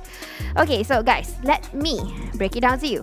How did Yoodo Lions 4R got that chicken dinner? Well, we all know they are the people of Rozok. So basically the rotation wasn't as much. They just have to cut across through ruins because the circle, how to say it? Is it fortunately or unfortunately, it closed into hospital open field. So this is not the Getka open field, this is right in front of hospital, and it's actually pretty difficult because the only premium spot is actually where Geek Fam kind of already marked, and that is the small hills or the dunes right in the middle of the open fields haystack. So a few teams wanted to steal Geek's Fam's position. They were there quite early because that place definitely a lot of people will try to crash in. One of it is Yoodo Lions 4R. Another team is actually Farang Lejund, who came in to steal away from Geek Fam. So initially, the planning for the IGL for Geek Fam, I think it's good, but it's just the timing. It's a bit too early. I mean, if you want to go there, you have to use a lot of ways to not let anybody take that point, because that place, that particular hill, you can see everything. You can see people from where Bosskur is, where RSG is, where X is. You can see all of this. You can just take information and they will eventually come to you. So honestly, this is quite a tricky circle because of the open spaces, but if you get to utilize or use the haystacks properly, like what Bosskur was showing us earlier, they definitely use it very well. They just had to do a little bit of the pick in order for them to get the elimination points. But now in this graphic, we are seeing Yoodo Lions 4R over in the corner, Farang Lejund taken over the spot of where Geek Fam kind of they were in, and then they move in a bit further in, and that is part of the hills that I was talking about. So this is actually a premium spot for them. Clutch Guerilla wanted to come in. Initially it looks like as if they were close to Farang Lejund. Actually it's not. They are quite a distance away, and the only thing that can attack the other two teams is actually just by long distance shots. But then again, they have opponents along the way who can see them because they are making a lot of noises and they deploy a lot of smokes. If you can see in the graphics, there's a lot of smokes coming from Clutch Guerilla. It attracts attention from Axis redONE, attracts attention from Bosskur also. So you are getting a lot of sprays from different areas besides Farang Lejund, who is currently in the vantage point. So right now you can see Yoodo Lions 4R, they are stuck in the middle. They don't have vantage point. The only thing they have is that griddle in the middle. It's like a walkway, and they can't do anything about it. That's the reason why they are not attacking. They can't do anything like that, and this is where they are using their strategy. Even though they have fraggers on board, come on, they have Pemburu Bokeh and Apple, so they can attack, they can do an assault, but they are not doing that because the mindset is about they want to win the chicken dinner. They want to push their points to the limit so that it's difficult for other teams to catch up. But Bosskur, wonderful idea of using the haystack. They were not, they were not in a rush to push into the current circle. They just utilized all of it, and definitely because of that, they get themselves quite a number of elimination points. And the circle was in a way lucky for Bosskur because they don't really have to shift from the haystack for the longest time. In fact, right now you can see Asfar, who is literally making it difficult for Farang boys to come down from the hill, and that because of that, Repo is the only person living to survive. But right now, look into Yoodo Alliance 4 rivals. They are still stuck no matter what. The moment they will pick, something will happen to them. That's the reason why they are not, crouching or standing. Most of them were just proning because they know there is Farang Lejund at the back. But one thing's for sure, when it was left in this circle, I really like the fact that Apple played with Tam's mind. He was doing the jumping and the hopping. So when I was listening to the sound in the game, I could hear the footsteps of Apple, which make Tam kind of like, I need to come out. That's probably the reason why he came out, and Voke took the advantage of spraying him down. So he was using a little bit of the mental games for Apple, just jumping, not running towards, like as compared to yesterday how Rex did the CQC. Apple played a bit of the mind game. So I really like that, and that shows a lot of game intel, at least for Yoodo for Alliance 4 rivals. That's the reason why probably they are the ones that is leading the pack right now. So yeah, that is how I kind of see the game. Really, you can see a lot of skill sets coming up from these pro players, especially teams who are taking the spot. They are showing all this skill. And View, I totally forget about that. How he actually tackled upon the situation just now. He is the only one alive, but he managed to trick Yoodo Alliance 4 rivals being in the haze. So definitely, really like the way he's doing his game styles. Now, let's look into our head-to-head. What and who is that? Ooh. Wow, okay, I'm not surprised. It is Adik Luke, but I'm surprised definitely. Psycho, we've seen this guy showing his skills over in the league week 1. Remember when they got that premium spot over in the sniper tower near Getka? Yeah, he's doing a whole lot of elimination. Now he's back, and today he's not using the sniper tower, he's using the haystack. So he gets a good number of damage, 1,305 for Adik Luke, but for Psycho, it's 1,010. It's good enough. Team contribution is there, but that is how I would say painful of a target of these two fraggers on board. For Team Bosskur, we've got Psycho. For Adik Luke, we have, from Farang Lejund, we've got Adik Luke. So this is how painful of the accuracy of these two players itself. But right now we are looking into team summary between Yoodo Alliance 4 rivals and Team Bosskur, because these are the two teams that kind of survive. Not say the longest was actually Tam. But Team Bosskur had a good place to play to kind of eliminate players as they go by. Yoodo Alliance 4 rivals, they got a chicken dinner. Damage wise, Team Bosskur kind of have a double in a sense. Because, the circle was on them, the haystack, and the way they are just doing a little bit of that pick and scope. That's just enough for them to eliminate. That's how fast the timing of their reaction towards the players that is coming down the hill. So even players who are actually trying to get into the circle of the haystack. So they definitely know how to use their weaponry very well. Okay, so next we are going to fly into Miramar. We've got the first winner chicken dinner is from Sam9. Second chicken dinner belongs to Yoodo Alliance 4 rivals with 10 and 7 elimination. Not much elimination yet. I definitely want to see a team that can literally have 18 or even 20 and above. We did see that yesterday. Probably teams are just warming up. That's why we're not seeing that yet. We are about to see teams gameplay. Like I said, Sandhawk's gameplay is usually a little bit different than all these other maps because they are equally about the same size, right? So let's see how the gameplay is. But right now, I'm going to show you my prediction next, and it is going to be Clutch Guerilla because they have been trying. And yesterday's Miramar, I remember they nearly got a chicken dinner because of the blind spot that they totally forgot about, totally eaten up by Dingoz. And hopefully today, they will show it. They will try to get that chicken dinner and at least another room for these new bloods to get a chicken dinner in Miramar in our third match of the day. But again, this is my prediction. I might just get it wrong because I got 2 wrong already today. Blah. But anyways, enough of me chitty chatter. I want to pass you guys to our casters who are storytellers, have been today and tomorrow, and they're gonna take over right now. Let's go. Somebody screenshot that face that Sis Jenny did and make a meme. Welcome back to the next round. My name is Sir Cloud together with Choo Choo, and I can't wait for that meme. Please do it. What kind of meme you expecting though? The one that she did the blah. Blah. Blah. It's always a blah, blah, blah, Yeah, the blah, blah, blah, blah, blah. Blah. But you guys are still with us for the Pro League MYSGPH Season 5. Definitely. Also, thank you for our official smartphone partner, which is going to be Realme GT2 Pro greater than UC. And this is one of the phone that's most affordable, but giving you the best spec there is for you to game on. Yes, this phone very, very beautiful in front of us. It is a physical phone though, just saying. So we're actually looking at the phone right now. I'm not just posing for the sake of posing. But what else? Of course, is our official digital telco partner, that is Yoodo. And if you switch over to Yoodo today, you will get 20 gigabytes of PUBG Mobile data plus 5 gigabytes of high-speed data free. And of course, everyone loves free stuff, right? Especially us Malaysians. Absolutely. But hey, we still got more games to go. We're down to 3 more. Next one is going to be Miramar.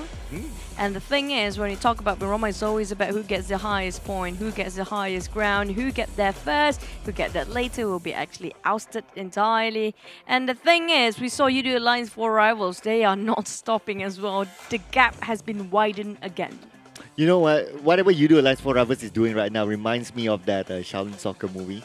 How is that relatable? Yeah, it's like when they scored 40-0. And then the side character on the opponent side is like, I want to play too! Somewhat translated. I mean, like, I do want to see a Shaolin Soccer version for PUBG Mobile. Maybe one day we're going to get to see that. But that's kind of true in that sense. Because right now, whatever they're doing, it's like, it just works. For Yoodo Alliance 4 rivals, no matter what they do, it just worked quite right for them. They have been changing it, and everything just brilliantly, phenomenal performance coming up from Yoodo Alliance 4 rivals. But the teams are still down there. Some teams are not that pressured. We're talking about Team Secret, definitely. Not pressured about South Asia Grand Finals, but the others though. We do know only 6 teams will qualify. Yeah, so it's going to be the top 6. Keep your eyes on that as we march into our next round, which is going to be our first Miramar for today. And of course, keep your eyes on some of the drop spots. We already know some of the teams have double drop spots or alternate drop spots. Axis, redONE, MAB, Geek Fam, NC. Those are the 4 teams that have alternate drop spots in Miramar. So let's go and let's check out the flight path. Yep, I think this is going to be on the western side, flying over to the... seems like a very straight flight, but never mind. It's going to be El Pozo down towards Impala. Now, this is going to be a very fair flight path as it splits the map into 2 sides equally. So everybody can drop wherever or whenever they want. And we do know it's down to the circle. We haven't seen a lot of... I do want to see a circle where we might end up in Los Seagulls or Minas Val, but we haven't got that just yet. A lot of northern circle in the grand finals. During the league, it's a lot of southern side of the circle, right? Los Leones, Chimacera, Puerto Paraíso. So yeah. Yeah, and then all of a sudden yesterday we saw a lot of northern-ish circles. But let's see if anything changes. But interesting for MAB, such a far spread Calamity all alone playing really at the edge, almost at the unplayable area, while his other teammates drop into a trailer park. So because they can't reach to Campo Militar, Ruins is actually their second drop spot. So they are, I think they'll be the only team that changes. I think everyone else should be almost the same, back to default. Yeah, I think it maybe depends on how the flight path actually cut across. If it's more towards on the right side or starting off on the right side, it's going to be around Campo Militar or Torre Ahumada, but it's going to be Trailer Park. It's always on the northern side for them because they know the fact if they chose Campo Militar or Torre Ahumada might be working quite right for them because the circle ended up just there. Is this going to be La Bendita circle again? It's almost like yesterday's second Miramar circle, at least for a start. For the start. For a start, yeah. But of course, let's see. As time goes by, yesterday was a really tough circle when I think it was the 4th to 5th circle, if I'm not mistaken, that it moved towards the southern side. Flex is flexing his flying skills, clearly not doing that well. Yeah, even though we have that quite some time, not many players still love to do it. But hey, they got themselves a couple of vehicles to work with, so it's going to be a quick run for them. TABAH NC rotating very fast with so many vehicles. But Yoodo Alliance 4 rivals are doing the same thing. A lot of them are quite lucky enough to find themselves vehicles to work on, quite start. But this minivan is the slowest there is, but it's the tankiest. You do have Pemburu just going to land himself quite later than the rest of Yoodo Alliance. But the moment he lands, he finds himself another UAZ or pickup truck. Like, hey, I have to point out that Aduka is playing though for Yep. NC. So this is his second game, if I count correctly, in the entire PMPL this season. Of course, he has played with NC in the 2 previous seasons before this with their original lineup, or almost original lineup from MPX Redline back in the day. I've seen Aduka play since he played with MPX Redline, even before they entered the, I think it was PMCO that time, or PMNC, I can't remember which one. And they were one of the teams with a lot of firepower, especially at the tier 2 level. But I do got these days more towards the coaching side. I have to say his coaching is quite brilliant as well. I've talked to him quite a bit. And he seems to be a very patient man. I have to say. Dealing, it's not really easy to coach very young players when they are a bit hot-blooded sometimes. You have to actually talk sense into them. But still, TABAH NC, they had a bit of a difference when it comes to first week of league, but when it comes to the grand finals and the end of the third week of league, they kind of setting back to the default mindset, which I don't really like it. They used to, actually the plan was, they had the plan to play along the flight path.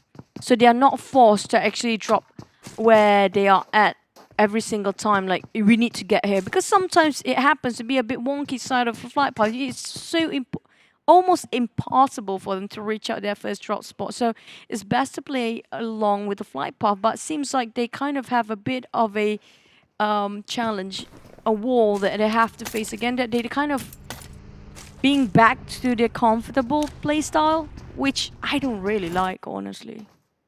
Well, I'll give you a fun fact that you might like about Aduka.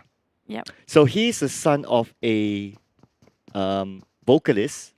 Oh, we don't expose their personal stuff here, do we? No, it's fun fact. It's fun fact. Okay. It's fun fact. So his dad is actually a singer, and he's a singer like in Malaysia we call it telan cassette singer. Like you swallow the cassette. What it means that when you listen to that singer sing live, it's like exactly how it sounds like in the cassette. We call it a jukebox. A jukebox. Yeah. Oh. A person that can actually just spontaneously sings like exactly how it's supposed to be sing like. Yeah, but I have yet to hear Aduka sing though. So I'm curious to hear for myself that did he inherit the singing genes? Maybe like he's the just genes too that we wear busy today. I think he's too busy playing PUBG Mobile now to sing. Yeah, maybe during off season. We can ask him to do like one of those. Maybe he can do a bit of a videos. clip for us to just video and just playing a guitar while playing. Definitely, usually singers can play guitars. Oh, he the does? most basic. Yep, that's pretty much basic of it. But maybe that's how they actually rewind their stress, singing. Like how sis Jenny always does. She does? I think so. Okay. So, sis Jenny, maybe you can sing during your analyst and sing it away when you break it she's down. giving the nod. Yep, that's Okay. true. So maybe you can hear her break After it this. down later with singing. So everybody can sing along with her, make new lyrics, or maybe even tell her to rap. Right things up. So maybe, you know what? Maybe. So demanding. Oh Yeah, my I mean, god. I know her potential. Come on, man. Wow. Okay. She's okay. a good singer as well. So she has time now. You have about say 20 minutes, sis Jenny, to Think figure about out your song. lyrics. Think about your lyrics. We want to see your performance later on. Okay. Yep. She's giving the okay sign. All right. So stay tuned, ladies and gentlemen. Make sure you don't go anywhere post game to listen to the sis Jenny concert. Do you know she's a pianist as well? She plays good What? piano. Yeah.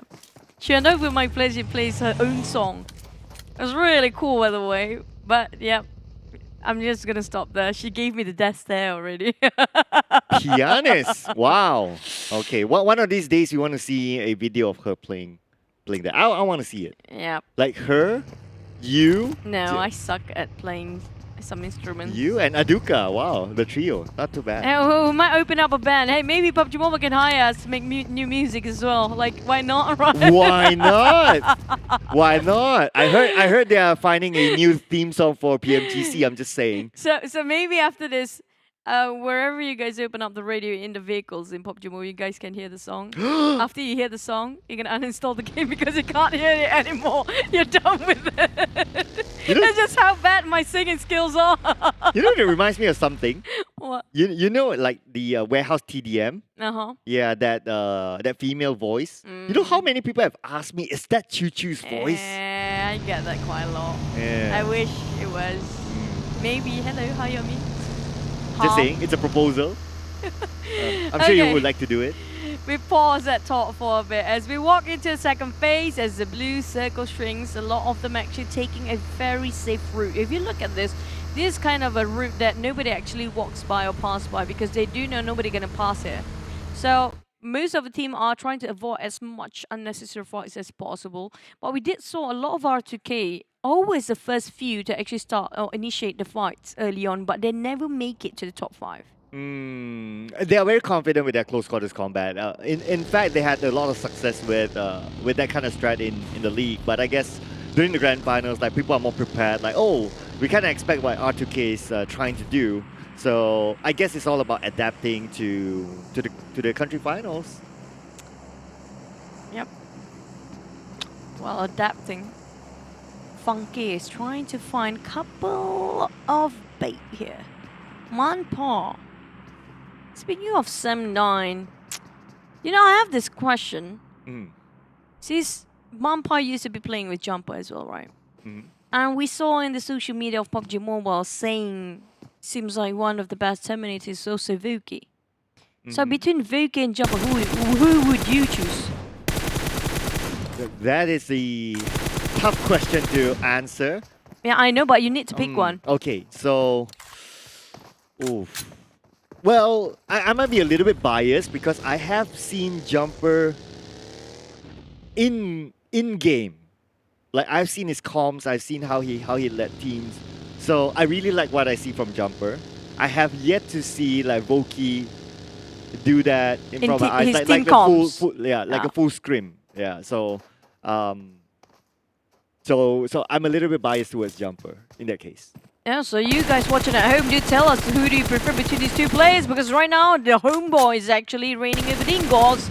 Tom spraying over, beautiful spray, but none connect so far. And Junkyard seems like a bit overcrowded for now. Imson is always the first one to go down, while GENEXUS having a lot of fists running right in between their eyes. EVOS Vip just gonna flee and avoid whatever fight that's not necessary yet. Well, they got themselves 1 elimination points from Insomnus. GENEXUS gonna get a bit of a huge upgrade of loot. But still, I have a lot of questions for that. Between Jumper and Voki. You guys watching at home, do tell us, who do you think is the real Terminator MVP IGL between these two? Well, I guess at this point, it's talk about achievement, then it has to be Voki. But Jumper got quite a lot of globals positions as well. True, now that I think about it. So what would your pick be? If I put in Fredo in the fray as well, that's going to be... It's kind of hard. No, you don't put Fredo in. It's best to put Jumper and also Voki in there. But both of them very similar when it comes to firepower. In-game calls, whatever it is, these two is really up to par. But the thing is, who do you think is better than the other? You haven't answered the question, who? I can't decide, that's why I'm asking, because it's just so hard. Man, that's so easy to evade the question, right? It's like, oh, I don't know, I can't decide. I just ask someone else. That's why I ask you. It's like copying homework, you know? It's like, I don't know how to do this answer. No, can I ask how to do your homework? People used to copy my homework. Ooh, wow. I'm just that brilliant. Yes, I'm marvelous. Because nobody else is saying that to me. So I have to mention that myself. But you guys, do tell us. I do want to know, really. But okay, but support-wise, support-wise, Fredo. Thank you for thinking. Fredo and... Wait, Fredo? No, Jumper and Voki. No, if you compare Fredo, who you compare him with? That one is tough. I'll probably compare him with... Let's see, I'm looking at the teams. Someone who moves really fast a lot. Not much people can be compared to Fredo, right? Yeah, I think Fredo is pretty unique because his game sense to me is kind of different. It's unique. He's a different tier of level when it comes to outwitting people. He does so well. Yeah. Maybe Bill. Not really. Not really. No. I think he's unique. I'll just put Fredo as Fredo. Yeah, Fredo is just Fredo. Yeah, Fredo's just Fredo. But Jumper and Voki though, that's a different story. Well, yeah. You need to tabulate your algorithms to tell us who do you prefer at some point? I do prefer Junkyard now since the circle ended up there. We do have a lot of teams centralizing it. TABAH NC having a very clear pathway to get in on the right side of the circle, but the ones coming out from the north and from the west, now that's going to be a heavy casualty on that side. But Minas Generalis, Sem9, again, we didn't mention about Sem9, Drax, Mampa, Pemburu. Comes for Samzy. Samzy, he did spot out actually where the shot coming out from. I think Pemburu gonna just rush in there. That's a good topic changer, by the way. Anyway, so we saw EVOS Vip got one. But Sam is kind of caught on the outside though, and it's not good news as Yoodo allies for rivals. Spots out Sam, and now EVOS Vip down to 2. Pemburu finish off Samzy straight away. Now EVOS, they're not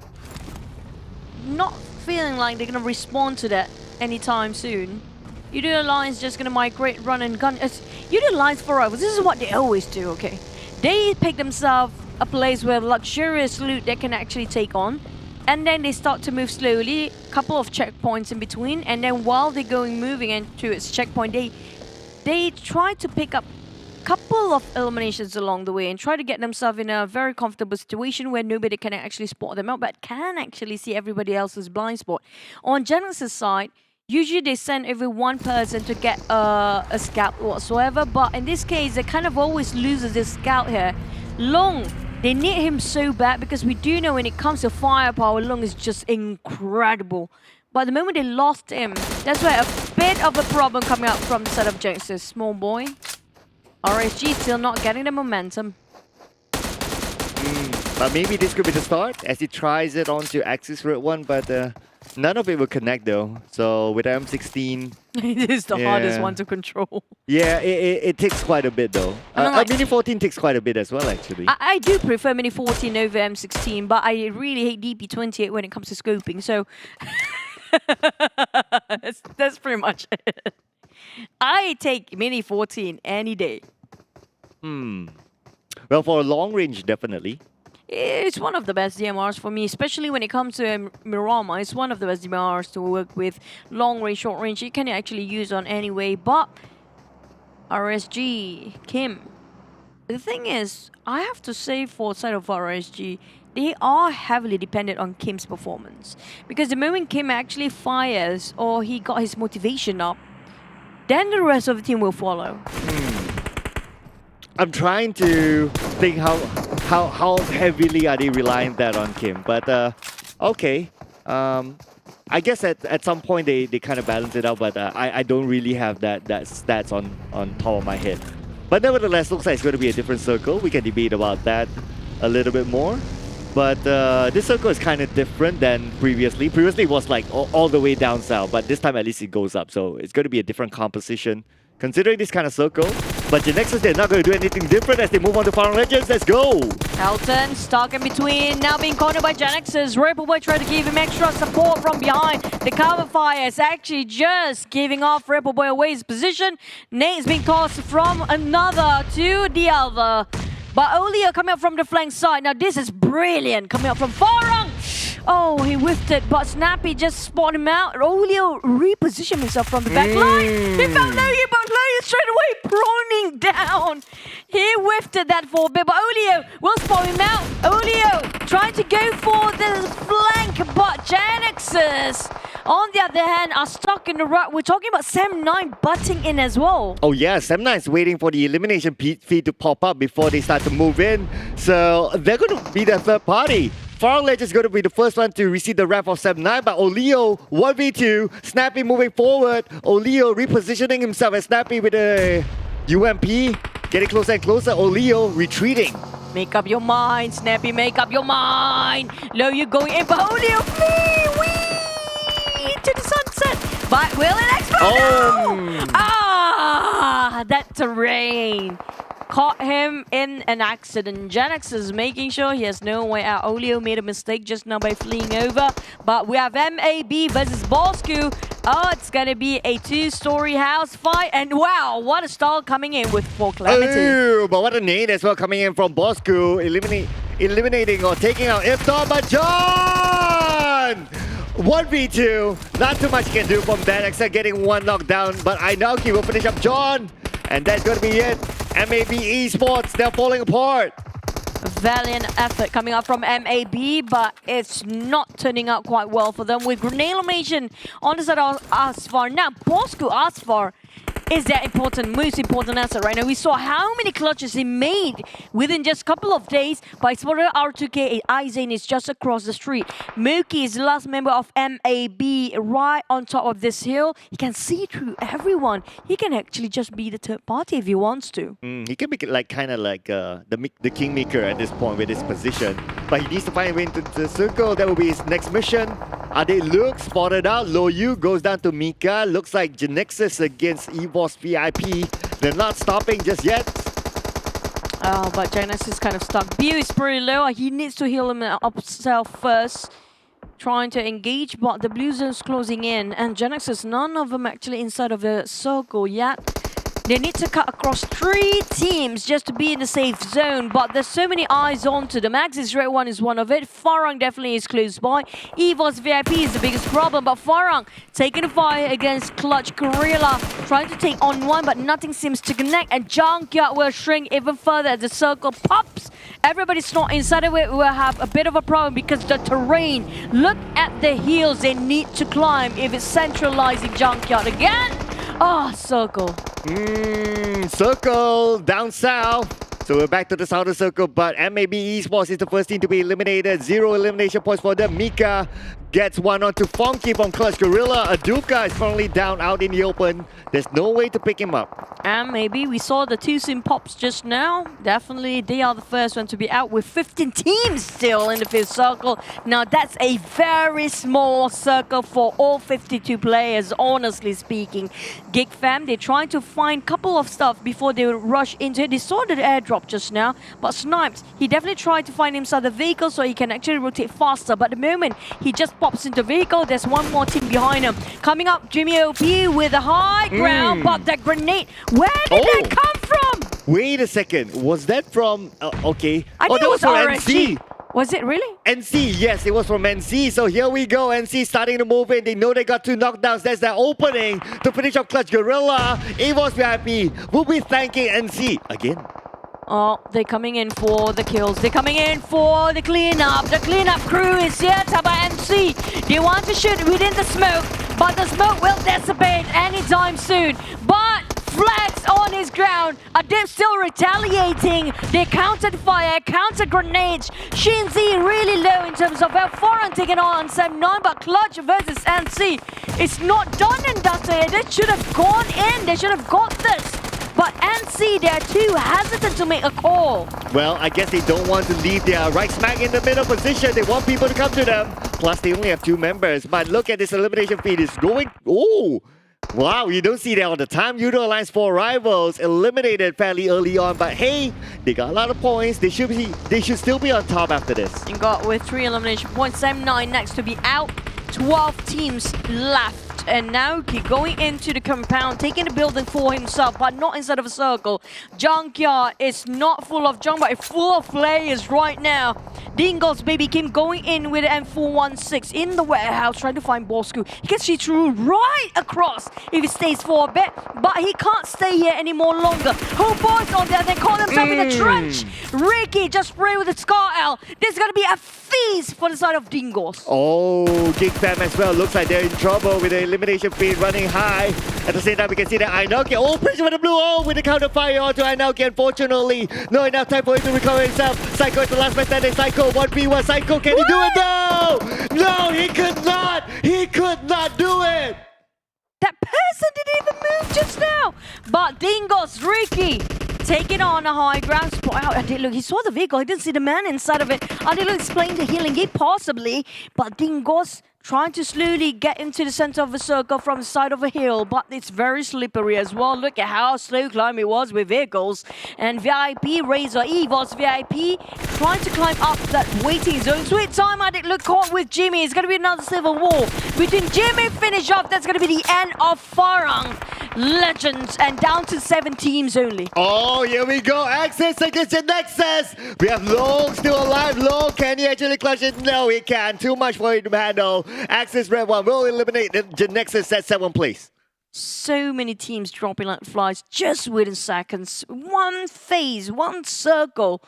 Finish off most of the team from 16. Just now we're left with 6. 17 players alive and Razor still taking his own sweet time. No vehicle to move forward. Definitely Will hesitant. The moment he tries to jump up and move, he'll be spotted by not just Axis Red One. Clutch Guerilla is there as well. Razor!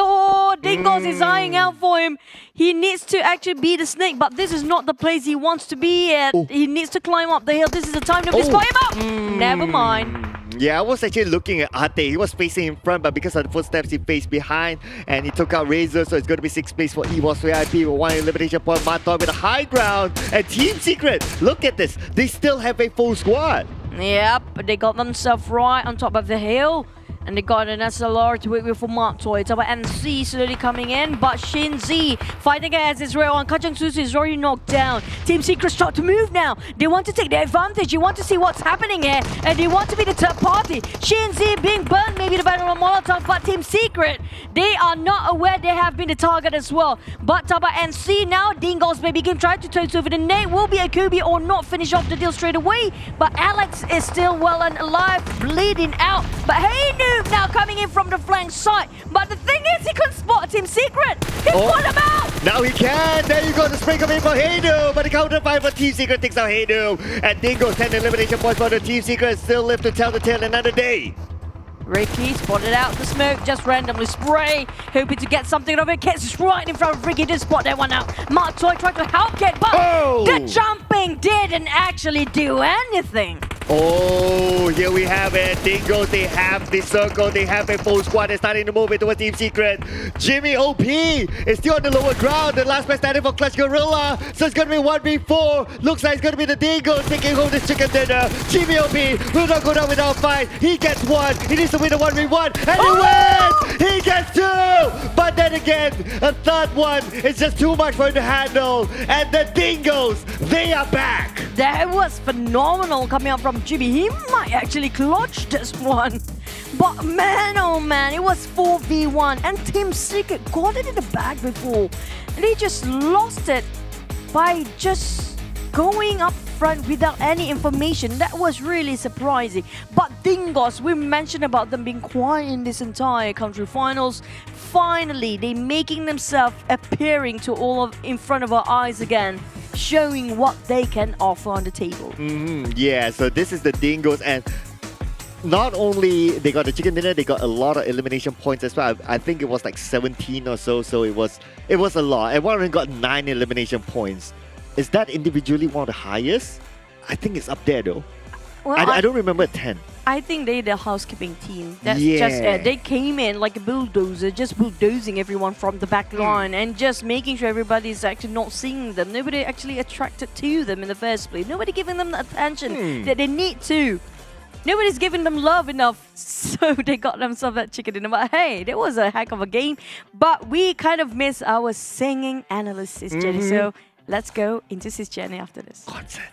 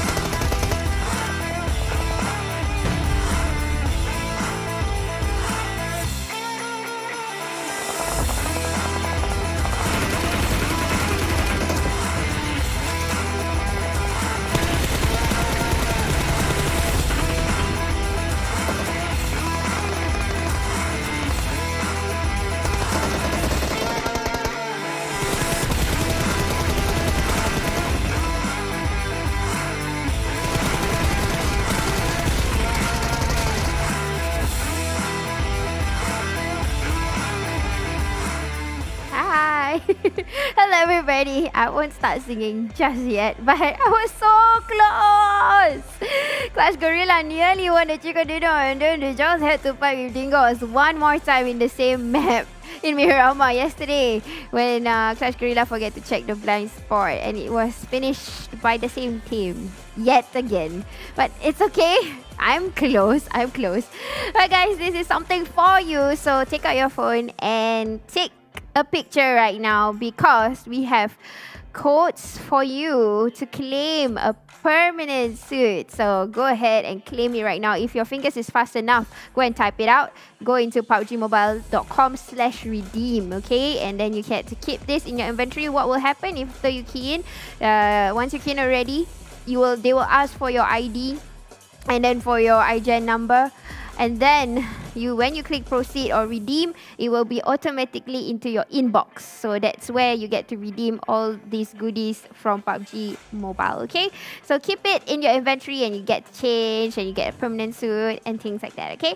Also, another thing is when you tag 3 friends, follow us in Instagram at pubgmobile.esports.my. Tag 3 friends in the comment to win a Realme GT2 Pro, the new awesome phone which the casters have been talking about. And I've touched the phone so far. It's light, sleek, and it's white. I love anything that is white. So it looks cool, and you guys watch the advertisements, the way they say about the carbon, etc., is definitely something for you guys to bring home if you follow us, okay? Now, this is a new mode, new arena mode. Available already. I've tried it earlier today before coming into the studio.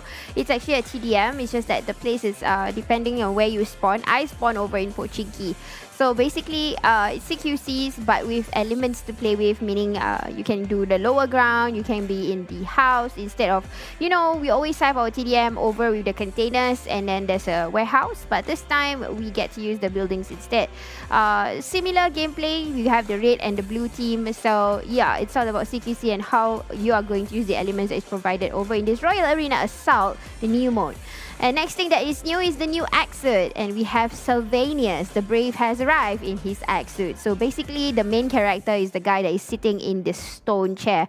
It looks like a little bit in the ancient days, and I'm really liking the woman character, the one that has a throne on, not throne but crown on her hair.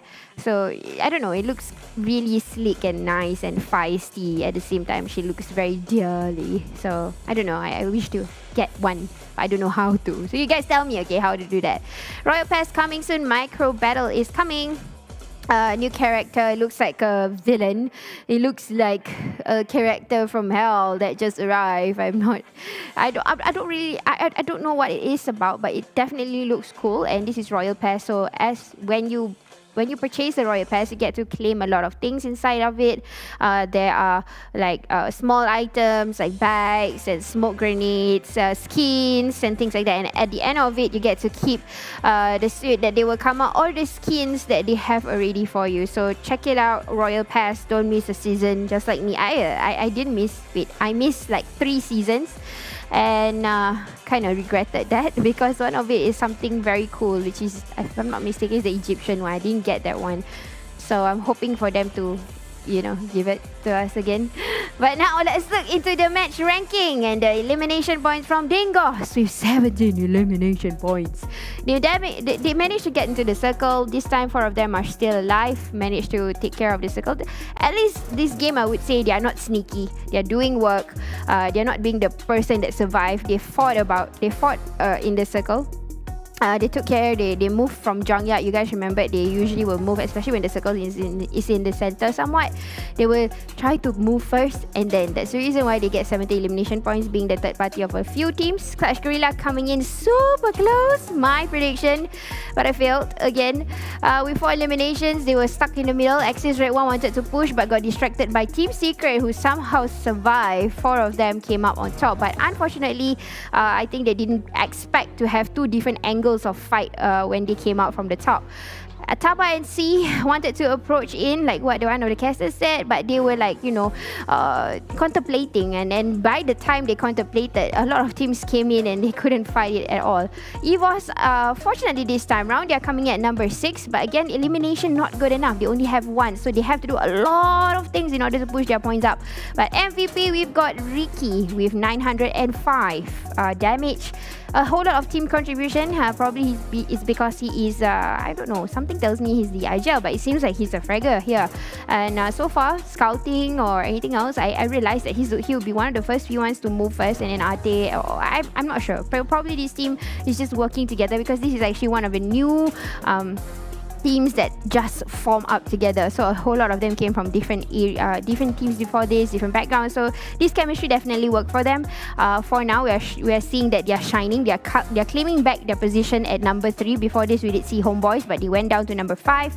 Yoodo YA4R still at the top, but this time they only managed to claim just a little bit of points. Before this, it was 174. So they only had like 3 points to add up to this. Farang Lejund managed to get into 152 because of the disturbance with GENEXUS earlier.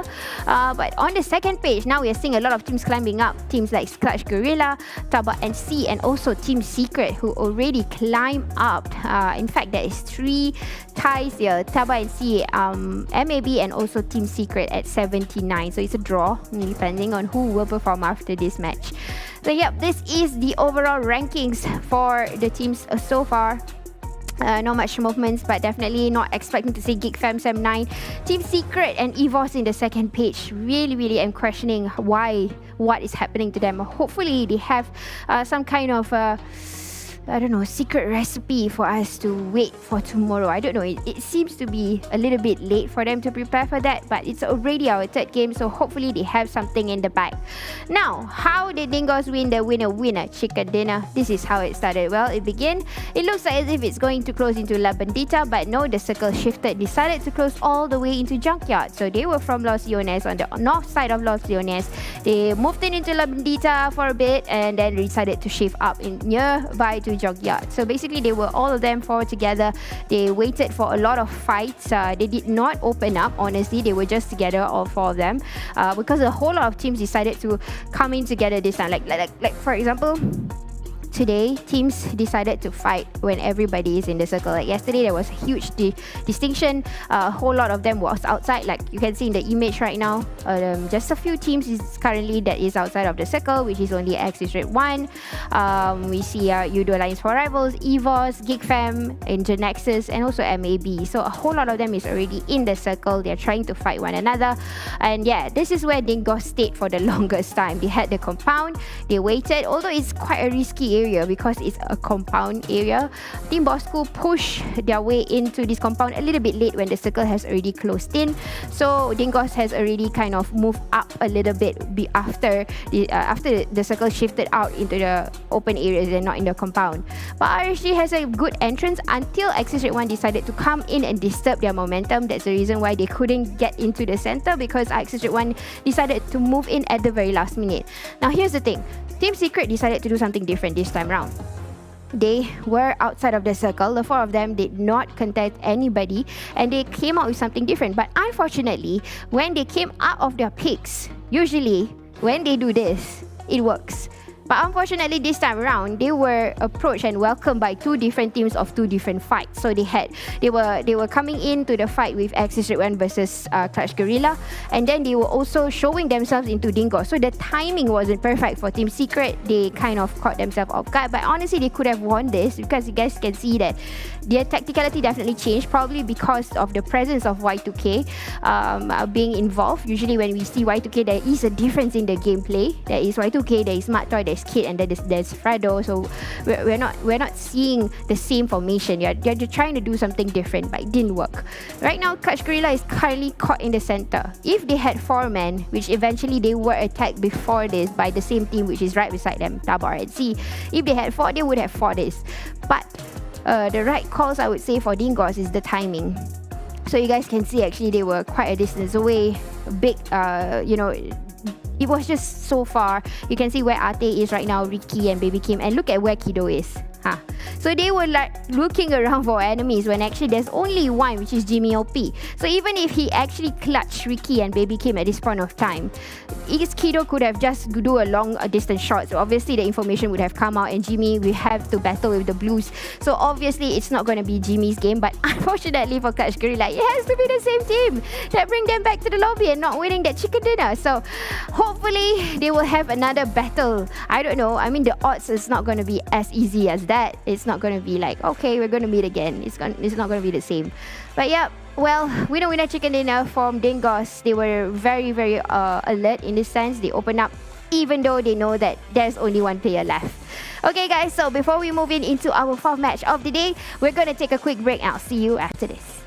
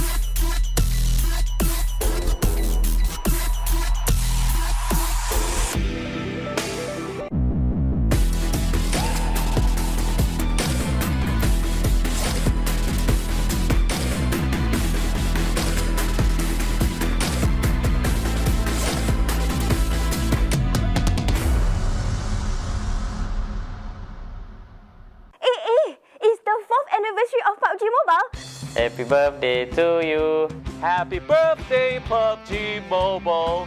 Happy birthday to you. Hari jadi kepada PUBG Mobile. Saya ingin mengucapkan selamat hari jadi. Selamat ulang tahun. Selamat ulang tahun yang keempat untuk PUBG Mobile. Happy 4th anniversary. Selamat hari jadi. Ucapkan selamat hari lahir. Selamat hari jadi keempat. Selamat hari jadi. Selamat hari jadi yang keempat. For their 4th year anniversary. Happy birthday 4th anniversary. Happy birthday yang keempat untuk PUBG Mobile. Selamat hari jadi kepada PUBG Mobile yang keempat. Selamat ulang tahun untuk PUBG Mobile yang keempat. Happy 4th anniversary untuk PUBG Mobile. Kepada PUBG Mobile, kepada PUBG Mobile yang keempat.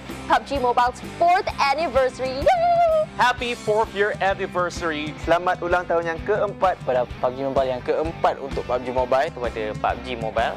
Thank you for the amazing 4 years. Terima kasih banyak-banyak kerana bersama dengan kami. 4 years of journey we've been together. Terima kasih kepada anda semua, komuniti dekat luar sana yang sentiasa support PUBG Mobile. Here's to many more years. Dan jangan lupa saksikan kami. Jangan lupa sokong tim korang di PMPL MYSGPH Spring. MYSGPH Spring Pada 23 hari bulan ini. Pada 23 Mac sehingga 17 April. Tempat ni kita orang akan buatkan terbaik. Kelakar semua ada, jangan risau. Meletup apa semua ada. Di Facebook dan YouTube. See you there. See you there. See you there. Bye-bye.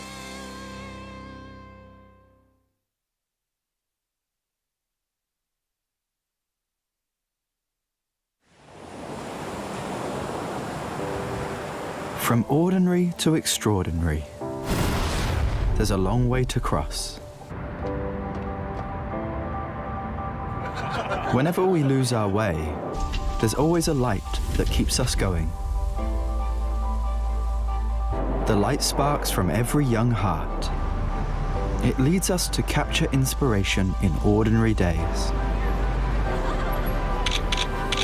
It encourages us to seize the colors of sunrises after the darkest hours and create something amazing with it. We brought the magical color changing effect to life thanks to a dual layer chromic bonding process. Place the back cover under the light for just a moment and you'll see it go from a calming blue to a passionate red, just like the color changing of the sky during sunrise. Presented by RealMe Design Studio. A tribute to those who dare to capture the light. Realme 9 Pro Series. Hello everyone, and we are back after the break for you guys to see our Pro League MYSGPH, and I am Jenny, your host and analyst. For now, I'm just a host. I could be a singer anytime soon, but I'm just contemplating, just like NC. Should I do it or not? But anyways, how do you guys find the game so far? Definitely a different momentum for a few of these teams. They're keeping, I don't know how to say it. Some of these teams are showing a lot of consistency, but some of them, I'm waiting for something still.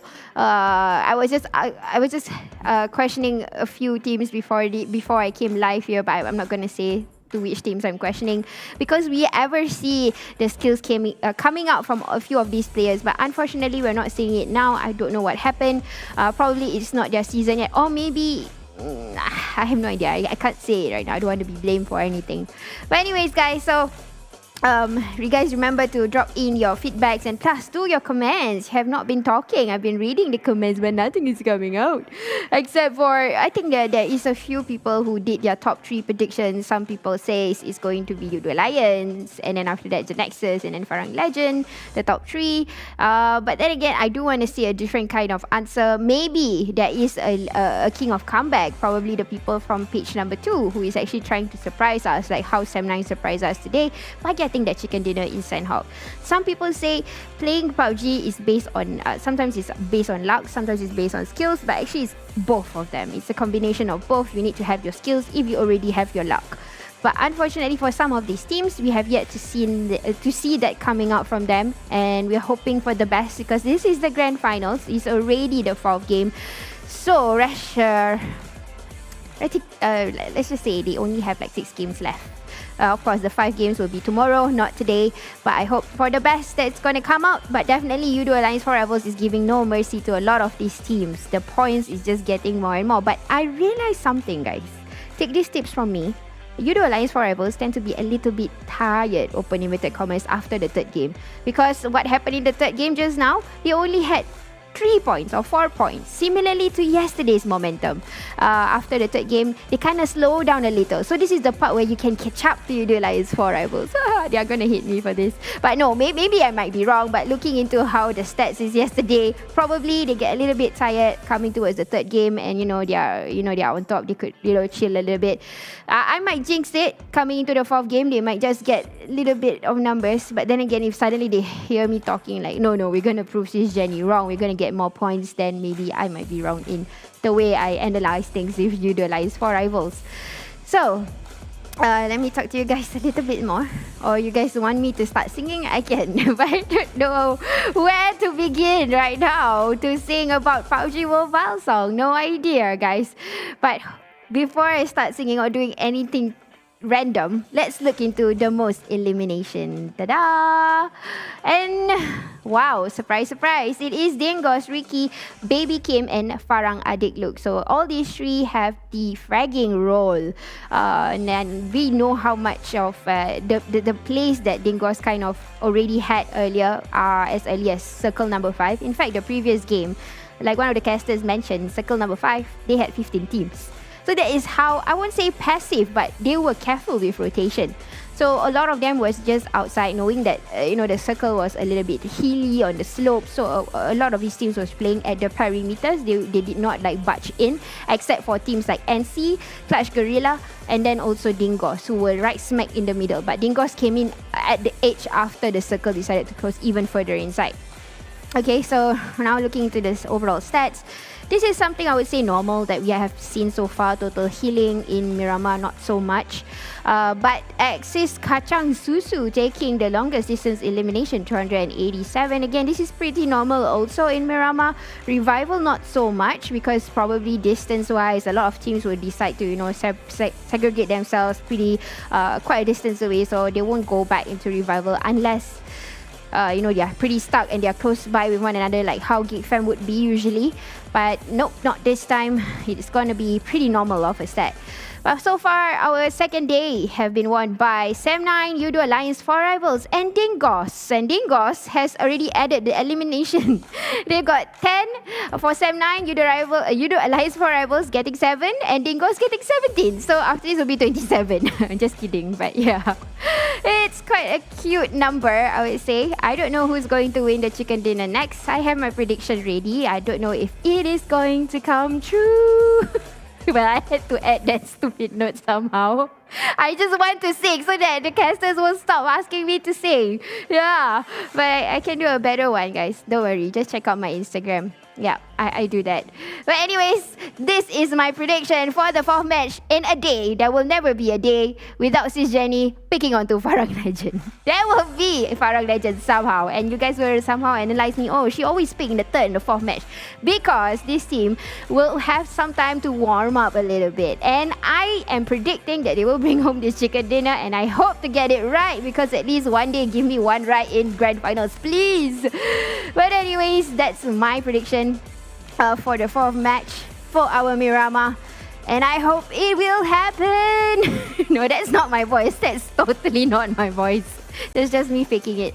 But anyways, I'm ready to pass the baton to the casters, and they are ready to tell you the story. Let's go. Well, we need to ask for more screen time for our producer, for Sis Jenny, to create a full concept. But hey, that's kind of like a good bait to check out our social medias. But check out ours as well. My name is Circla together with Choo Choo. And we're going to go to Miramar again. I can show you the world. Shining, shimmering, splendid. The world of PUBG Mobile. Where everything unrealistic and nothing is in making sense. PUBG Mobile. There you go. That's so bad. But you know what? I'll take that. Yeah, thanks. Thanks for something, whatever I just offered you. But we're down to the 4th game here today. Miramar again we go. Will it be the same circle? It's always usually the same day. The circle kind of very similar to us against each other though. Again, we see another somewhat of a northern side circle for the 3rd time. Yeah, give us something different, right? Los Higos, Impala, come on, Zarky. Never Zarky. Zarky? Oh, if it's Zarky, definitely the circle will be way into a different map for the other half. Maybe Vikendi. It's like the entire, the first circle is like all blue because the circle is on the other map. That's kind of true. That's like super scary. Oh my god. That never happened before, but I would love to see if that happening. Wow. But speaking of which, we saw that flight path just now, kind of the previous Miramar, I mean. We saw some teams kind of regret they didn't drop where they used to. That's going to be a maybe, definitely. But will it be the same case here since we're going to drop into another Miramar? We do know that flight path just now is towards on the southern side quite a lot. And it always often happens that the circle will contradict with the flight path. It's kind of extreme if it's one-sided usually, but something is just on top of it. But if it's going to be a centralized circle, things get a bit calm at first, I have to say, because everybody can actually just get into the circle in every direction they want. It's not really hasty for them. They don't have to do reckless move. But when it's just one side of a circle like Impala, everybody just move one direction. So they have to clash no matter what. Yeah, so that's where we have a lot of fun, right? Yeah, that's the whole point. Well, Impala, Los Higos, Prison. We haven't seen a Prison one before. We're just naming some of it. Like Chumacera, all that. We've seen that before in the league. So come on. Circle. Oasis. Give us something exciting. Yeah, Oasis. The last time I remember we saw an Oasis, I think it was like in season 2. Was it really? 3. Yeah, it was very, very long. I think there was only once. With that I think in old? season 2. Yeah. With that old. Finally coming to realization. Yeah, I'm too old for this. But hey, speaking of which, you guys just watch PUBG Mobile. Don't forget to like and share, and especially you guys drop the prediction in the comment section as well. And do answer my question, Voki or Jumper? You need to answer your own question. Come on. I don't have an answer to it because I really cracked my brain just now. Who is better than the other, or who is the overall better when it comes to shot calling? Both have their pros and cons. I have to say I'm kind of favored towards more Jumper, but Voki has been performing way better than Jumper recently. True, but what's the overall? Dun, dun, dun, dun, dun. Come on. Okay, if you when have it comes to name, achievement-wise, definitely Jumper. so it's Jumper. Well, Clip that. I don't know. Screenshot that and make it a meme. Just make you it got, you got two now. You got Sis Jenny's Hey, meme. Might as well You make got Matt Chi-Chi's Toy meme. all the way, right? to be safe. Yeah, he's like sitting at the corner. It's like, why me? It's like, I'm innocent. Okay. We mentioned about players that are unique for themselves. Fredo is just Fredo. Fredo is just Fredo. I mean, like, he can outplay anybody within just 1v4. We saw him many times. But that kind of view is with what? View is with what? View, he has a different kind of charm. The one that will make people Now, fall for him. We mentioned about the duos before as well. There's no particular duos that we feel like back in previous few seasons, like, oh, this duo is the best. This duo is gonna just, bulldoze every single person. Even though they don't have a full team, they still can work things out. There's no such thing this season. Yeah, that's why the duo question took me a while. Yeah, I don't see like a clear, okay, this is the one. Like, even if you want to say like 4 rivals, it's like they're not really a duo. They operate like as a 4. That's kind of true. Lions operate as a 4 as well. So I have to say, this season, everybody stepped up their game and rise up to the occasion. Speaking of, nobody is actually overpowering from the other. Yeah. So it's kind of balanced out, which is a great news actually, to show that the competitiveness in MYSG and PH region right now is stepping up another level where we don't see any teams kind of being left out here. Yeah. So everyone's been performing like very, very differently. So now if you want to see the very top performing team, they have to operate as a 4. But hey, let's see if they can continue this consistency in Miramar. So again, this will be hopefully not a Northern Circle. Come on, give us something different. Again, we're pleading to the Circle God. Come on. Hey, last time we were whining about when they're giving us Southern Circle way too much. Now it's so demanding after the Northern Circle being picked quite a lot. Know what to do. I learned from Choo Choo, right? Oh no, it's me. But hey, let's jump into Miramar, a 4th match of the day, the last Miramar of the day. We're down to one more game after this. Now, who do you think will get relegated? Okay, there'll be a lot of relegations since there are only like, top 16 left. Only 6 will actually make it through. We definitely know that the top 3 kind of secured for now. End of day number 1. Yeah, but it's either the play-in or the direct. That's the only question. Maybe on the 2nd, 3rd and 4th, that's going to be who gets into the grand finals and who gets into the play-ins. Right. Yeah. Who do you think? I think the confirmed one might be just Yoodo Lions, 4 rivals for now. Yeah, I think, realistically, they can't drop from the top. They can't drop from the top 3. That means that direct ticket, they can't drop from it. It's definitely them. So, yes, for the others, it's still swappable, I think. For yes, second Farang Lejund is... and 3rd is still swappable. Even the 4th still swap to 2nd place. Yeah, I mean, there's a lot still swappable. Even you want to say that 7th onwards, there's still a lot of teams still swappable. So it's kind of hard to tell. Competition is just that tight. And of course, one of the reasons is because Yoodo Alliance 4 rivals stole all the points. But hey, something that for sure that we know will not change. Which is? 7-9 is down there. I'm sorry, fans, but... Well, I mean, it is a fact. It is a fact. It's just what it is, Yeah. Take it with a grain of salt. They are not performing... Is this not yesterday's game? Feels like it, but we've seen greater fields at the edge of it before. And you do know this side, there's so many high grounds there. If whoever get on the outskirts of Crater Field on the high ground first, on the mountain, they might get the chicken. If they go, Miramar, whoever park first in the high grounds always get the advantage. Yeah. Unless if like they're at one super duper top high ground and the circle totally shifts away and the only option is like, oh, it's either I jump or I get eaten by the blue. Then that's probably not the best scenario, or that's not the scenario that they would want. But I do agree. Like yesterday's first Miramar, that chicken dinner was won by Farang Lejund, yes. But then again, Yoodo Alliance 4 Rivals, they got a second or third place finish because they hold that high ground for so long, just outside of power grid. So yeah, either way, whether you get the chicken dinner or not, it's a bonus, but you definitely have a lot of advantage. What I'm thinking right now, if you look at the scoreboard, right, we're not surprised if RSG tomorrow, all of a sudden, they get the momentum and start to push all the way up there. That's not impossible. We do know they are capable of getting double eliminations and a chicken dinner in the back multiple times in a row. So RSG on 8th place. So the one that's the closest contender, the top 10, can consider as very close to closing up the gap to get in 2nd, 3rd, 4th, 5th, 6th place. So if you say like the bare minimum, right, number 6 is 114 points now.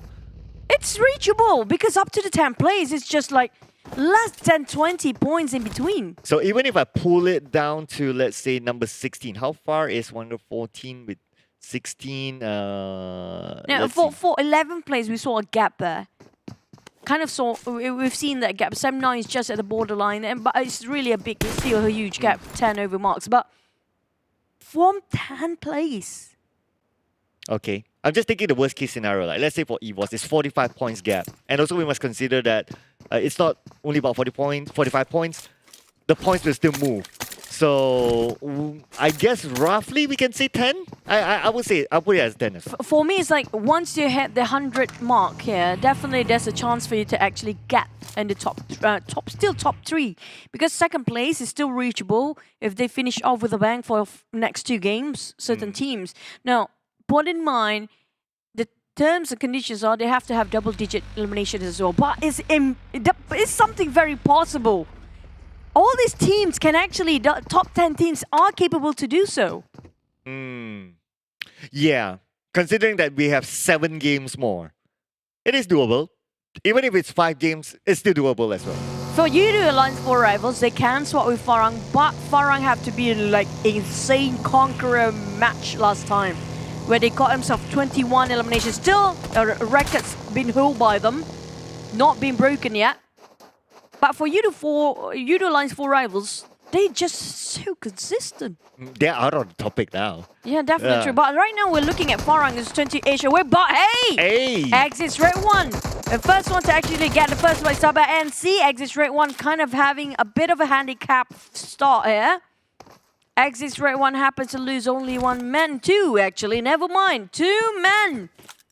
And TABAH NC happens to be, I don't know, why is Axis there in the first place? I guess they were on their way to La Guerilla, their that natural was habitat. That was way down south.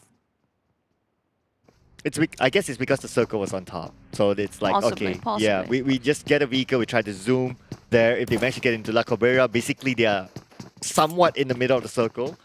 But unfortunately, TABAH NC, because they have an outer drop spot towards ruins, that's where they bump into each other. Possibly. Might be the case. Now, Dingo's still in the top 3, but they can close the game anytime they want. This is like, as long as the gap between the 1st and 2nd place, even the 3rd place, is less than 30 points, it's reachable. Or even 30 points is reachable from my perspective. But definitely, if you want to get into the play-ins and the grand finals and see the minimum, I would say, it's going to be 150 maybe, perhaps, based on tomorrow's. Maybe 170 for tomorrow, including tomorrow's as well. 150, I put it in. Oops, Drax. Ooh, taken out by Long Skur. Man, that's not a good one. Skrrr. Well, that sounds familiar, but never mind. YTJT, they call it. Okay, so if I were to take like through Scrim experience, right? So Scrims normally play with 5 games, and normally teams who top Scrims, averagely they collect about 60 points in 5 games. So with 7 more games to go, let's say if you're like performing like a Scrim and you're like, yeah, we're number 1 in the Scrim, you probably will collect about 80 points with 7 more games to go. So I would say the range, a range of 80 anywhere would fit into wherever possible to go in still. Here it comes. Wait for it. RSG versus Clutch. A bit early now for RSG to start a fight, but still, we can feel the desperation. They want elimination points quite a lot to end the day here, because they want to get themselves at least in the top 6. It's reachable for them. It's very possible. But SMG-wise, Sam9. There's no SMG here. SM9. Stone finish off by EVOS Vip. Sam9, what happened to them? Well, it's because Sam eliminated one team member of Sam9. I'm not going to respond to that. Yes, finally. But RSG against Clutch. Okay, so this is Power Grid. So this is supposed to be Sam9's home, but Clutch is faster than Sam9. So Sam9 took a little while, and now everyone's like, okay, who's going to be the king of this area? Because from that area to go up to the high ground, just on the right side of Power Grid, that is prime position, and that is where yesterday Yoodo YA4R got the second to third place finish. But I was speaking of Sam9, I'm not sure what's really happening to it. It seems like they really lost whatever they gained previously, and even the previous season. Everything just going haywire for them. RSG-wise, we do know there are actually kind of how do I say this? Have huge potential when they want them to be. It depends on their mood for RSG. How they feel about that day, how they will be on form or not. But GENEXUS side, they took themselves a high ground to start with. EVOS Vip already lost, I think, 1 man previously. No, never mind. They are actually gaining 1 point before. So the next circle, tick-tock, we'll wait for it. That sounds like a very familiar application that this is like exactly yesterday's first Miramar circle. Feels so deja vu. Yeah. It's just it's gonna end up in Power Grid usually. Now I would have jinxed that. I might have jinxed that. I hope I jinxed that. Because it didn't end up maybe just around St. Martin as well. That will happen yesterday, but here comes Snappy. Spring out EVOS Vip, but Snappy almost got clipped up. He slides down in a fashion. But GENEXUS Vip finish off Insomnus on his knees here right now. Finish off straight away actually. VIP, Mika gonna snipe off Snappy, but it's just not connecting. It's really, really hard to hit it sometimes, and considering that they can counter fire back to you, and we must remember, these are pro players. If you overpeak like what Mika did just now, he'll be punished. The thing is, he picked so many times, but nothing seems to connect. Yeah, he peaked many times. He peaked too long doing that last shot, so that was a little bit of a iffy move, but nevertheless, at least he has some cover that Razor can pick him up, so he'll be back on his 2 feet very soon. But the good news is that they're in the circle, so they can still kind of like chill and reposition themselves. This is how the position of GENEXUS when they want to take out the fight. Look at how they place themselves. They're just going to go in with a Lung as the entry fragger, but Lung a bit too much to tank for. But hey, he saw Mika through, and Lung lasting a bit slither of it. Still survive. The rest of the team, GENEXUS come in for the cover fire, and the aid is there. Low Yu and the rest of Cavalry has arrived. Bu coming in the latest, but Lung, he survived. Oh yeah, with that one last tick of help, let's see can Razor do it. Oh my goodness, couldn't react in time. Now it's going to be the last man standing. That's going to be Sam. He's going to make a run for it. Samzy, run! Samzy, run! But no. Low Yu's coming in. We're coming for you. You're here with your heart. Nowhere to run or hide. Low Yu coming in with a nade cooking up. Samzy toss out first one out, but he tossed on the second floor straight away. Low Yu going for the highs. Yeah, I think there were 2 nades tossed, like one on the second floor, and then one at the stairs. So he's kind of caught in between 2 nades. So it was very hard for him to get away. You want to die down here or up there? Yeah, it was it's either up there or you're gonna down. die anyway. Yeah, at the end of the day, yeah. Feels bad for Samzy. But hey, EVOS Vip, the first one to too soon just now. You guys saw the popped up. We're down to 15. A lot of teams, quite aggressive movement coming up from them, including, we saw just now, GENEXUS. The moment they form the formation that they want to go in, they are certain how to corner it down. You can feel the confidence just now by the formation that made the moment Lung steps in. Lung didn't get even knocked down there. Yeah. Yeah, so he was quite lucky as well because he had one last tick of health. one little mistake, he would have been knocked down. But then again, the cover coming in for his teammates, they were on The point. response, it was really fast. The response was on point. They sent Long to be like, okay, the moment Long goes down, they know that the opponent has exposed their position. So when the rest of the team moves it, they know exactly where to look at. But hey, is it going to be yesterday's circle? Let's look and see right now. Seems like It is! Some things just... You know, PUBG Mobile can't move on. That's they need to have the same circle. Just how like you can't move on from your ex. Well, I can't relate because I already did. But I think we gotta check if this is yesterday's game though. It feels like a deja vu. Oh, someone's gonna do. This is a Spider-Man buggy. Look at how sticky it is. The wheels with the rocks. That is just insane. Well, he didn't go all the way up, but I'm not too sure if this corner they can. But yeah, I need to get a better view. But Homebois coming into the house just beside of Farang Legends. Gonna be okay for them for now. But Geek Fam can't say the same for them. And RedONE trying to pray and spray by overpick himself. Got nicked quite a bit. RedONE just gonna heal himself, bandaging his hand.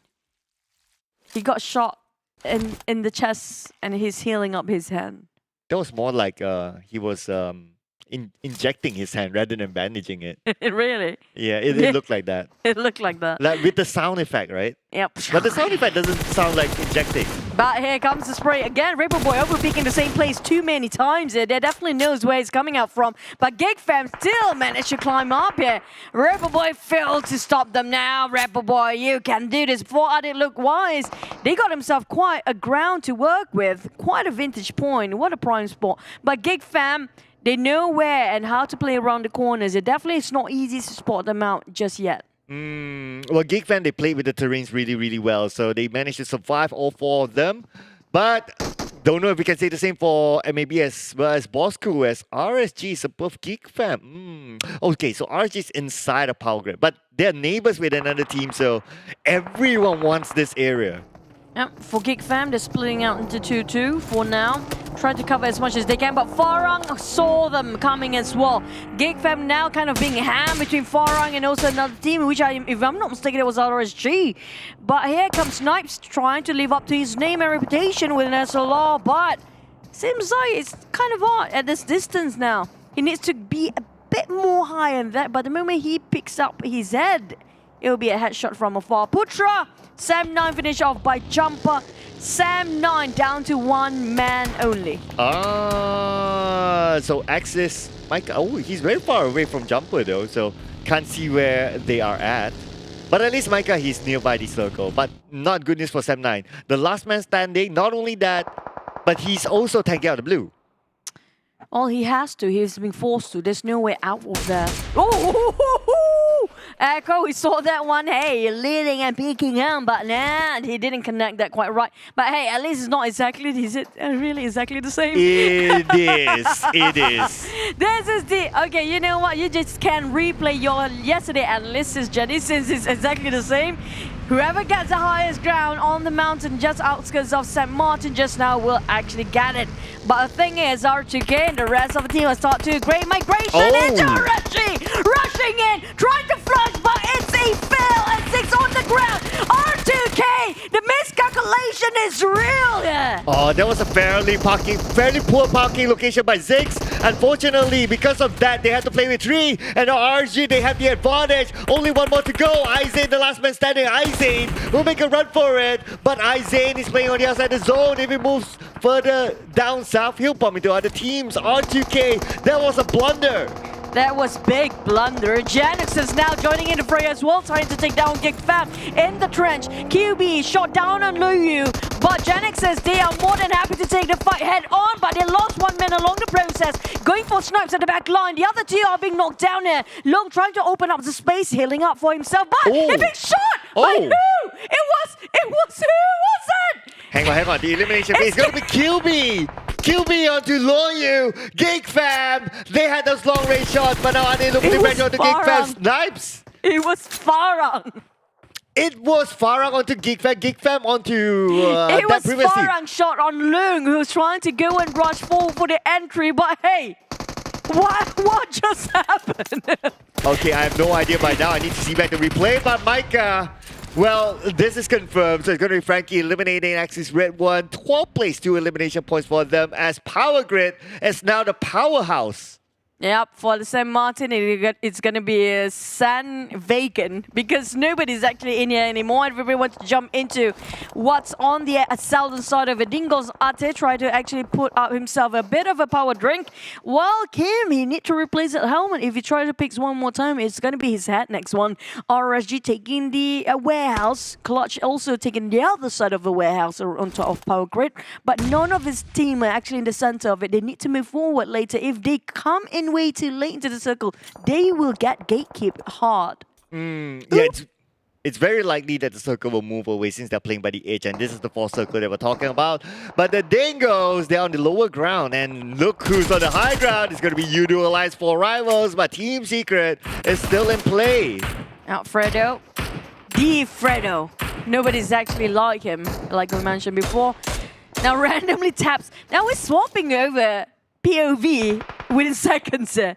It's just really dizzy for us sometimes. But Fredo and Kit trying to actually move forward. Moki actually taking out the blue quite a lot and definitely got himself extra. Hey! 3 elimination points, why not, right? Mookie got himself a baby cam. Now he's a green man for Mookie. He can move forward with a mate. Then Calamity just hops in like having a cruise. But the thing is, the moment they step in, Utilize for Rivals has been waiting. Oh, not only that, the Dingoz is waiting for them with his Kiddo with a double spray. Taking 2 from MAB. That's going to be 2 points by this Kiddo. Gunned down from behind. The good news that he has a ledge to play with, but Iftar now the last man standing for MAB. Iftar will be taken over the zone, and that is it for MAB. Oh boy. And Blazer finished off with Iftar just now. What a waste. Couldn't actually just secure that 1 point. Back to us, Fredo tapping out against our boy. How can he see that one? Fredo going on top of hill, but they need to cut across. But the problem is, it's quite fast too, even though it's just few meters away. Still unreachable for now. Dingoz Ricky giving the pressure to a Team Secret, and also Utilize, who Mato just happened to pass by freely and happily walking. But hey, what? Who cares? Ricky still shooting towards Utilize forever. Nobody spotted out Mato yet. Yeah, Mato, he just like, okay. Casually just walked past by, like in between 2 teams, like, okay. Nobody cares. Exactly, like Mato, he has this invisible cape, but the rest of Team Secret, they're in the circle. They just need to bring Mato together with them, but Pamburu and Cole will fight up against Ate. Ate moves in, let's go! Ooh, and almost got in. To the left, to the left, to the left, to the right, to the right, Ate left, Ate, Pamburu, Ate! Wow, what a play! Almost lost it, but hey, still got it. That's gonna be Dingoz winning that fight just now. But we're not done yet. TABAH NC actually on the ground bleeding out. We have RSG in between, like, we don't know where to go. Maybe left or maybe right. But hey, I'm taking my own sweet time. Bosskur, on the other hand, hops onto the buggy. Here we go. Just gonna rush in wherever I can. But because of that, he got shot down by Y2K. Who misses and whiffed it with a micro Uzi. I mean, with that kind of distance, well, you keep your expectations at a certain level. We saw micro Uzi sniping before. Thank you, Singapore, for doing that. But anyway, here is the Dingoz against Team Secret. So Team Secret, they're playing by the edge of the circle, but Aduka is still playing for NC, going up against RSG. Now, RSG still contemplating. We don't know which one, right or left. Just how like we decide our food today, what we're gonna eat. That's RSG having a bit of a problem to decide right now. They take it on NSEA at first. Oh, what a name from Luke! Now this is the time to charge. But Luke, he doesn't know where are the others. Oh, never mind. Make a big U-turn and now tossing out another smoke. I need to go in, but they can't see me. He needs to move forward, but he starts to fire. Two TABAH NC down. Forest going in at the same time. Who gets it first? To the right. Oh, to the right. To the right. To the again. right. No. RSG. Wait, what? Oh, wait a second. RSG coming from behind. Frankie managed to gun down one. So now Frankie is the last man standing unless he can pick up legs. And now with the nade tossing on to the other side. Frankie, good news is that he's in the circle. But Farang Legends is coming to town. Olio. trying to hit on Rex. There you go, so many nades. Kit start to move again. Dingoz have so many fights, every single perspective, every single angle there is. Dingoz Ricky will be revived by Ate, who was... Never mind. The moment we mentioned them, they died. Yeah, it's kind of obvious that they're behind the vehicle with the nade eliminating them. But now, let's check this out. Team Secret, 5 elimination points already. Red Bull Boy spots out Jimmy in warehouse. Jimmy and Cody are in the circle. Looks like RSG out as well, so now we're down to the top 5 teams. Yeah, with a lot of players set for TABAH NC with only one. Here comes 10 elimination. Now, Farang, can they cut into number 1 spot? This is what we're talking about with double elimination points, 11 by far. If they got themselves a chicken, Yoodo Alliance 4 of us cannot sit at all. They have to stand now. Stand up. You know? Stand up. Stand up. That's what everyone else say in the video, but here we go. Adips is standing up at the high ground. He spots out Farang Legends. Farang Legends still playing on the outside of the circle. They need to find their way. And Frankie for NC is still alive.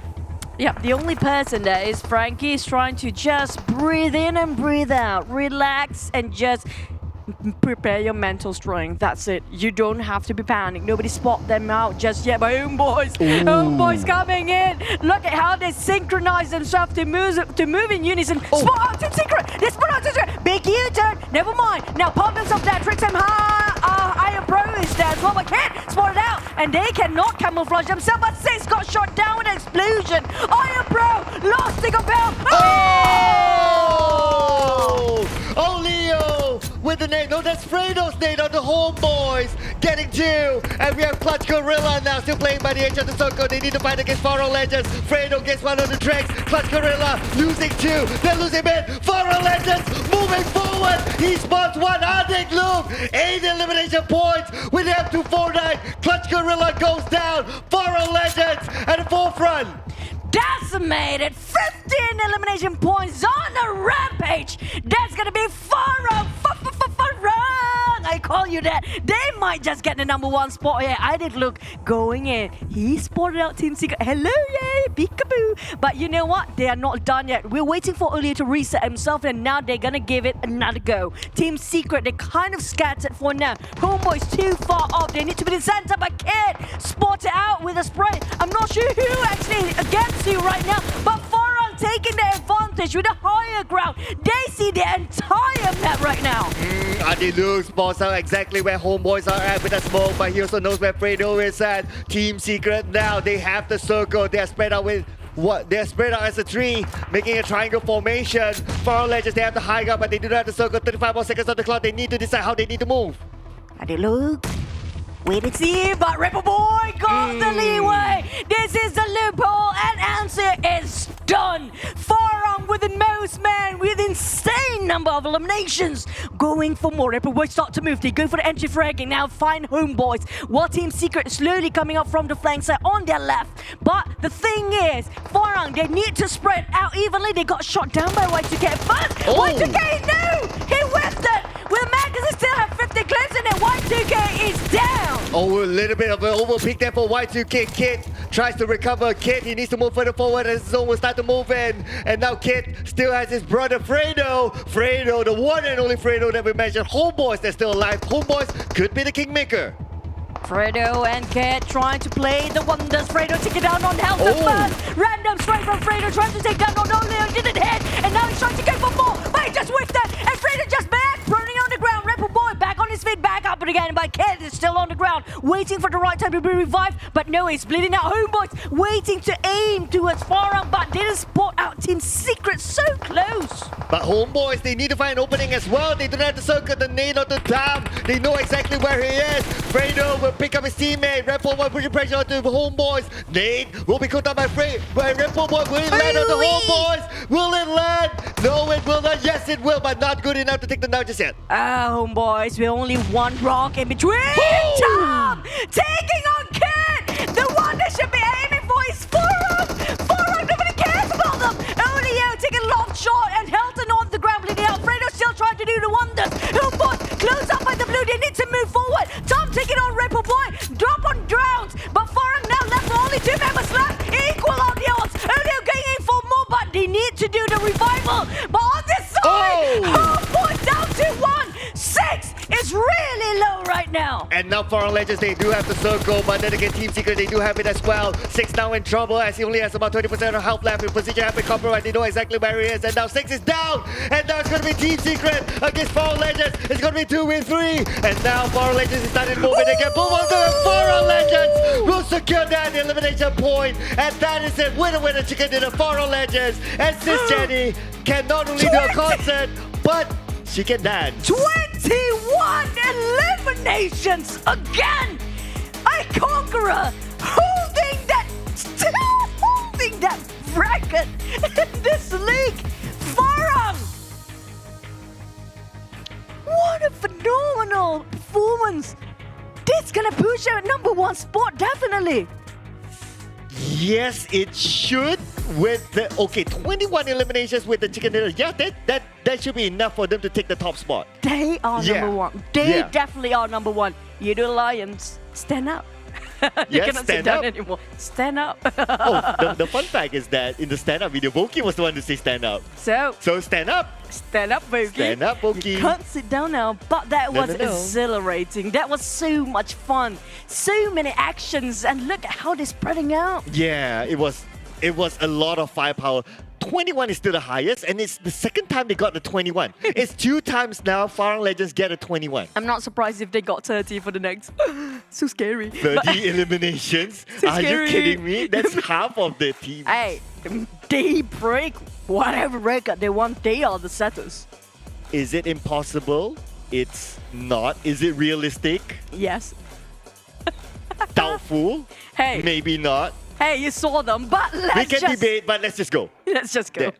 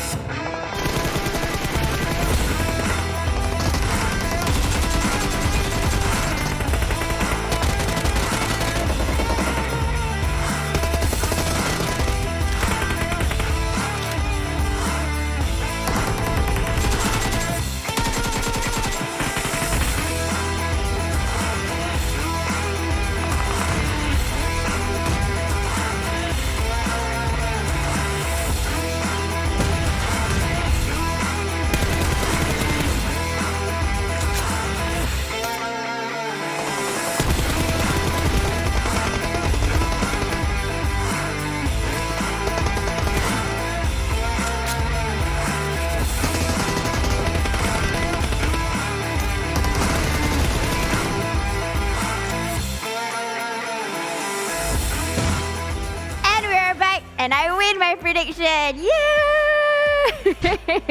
Yeah, so Farang Legend won that chicken dinner with an amazing record holder one more time. They didn't break their own record, so it's okay. It's 21 elimination. It's their, but this time it's with a chicken dinner. So probably the record is changed in that sense. Alright. But guys, this is something for you before we go into the game even further. This is the Instagram followers giveaway. We've got a Realme GT2 Pro, the sleek white phone. What you got to do is to just tag 3 friends in the comment. When you reach 20,000 and 30,000, we are going to give a phone for free. So what you got to do? Easy, follow, tag, follow, tag. You want to do it daily? Go ahead, up to you. We're just going to pick one of you, or maybe I don't know how many they're gonna give, so just keep doing it and you will get it in your hands, that new awesome phone. But this is another thing that is awesome. I hope it's a companion because it's so cute. Raise dream monsters, get rewards. Pet your dream monster and get huge prizes. So I don't know, it looks like a companion. Like some of the players, they have that little cute things beside them. It could be a dragon, it could be Godzilla, it could be the what did I say, Godzilla? Yes, also, and the monkey. All these things probably this might just be a companion. I was looking at it in the events, I couldn't find it, so probably it's somewhere in the mailbox. You guys gotta find it. But when you watch us, we're gonna give you something also. We have things that you can collect when you watch PMPL. You get rewards, and this only lasts from 15th of April all the way till 17th. Go into your event center. When you hear me talking, this is when you're on your PUBG Mobile. Collect all these things, and it's yours for you to keep forever in your inventory. Especially the parachute permanent parachute. That's yours. I'm just so happy right now because I made my predictions, guys. Yay! At least for now, the record is one day I will get one right. So probably this is how I'm gonna play it with. But now let's look into the match ranking and that awesome record holding crazy. It is 36 points right now with 21 eliminations. Fifth, they get a chicken dinner on top of that, so it's like an icing on the cake. Before this, they had 21, but they didn't have the chicken dinner. This time, they make it even complete, together with the elimination points. But Team Secret definitely stepping it up right now. They're number 2 with 19 total points. They wanted that chicken dinner definitely, but unfortunately they were outnumbered. They had an earlier engagement. I have a whole lot of story to tell you guys on how did Farang Lejund win this chicken dinner. It's not based on luck. They literally pushed through when the circle starts to close ever since circle number 4. NSEA, I think they were trying to play with their rotations a little bit. It got a little bit better, but not enough with the eliminations. So they're at number 3. Homebois, again, always prioritizing circle. They usually will get into the circle, but somehow they are not able to defeat because probably they don't have information of teams that is rotating in. That's the reason why they only have 1 elimination point. But MVP goes to Adek. Look, he's breaking his own record. It's 1,567 damage total amount of that. Just him. It's above average. You guys can see that purple.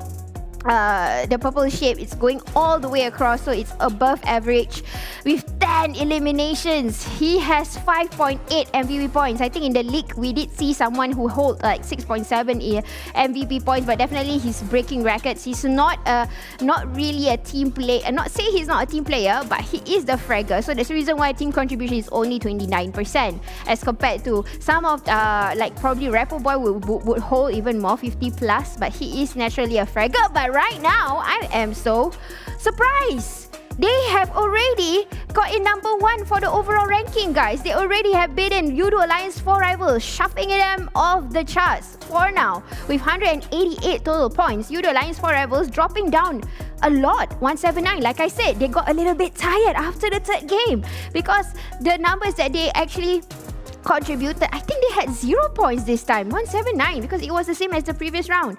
Dingoz is at number 3, Homebois number 4, climbing up the stat also. And plus, guys, this is a good news for you Team Secret fans. They are in number 11 just already. Before this, they were at number 14. Now they push all the way up because they got number 2 with 98 in total, with holding that number 11 spot.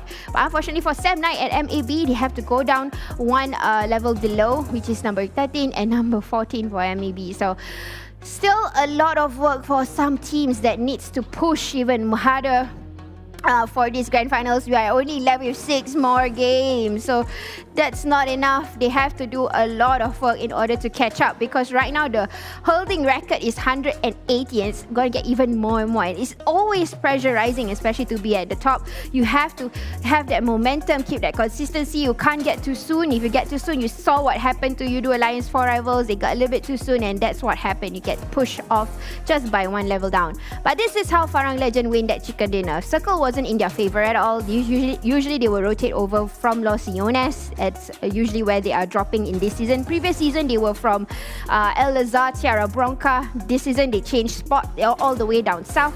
But a few circles was in their favor, especially when they started to move near Picado. They already have opened up over in circle number 4.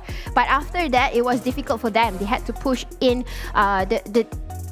push into the circle, and plus Picado had that hill that the 4th circle, the hills wasn't in their favor at all. This is between circle number 4 and number 5, about to change into number 5, but it takes like you can see the blue, it's not closed in yet, so it's still in the circle number 4. At this point of time, they did not get as much elimination points, so they have not started so-called fragging yet. It only started to get a little bit crazy when the circle shifted away from them. So you can see that it's not something that is given to them, like how Dingoz will usually get their chicken dinner. They will have the circle and they are in the center, but Farang Legend had to push their way in. This is where the circle is, and after that it shifted away. It went right in front of Power Grid. They had to move and no more of the hills. So they had no advantage in the sense of vantage point. But we can see Homebois, as I say, they are always prioritizing circle. They are always in the circle, but about them, they don't have information. That's the reason why they can't get elimination points, because they can't see or they have probably, they can't gauge exactly where the rotation might be. But it was a giveaway when Farang already started to see Geek Fam. They already learned the information. Geek Fam is looking into another team, so that's how they build up information, because Geek Fam is not looking at them, they're looking ahead, and Geek Fam is spraying away. So they are taking advantage of information that is being given from other teams in that sense. So this is where we see NC winning the circle. They are in the center, but look at their position. They are inside a ditch, so they don't have an advantage to see the location of teams. Plus, Clutch Guerilla at this point of time, they have compounds to play with, so not much bullets can protrude in. RSG, on the other hand, they were in the way, in the middle of a few teams, but they couldn't get across because, yes, Clutch Guerilla was gatekeeping them. But this situation was definitely ridiculous, because Clutch Guerilla definitely have a good point where they can see everybody, but they were also being contested by Team Secret, even though they have 3 players. At this point of time, you can't see Fredo. Somewhere is at the back. Fredo is doing a whole lot of damage towards Clutch Guerilla, but being assisted by Farang. And Frankie, all he had to do is just do survival points. But good enough for Rappo. He already kind of smelled Frankie in the shed. He threw a grenade and Frankie got eliminated. Somehow, that was a good move by Rappo Boy. Being an IGL, he's very vigilant. He knows what's going to happen. So he has eliminated someone who might disturb their momentum. And true enough, because he's in front, he's giving information, it's impossible for him to reach Homebois at this point of time. That's the reason why we did see him tossing a grenade over, and it did not really click, just gave damage. But this is very intelligent of Team Secret on how they actually open up. But unfortunately, they don't have props to play with, and they don't have manpower. Although Fredo was doing a good, I would say, knockouts towards Farang Legend. Helton got knocked out twice when it was this circle already. But because of communication and cover fire by Adik Luke and Rappo Boy, that's the reason why Team Secret did not get this chicken dinner. It was communication. They know exactly where to look at. But Team Secret also had a good gameplay. They used and utilized the terrains very well. They have the slope, so they know when to pick and scope. But not enough manpower, and Kit was already down, the main fragger. So they need more than that as a support. But congratulations to Farang Legend, utilizing the plays very well. They know what to do. It's all about the timing, and literally they had a lot of hard work in order for them to push, because they only started picking the elimination point right after they moved into circle number 5. That's where the 21 elimination got a little bit crazy, which is, again, it is something fascinating to see when we see the game skills just like that. So guys, now we're going to take a quick break and we'll get back to you with the last match of the day. See ya.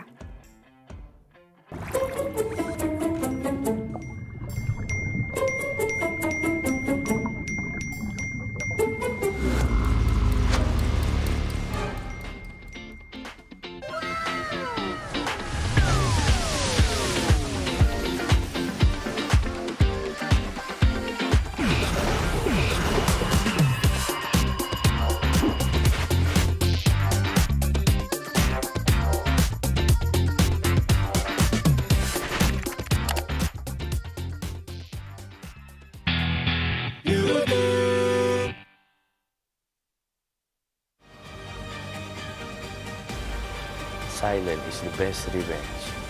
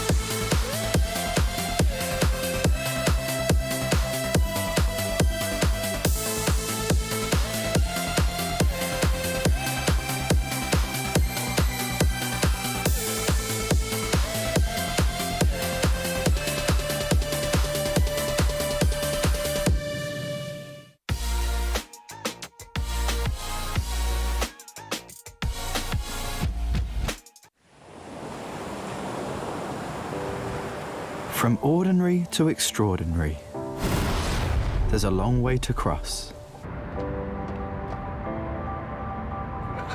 Whenever we lose our way, there's always a light that keeps us going. The light sparks from every young heart. It leads us to capture inspiration in ordinary days. It encourages us to seize the colors of sunrises after the darkest hours and create something amazing with it. We brought the magical color changing effect to life thanks to a dual layer chromic bonding process.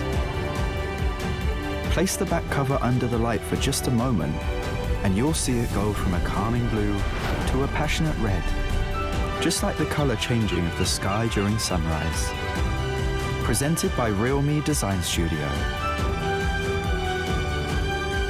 A tribute to those who dare to capture the light. Realme 9 Pro Series. Stand up! Because it's the last game for today. And it's our day 2 last game. That means tomorrow they have to perform all out, give it everything out. Everything must come out already. Mano to mano, like what Keith would say. Why am I talking like this? Don't clip. But I'm back. Sis Jenny here, your host and Liz, and we're going to face into the last game of the day. But that was an insane performance. It's crazy.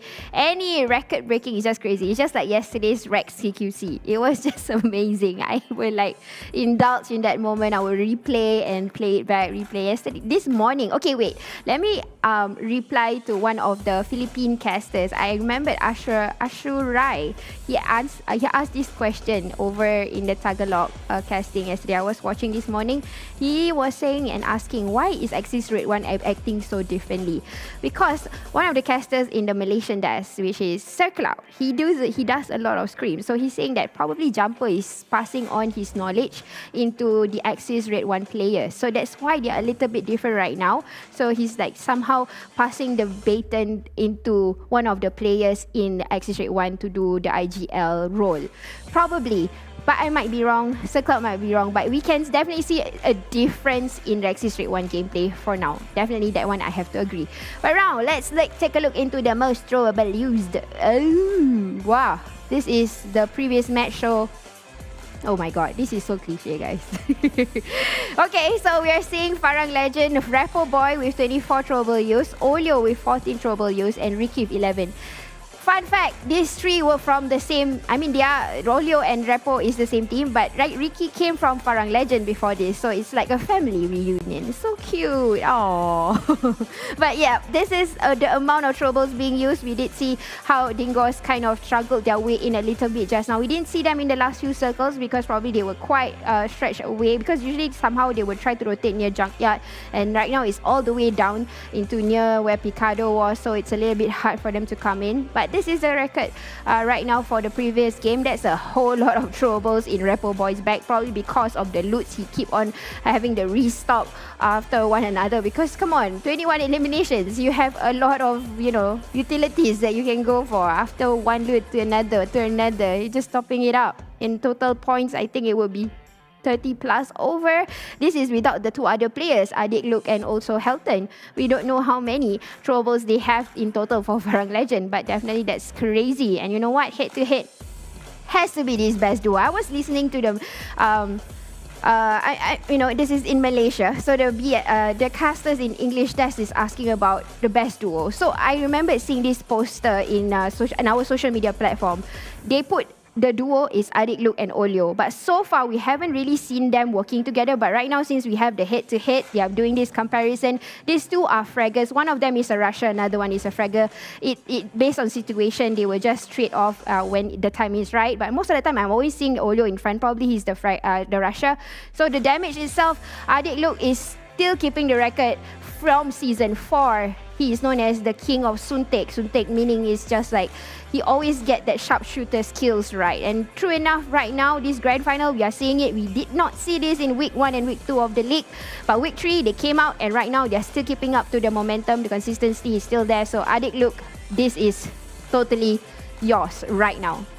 But my prediction for the total points is wrong.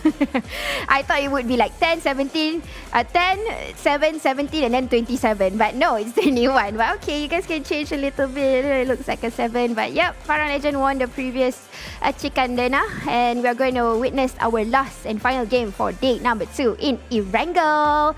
All of everybody's favorite map, or at least mine, the OG map. I'm so happy. I feel like I'm back in my place today, or not today, every single time when I see Erangel. I really love Erangel. I don't mind getting married to Erangel. That's a little bit over, isn't it? But yeah, I really love Erangel. But anyways, guys, who is going to be my next prediction? I don't know if I get this right. If I get this right, then it's just luck. I know who I predicted. It's going to be cliche right now, telling you guys that, because I'm picking this team. It will be a challenge in the overall ranking if they win a chicken dinner. Because yes, the prediction will come out very soon, and you guys will know who exactly I pick. And ta-da! It is RSG that might just win this chicken dinner. If they win this chicken dinner, they will try to battle it out, because they are still in page number 1. And you guys remember how they can do a back-to-back once they wake up the Kraken, they say. And they will try to get a lot of elimination points. This is also another thing with full of fragging power. So if they win this, then it's danger ahead for tomorrow onwards, because it will happen. It will happen for RSG. We've seen that happening before. You've seen how Rex kind of finished off yesterday's CQC. So if they do this, then that's definitely a challenge in the board, at least for the elimination points. So guys, I hope I answered questions based on both countries. And if there is, I will try to understand Tagalog even more. But right now, let's pass to our casters who has been so hardworking today and yesterday. Let's pass it to them. Let's go. Thank you so much, Sis Jenny. And might be her predictions will be right because right now seems like she's on a roll. Innit? No, I don't see her rolling that. Unless if we ask her, that's an idea. Just saying. In case RSG gets the chicken dinner, I'm just saying. Who knows? But hey, don't forget about our smartphone partner this time, Realme GT2 Pro, greater than you see, our tech trendsetter for all of our players, professional players that you saw, giving us such a phenomenal performance. We are in awe because they're using this phone for the best of the best, but nothing more than that. We have to also have a very good internet. Of course, yes, we need to have our official digital telco partner, that is Yoodo. So guys, move over to Yoodo and you will get 5 gigabytes of high-speed data as well as 20 gigabytes of PUBG Mobile data for free. And of course, as any typical Malaysian, we love free stuff, but come on, everyone loves free stuff, right? So come on, come over to Yoodo and enjoy all of that.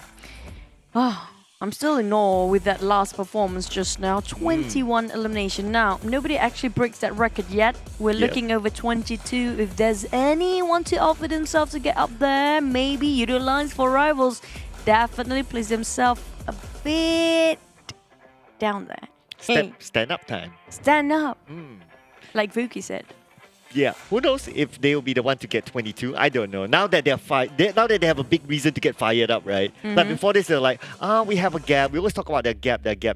And now it's like, nah, no more gap for you. If you want that trophy, you have to do it this round, no next round. But what I worry about is going to be RSG, because we do know RSG when it comes to last minute finish up with a bang, they always do that and deliver that right on time. So maybe RSG, when it comes to this Jenny's prediction, it might be right here this time. It is a possibility.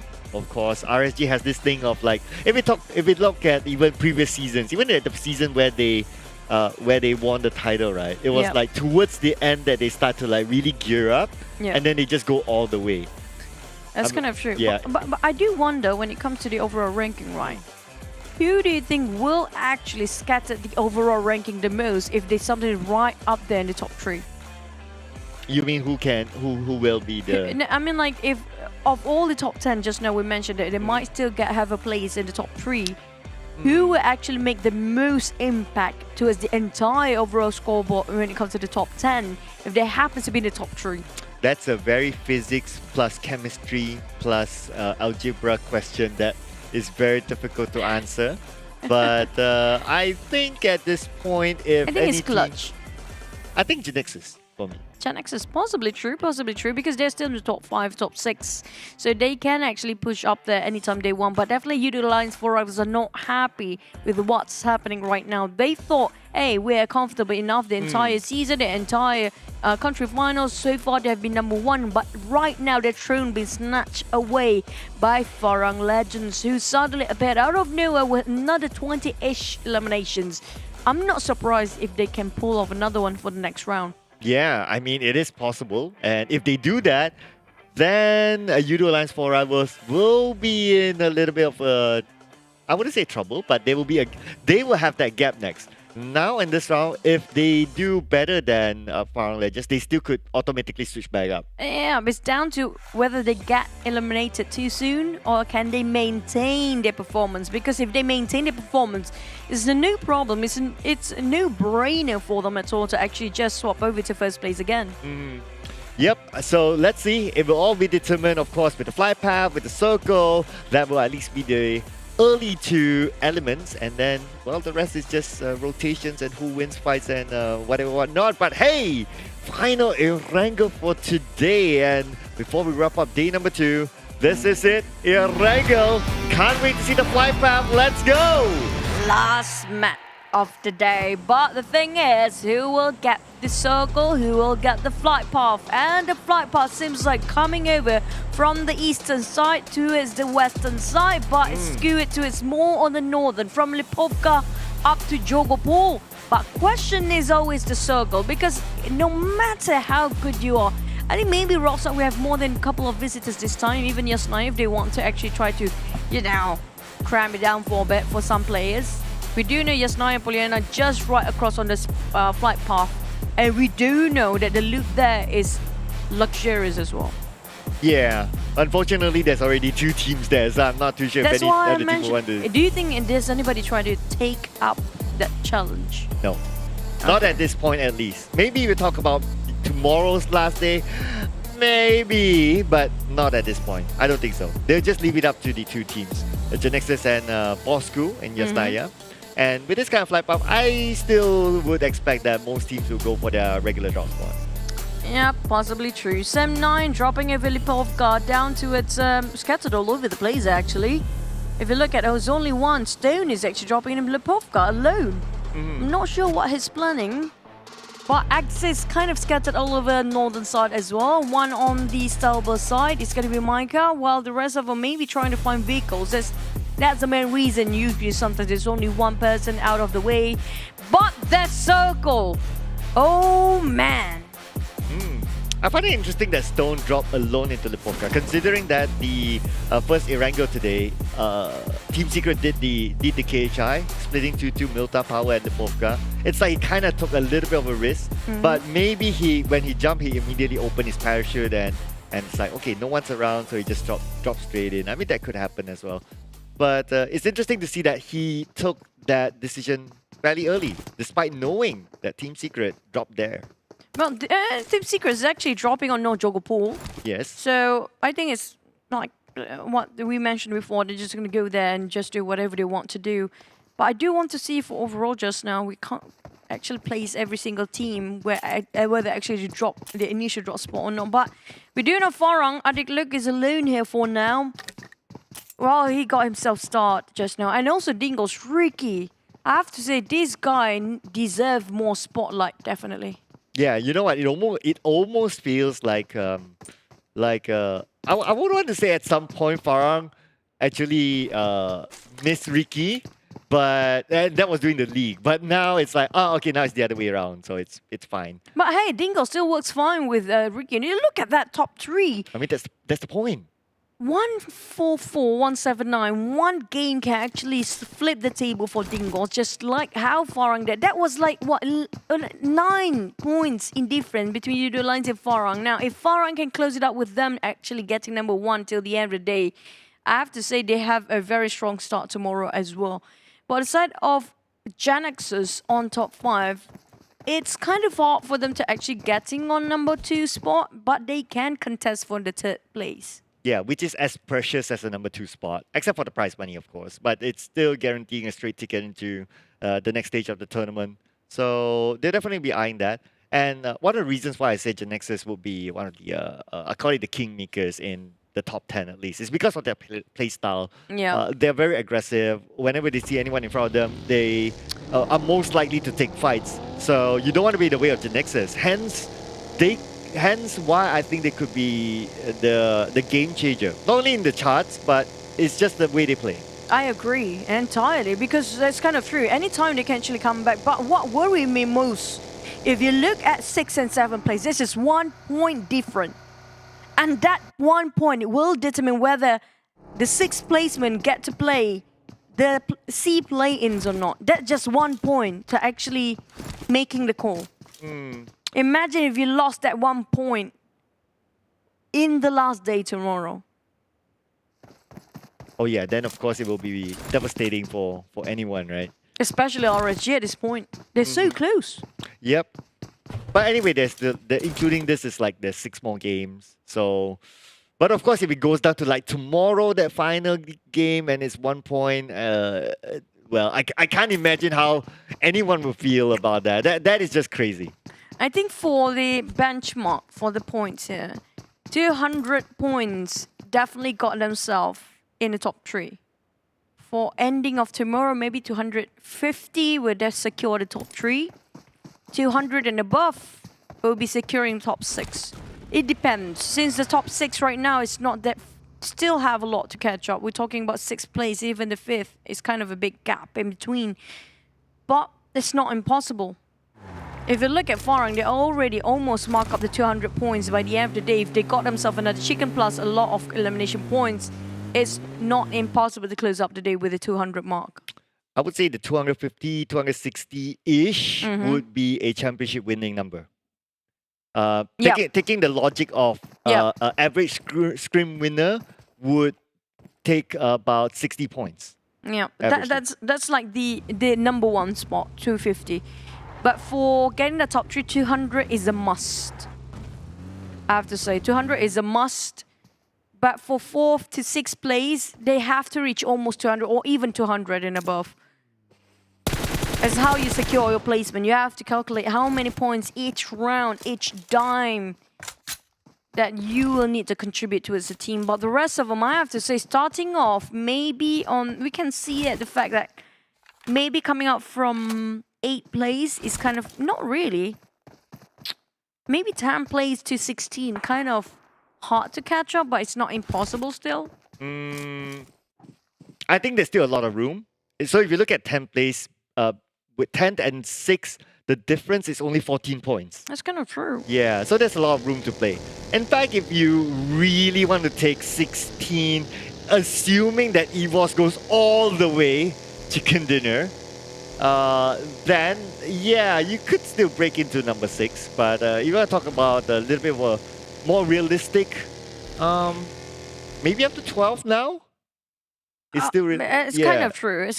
Even 12, yeah. But now I question, why is it Team Secret flashes for the name now? They drop in Yogo Pool, so that's kind of at the end. The circle's on the right. I mean, like, look at the scores.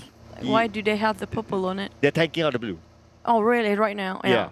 It's quite far off, maybe. Yeah, because they're in Yogo Pool. They're at the furthest end. Okay, right now looking over Yoodo lines. Now, this is the team that we mentioned before. They couldn't afford to lose anymore. They need to win no matter what if they want to maintain number 1 spot. It's a real big statement and a huge prize pool as well on at stake. Bravo tapping out Voki straight away. Did they go for this engagement? Because why? They want to avoid this too early. They got clipped quite a lot just now, if I'm not mistaken, a couple of the players. But the moment they run away, they disengage, they just walk into EVOS VIP lair. Yeah, so they know that EVOS VIP have secured this area. Without the knockdown, they will not go in. So, because at this point, YA4R also have that mentality of like, we cannot go out before Farang Legends. If they go out before Farang Legends, then it will be opening up a 1-game gap, possibly a 1-game gap. So that will be their first objective at least. For MMB, it's kind of hard to catch up now, but they're still trying their best. That's what I love about never mind. At the moment you compliment them. Cannot compliment. You know, some teams you just can't. Yep. Yeah. Might as well just stop complimenting players. Yep. Don't pass on your caster's curse. Geek Fam is tanking up the blue as well, while R2K is just gonna park themselves around the coastline. They're trying to fish somebody. I do want to know what kind of circle we're gonna get next, because right now we do know on the on the eastern bridge, which comprises most of the circle. Next circle pops will know. Will it be the main peninsula or will it be the SMB or Sonovska military base Southern Island? But I have a feeling we might end up just on the outskirts of Farm or even the Medusa intersection, because it seems like we are going that way. Wow. Nice prediction. Yeah. All right, cool. And what sometimes would help is the airdrop, but it's not all the time. So I'm just putting out the disclaimer there, right? So there's a lot of empty space. The Potato Hill, no teams there. Sometimes you will see Clutch Guerilla. Sometimes you see RSG. Sometimes you will see EVOS VIP. But interesting to see that it's vacant, considering that it's still a good position with the first circle. I'm surprised how NSEA is so empty right now. Neither side, there's nobody. They don't really need to rush into the center of circle. This just shows they really want to brawl for all the teams out there. They want to go in for the win, and definitely they want to go in for the eliminations. Now, speaking of which, we have Geek Fam taking over this compound right nearby to Clutch Guerilla. But the thing is, they spot him out. But the other problem, they're having a lot of difficulty to land their visions on top of them since they're having the low ground. Yeah, that's a disadvantage of having the low ground, right? Like you can't get a good vision.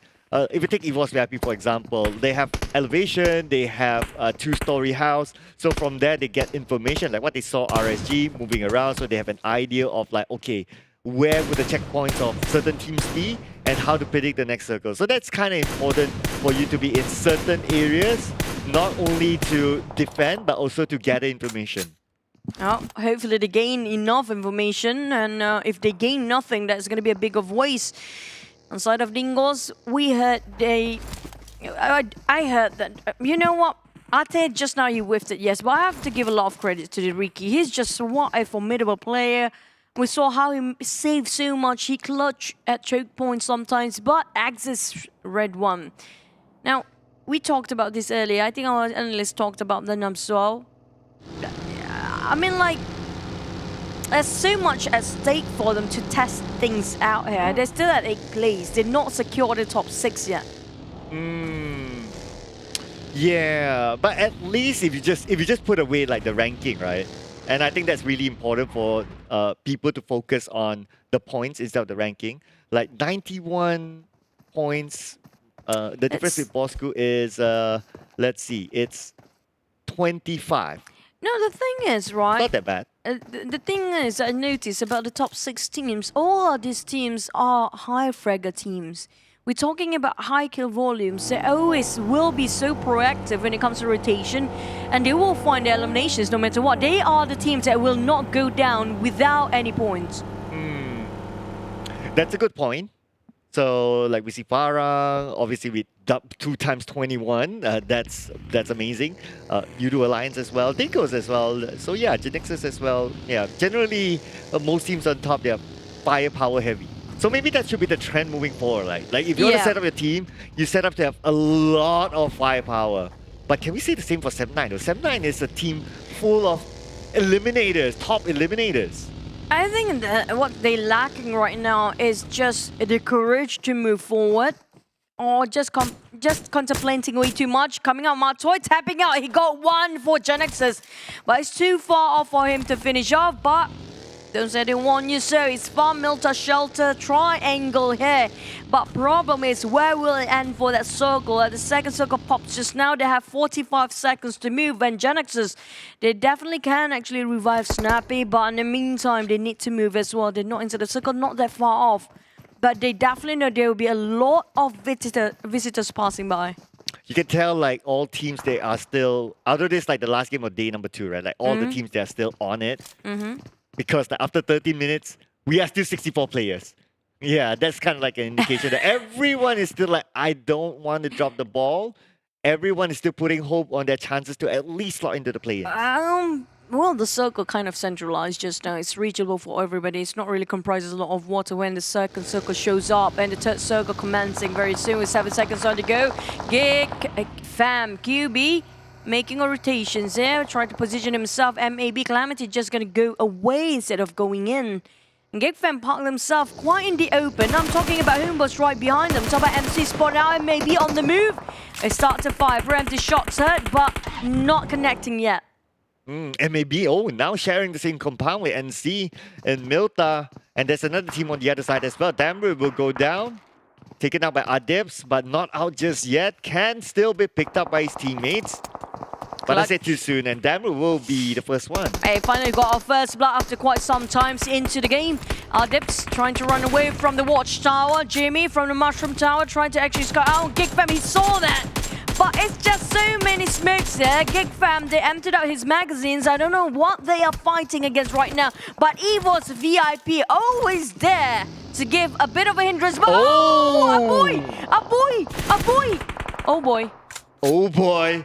A boy or oh boy? Okay, a boy, because he's still alive though. Good cover fire coming in from Bosskur. They know that GENEXUS is coming in. They just random spray, and a boy, with the right timing, leaves this area, and now he's safe. So close. So close. Almost peed my pants there. But back to Farang. Never mind. Farang, still not inside the circle. They're waiting their own sweet time. They're just taking their patience to play in the game, but Secret never ended up well no matter what they do. Kit has been down.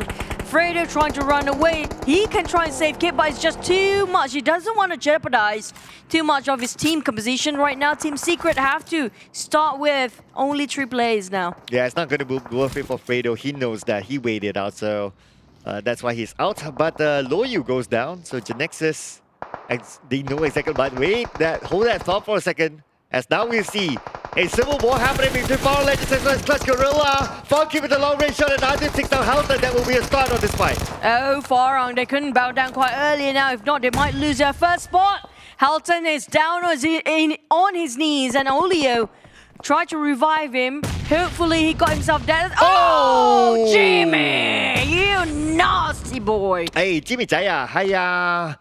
Now, So I just had to do that, right? But anyway, so Jimmy Jaya, he's doing that again. Oh, Jimmy Jai didn't connect his lead, unfortunately. But then again, they have the upper hand though, so Clutch Guerilla will need to finish up the job with Olio, the last man standing. Olio has been there the longest time and no one's really pushing. Now, Clutch really doesn't want the sisters team to actually get the number one for the longest. Olio taking on our dibs. And now trying to toss another one. This is definitely the end for the side of... oh, never mind, didn't finish off straight away. But Olio still going to revive the side of Luke. But we do have another Clutch member on the other side now. Olio, can he actually revive it on time? Wow. Well, another person, Shinji, coming up from the flank side. Rebel Boy trying to go in and go for the push. Shinji? Shinji's going in from behind. Okay, sees Rebel Boy. Rebel Boy, what we got over Shinji, and that is it. That could be an opening for Clutch Guerilla, but Shinji goes down. There's the counter fight coming in for Arden. Look, Jimmy needs to move in together with the rest of Clutch Guerilla. Farang Lejund, they're playing on the outside of the circle. Arden Luke makes a run for it. Just going to bail the ship now as another team too soon. It's going to be the first one. 7-9 out again. Quite early. MAB taking it on an RSG. GENEXUS fighting against Yoodo Alliance in a very, very small compound. It's going to be a CQC. Vuki almost whiffed that. And now another nade will be tossed around. But Vuki straight going for the second floor. Apel trying to cook another nade. Hoping it will be landing on those on the second floor. First floor. Alone from the outside. Out of nowhere. Tossing out another nade, but he got knocked down. Finish off GENEXUS is done. And just when I said GENEXUS could be the one to, you know, rattle things, but yeah, cast this curse. Just happened. I should start voting for them. Or any team. Oh, Clutch Guerilla. Wait, what? Oh, Geek Fam. Oh, wow, there's this going in and that just goes down. That's down to Funky, but looks like the music will not be played. Wait. Farang actually took a shot at that. QB from Geek Fam as well. And that's quite far and way across downtown. Farang coming into this compound, taking on the fight against Geek Fam. Dingoz fighting against Axis redONE, who just appeared out of nowhere and just arrived. But Micah straight being shot down by Arte and the rest of Dingoz. I think it was Dingoz Ricky coming up from the back line as well.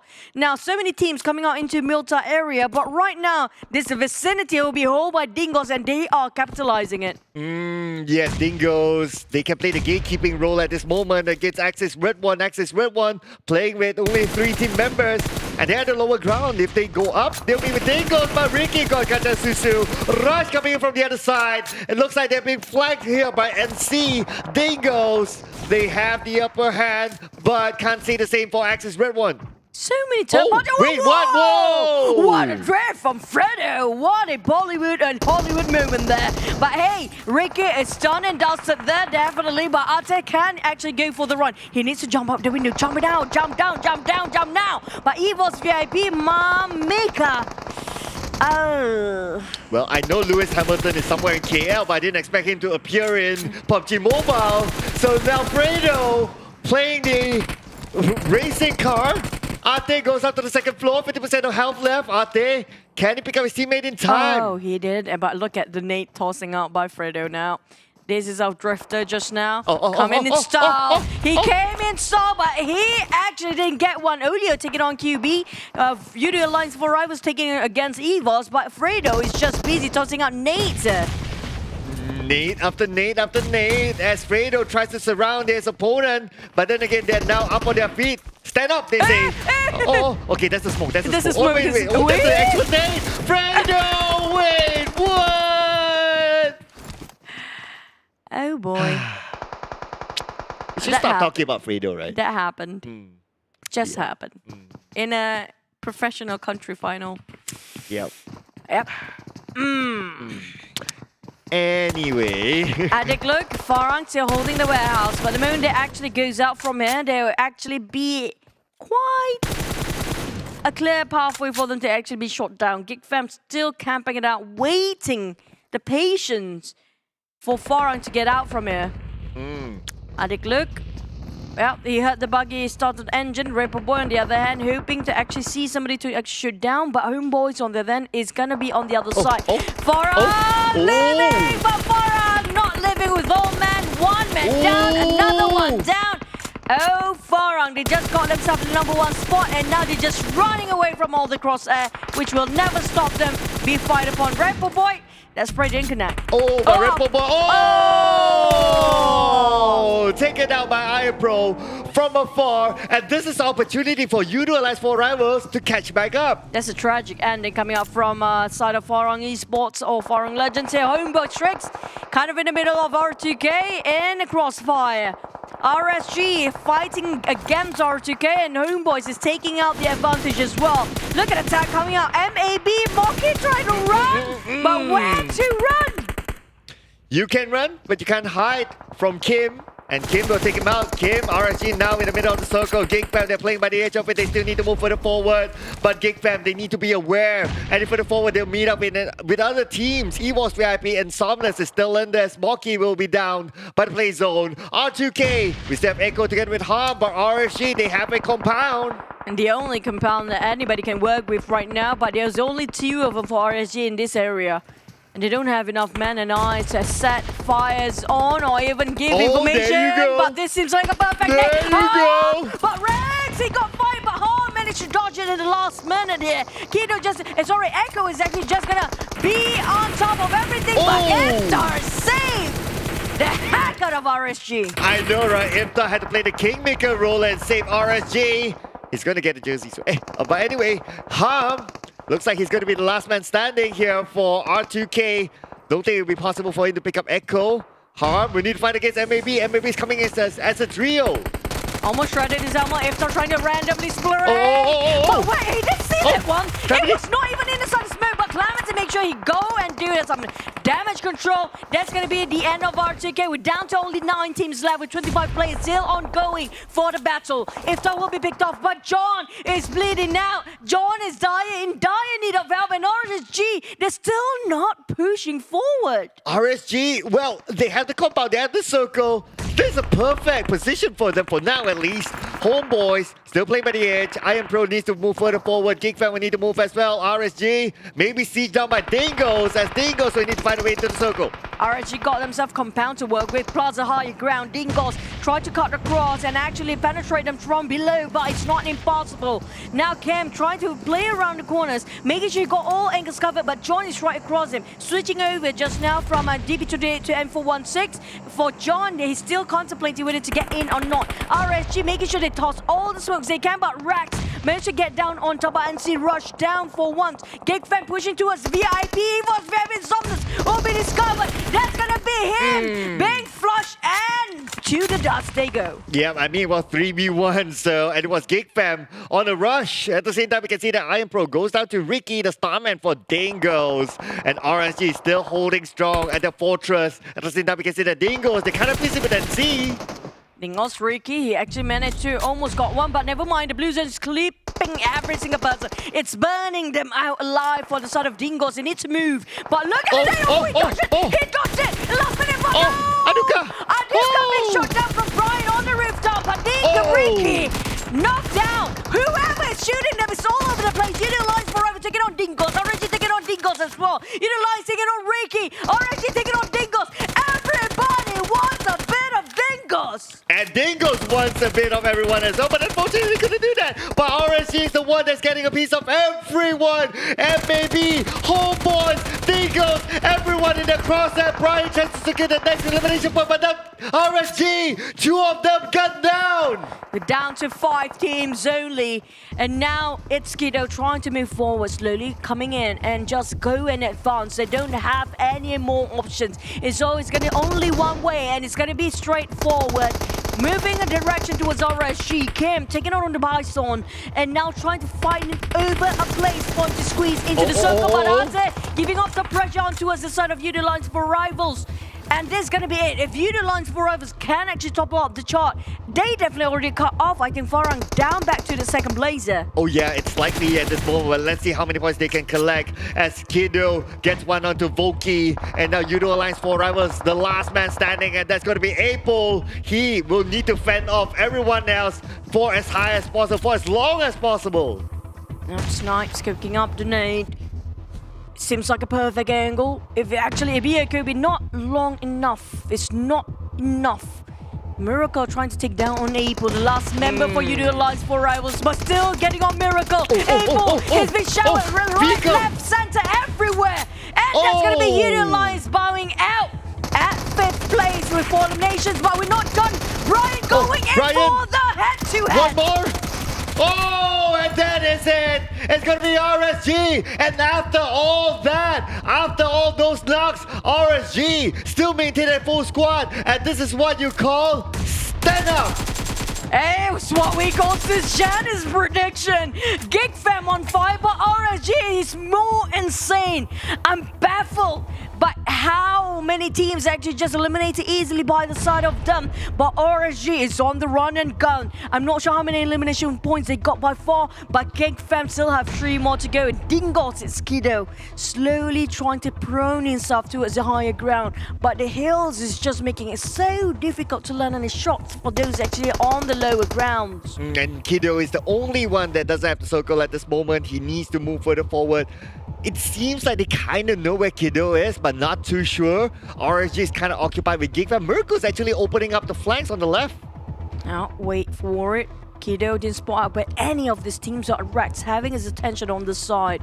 Miracle going for the flank. It's going to be Miracle versus Homebois for the next one. Brian, on the other hand, will aid to take down on Miracle while Kim and Rex try to distract them. They found out Kiddo. Dingoz ended up inside. Down to 2 more teams. 3v4. Oh, that is it. 3v4. RSG, could this be their moment? But then again, Geek Fam, they're not a team to be looked down upon. Smallboy has Miracle, and Snipes and QB has the other RSG members. Smallboy, he's actually crawling towards Miracle, but Smallboy's on the lower ground. He can't see Miracle just yet. Smallboy might spot Miracle first. The moment he just crouched a bit more towards advancing forward. Smallboy definitely see Miracle. He heard Miracle. Smallboy taking his own sweet time, not too much. Trigger discipline, we go. Kim saw, but Kim is not firing, but he fired a tree. He fired a tree. And now Smallboy going in, rushing forward. And where are the rest of the team? And now he's on Snipes. Look at him. Kim taking down on Geek Fam. Down to 2v2 right now. But Kim taking on QB straight off the bat. It's 1v1 now. Mono to mono. And Geek Fam. Holy smokes! My goodness, Geek Fam beating the odds to get the chicken dinner, and Sis Jenny almost got it again. But Geek Fam is back, 14 elimination points. But I have to say, both team was doing wonderful, exceptional performance. With those 12 eliminations coming out from RSG now, is it going to be enough for Geek Fam and RSG to push themselves towards the top 6 when it comes to the overall? I think that with this kind of finish, it does give them an opportunity. Are they already in the top 6? I don't know. There's just so many numbers to consider at this point. It's so close for the gaps right now. Yeah, it is. It is like 1 point for a few of those teams. It's crazy. And definitely Yoodo Alliance has been topping off the chart again. But you know what? We're going to have to wait and see with our sis Jenny, who almost so close with her predictions. But let's just check out and relive that last match of the day.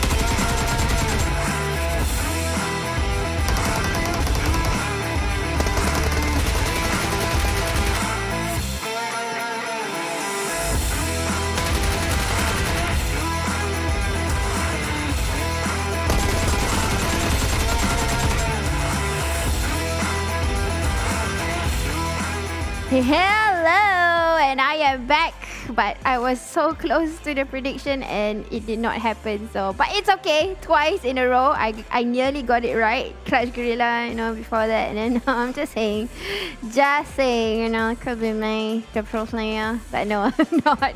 So, guys, now let's go and take a look into this cute companions. Hello there. I don't know when is this gonna come in, so I hope it's gonna come in. So, or maybe it's already inside and I just need to go and look through into it even more. If I do that today, tomorrow I will tell you guys what it's about if you don't want to go and check it out. Okay, so we've got the Pet Your Dream Monster and get huge prizes. I don't know what are the prizes, but definitely it's cute.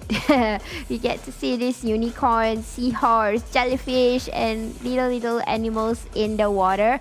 I believe this is in the water because there's a shipwreck right behind there. And when you watch us, we are going to give you rewards. Like one of it is the permanent parachute. This is definitely awesome for you guys to keep in your inventory. You definitely want it because it looks like it has gears and things like that. It looks so sick. It's definitely something for you guys to keep, and definitely for me to go and check it out if I have the time, because it's when you watch then you will win the rewards. I'm not sure if it's when we are off live you will still have it. So just open your PUBG Mobile right now and tap to go and claim all these rewards, okay? But definitely it was a crazy game. The circle just, it was just insane. It is a normal circle, but that is exactly where the choke point is, and it lasted for a while. It was from circle 5, circle 6, and then the choke point lasted for a while, so it was definitely hard for teams who did not get the compound. So that's the reason why RSG can get a lot of elimination points, because they were holding the anchor of the choke point. Right now, let's take a look into the match ranking and see who is on top. Of course, none other Geek Fam. It has to be a CQC with Snipes. Come on, guys. I don't want to mess with Snipes, honestly, and Damroot. These two, crazy. They are just good with the way they frag. It's just on point sharpshooters. And definitely I'm not if Kim had a full life, it would have been a good fight, because these two are fraggers and they can go crazy with fragging skills. So RSG, my prediction is at number 2 with 24 points. Very close to Geek Fam points. Dingoz kind of be the sneaky ones. They get to have 7 elimination this time. At least it's a better elimination. MAB coming in close also. They had a cliff to play with, or a ridge I would say. But it was kind of like a ditch also. Everybody had to go down there, and RSG had the upper hand to see them struggling inside. But Yoodo YA4R Rebels a good sense of gameplay, because they probably see in the kill feed that Farang has been eliminated in number 12. So they had to do survival. I'm not sure if the points is enough for them to top it up, but I think it's maybe they already have crossed it already, because they are only at 179. But here we go. We are having our MVP, which is Snipes. Like I said, I don't want to do CQC with Snipes at all. Every season he is still consistent. Look at the elimination points, 1356 damage. And again, Geek Fam didn't have a smooth sailing journey for that particular match, because it was definitely hard. They had to push through a lot of teams, and they were in the middle of nowhere most of the time. And of all the games, they didn't have the circle. Of all the games, they didn't have Damroot. So it was a waste. But you know what? Yoodo YA4R Rivals, not enough, because Farang managed to get elimination points also, and they were eliminated at not so early. I would say maybe at top, is it at number 12 or number 10? I'm not so sure. But the points is still far ahead, which is 191. But it's very close to Yoodo YA4R Rivals. It's just 189, because they survived longer and they get number 5. So that's at least about 8 points ahead. But Axis Rate 1 not really showing up that well, but Geek Fam managed to push themselves from page number 2 all the way to page number 1 just now, if you guys so aware, but not yet into the top 6. I think somewhat they are in number 8, or I might be wrong.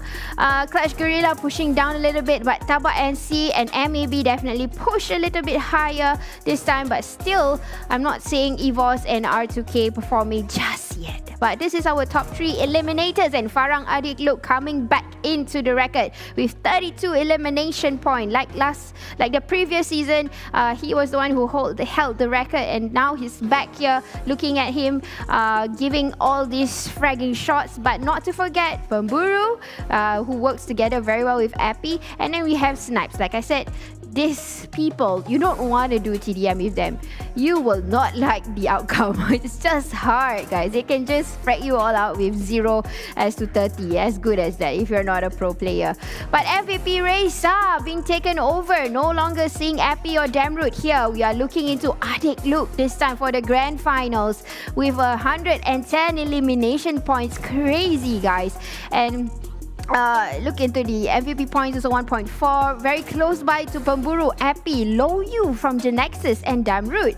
So these are similar faces that we've seen in the league, but definitely we didn't see Adik Look at all in the league because Farang had a slow start, I would say. They didn't perform that well in the first and the second. And right now in grand finals, it shows it all that they really want it and they can have it back. The record, it's back to Adik Look. But how many times do you want to appear in the screen, Adik? Come on. Gunslinger rankings right now, day 2, it belongs to Adik Look with an average headshot of 2, but still on the higher advantage is actually Mika from Axis Red 1 with 3, but elimination itself, Adik Look very close to Appy. It's just 3 points away, guys. So it's really a tight battle, a head-to-head, I would say, with Yoodo, Alliance, 4 Rebels, and Farang Lejund. All of them have good players inside. Fraggers are all inside.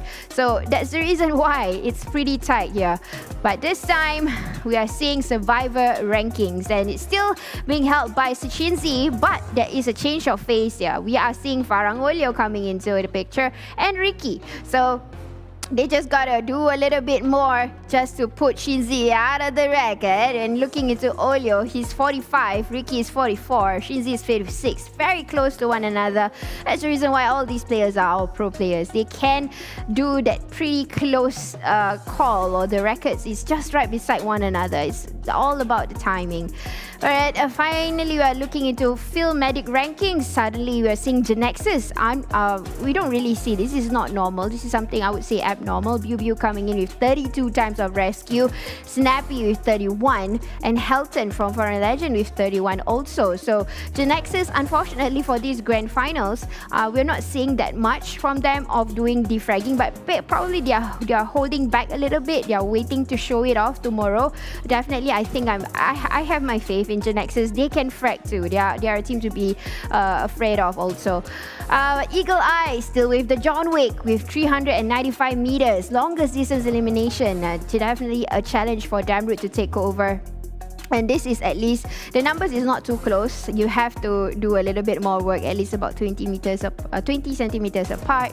Damroot with 368, John with 395, and Jumper with 346. So it's quite a challenge for Eagle Eye rankings, but we can see how John always have the support for MAB. They definitely know when to step in, especially for John doing all the long distance shots. But still, Grenade Master ranking belongs to Kid. So earlier, Custos was saying that Team Secret didn't have a record. Actually, they have, which is only Kid with the Grenade Master. He's definitely a Grenade Master. He has been doing this ever since he was in the previous team. He was actually from Dingoz and PX. So he has been training ever since then. So it's normal to know that Kid has good accuracy, and you guys have seen how he can flush down teams, clutch teams. So with this Grenade, it's actually a bonus. That's the reason why he always will prioritize Grenade first, then he will go on with the sharpshooter. Loyo with 13 and Adik with 13 again. I don't know how many times Adik want to appear in our screens, guys. This is just all about him and his skills, and it's just going crazy a little bit. But this is the time where they show off their skill sets. All these players have their chance to show what they really have this time. So let's talk about the game and how did Geek Fam win that chicken dinner. So the circle, honestly guys, it's not in anyone's favor, not even in I would say Geek Fam's favor, at least the least. RSG, it was looking towards into their side because they are the Milta people. They will just rotate a little bit like probably 100 meters apart from where they were. But Geek Fam, like I said, it's not an easy game for them. They have to push through a lot of boundaries, and a whole lot of cluster was actually towards where they are rotating in.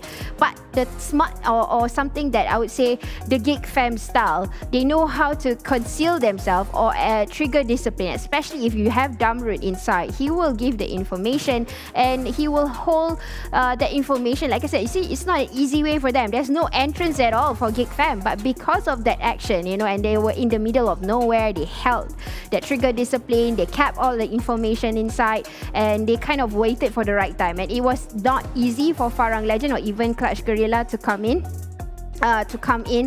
to do sprays to one another, just because we have Geek Fam there standing by. And if you realize, the sharpshooters are always getting the teams that is trying to come into where Geek Fam is. It's always Snipes, and at the same time it's Miracle. QB is just the one that is giving information. At this point of time, they have already lost Damrut. So right now we are seeing this graphic, and you see Yoodo Alliance Forever don't really have a challenge. They are in the compound.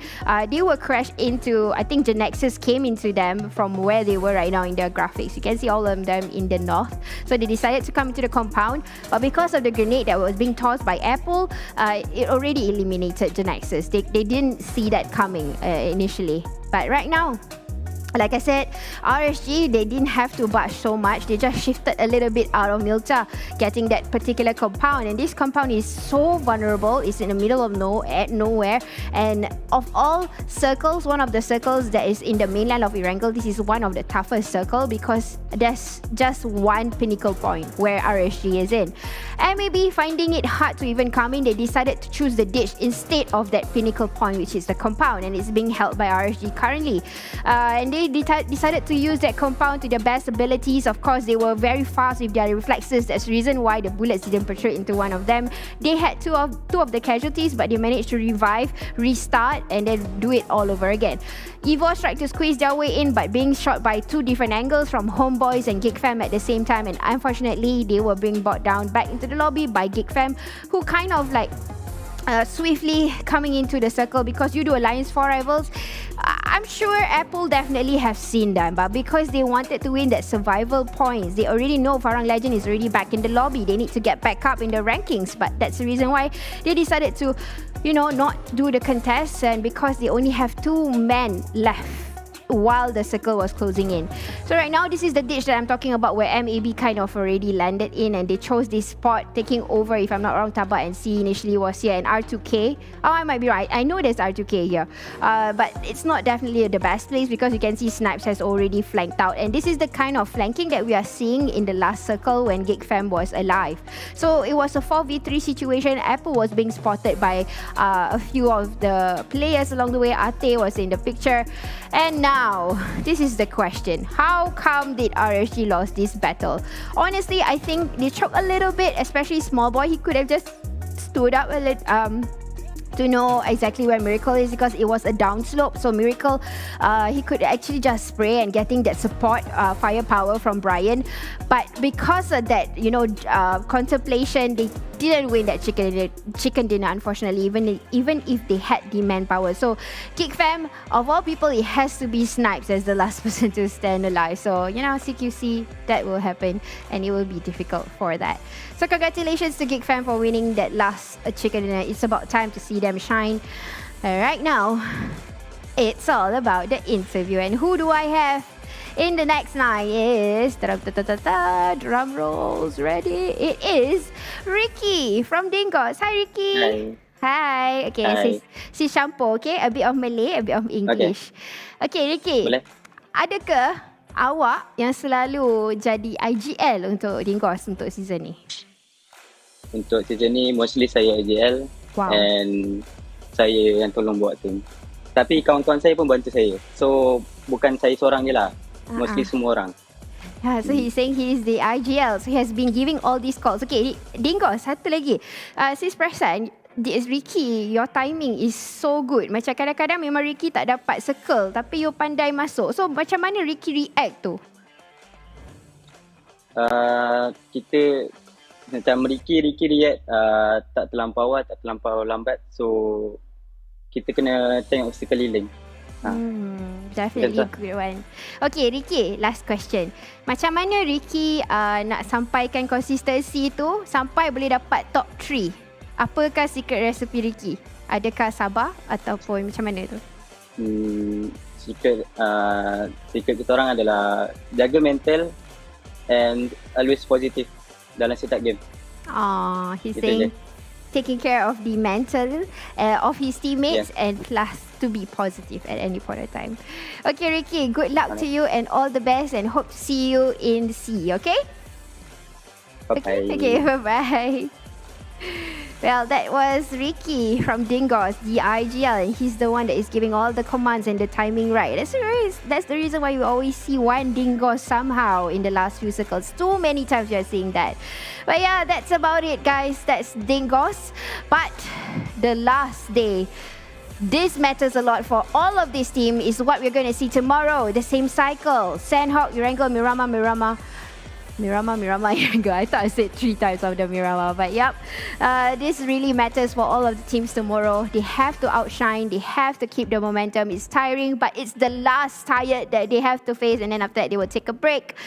This matters because the $150,000 is at stake, and who is going to get it? It really depends on who is going to be the top 3 right now, because as of now, we are seeing Farang Legends, Yoodo Alliance, and also Dingoz. So it's really heating up, and the points is so close to one another.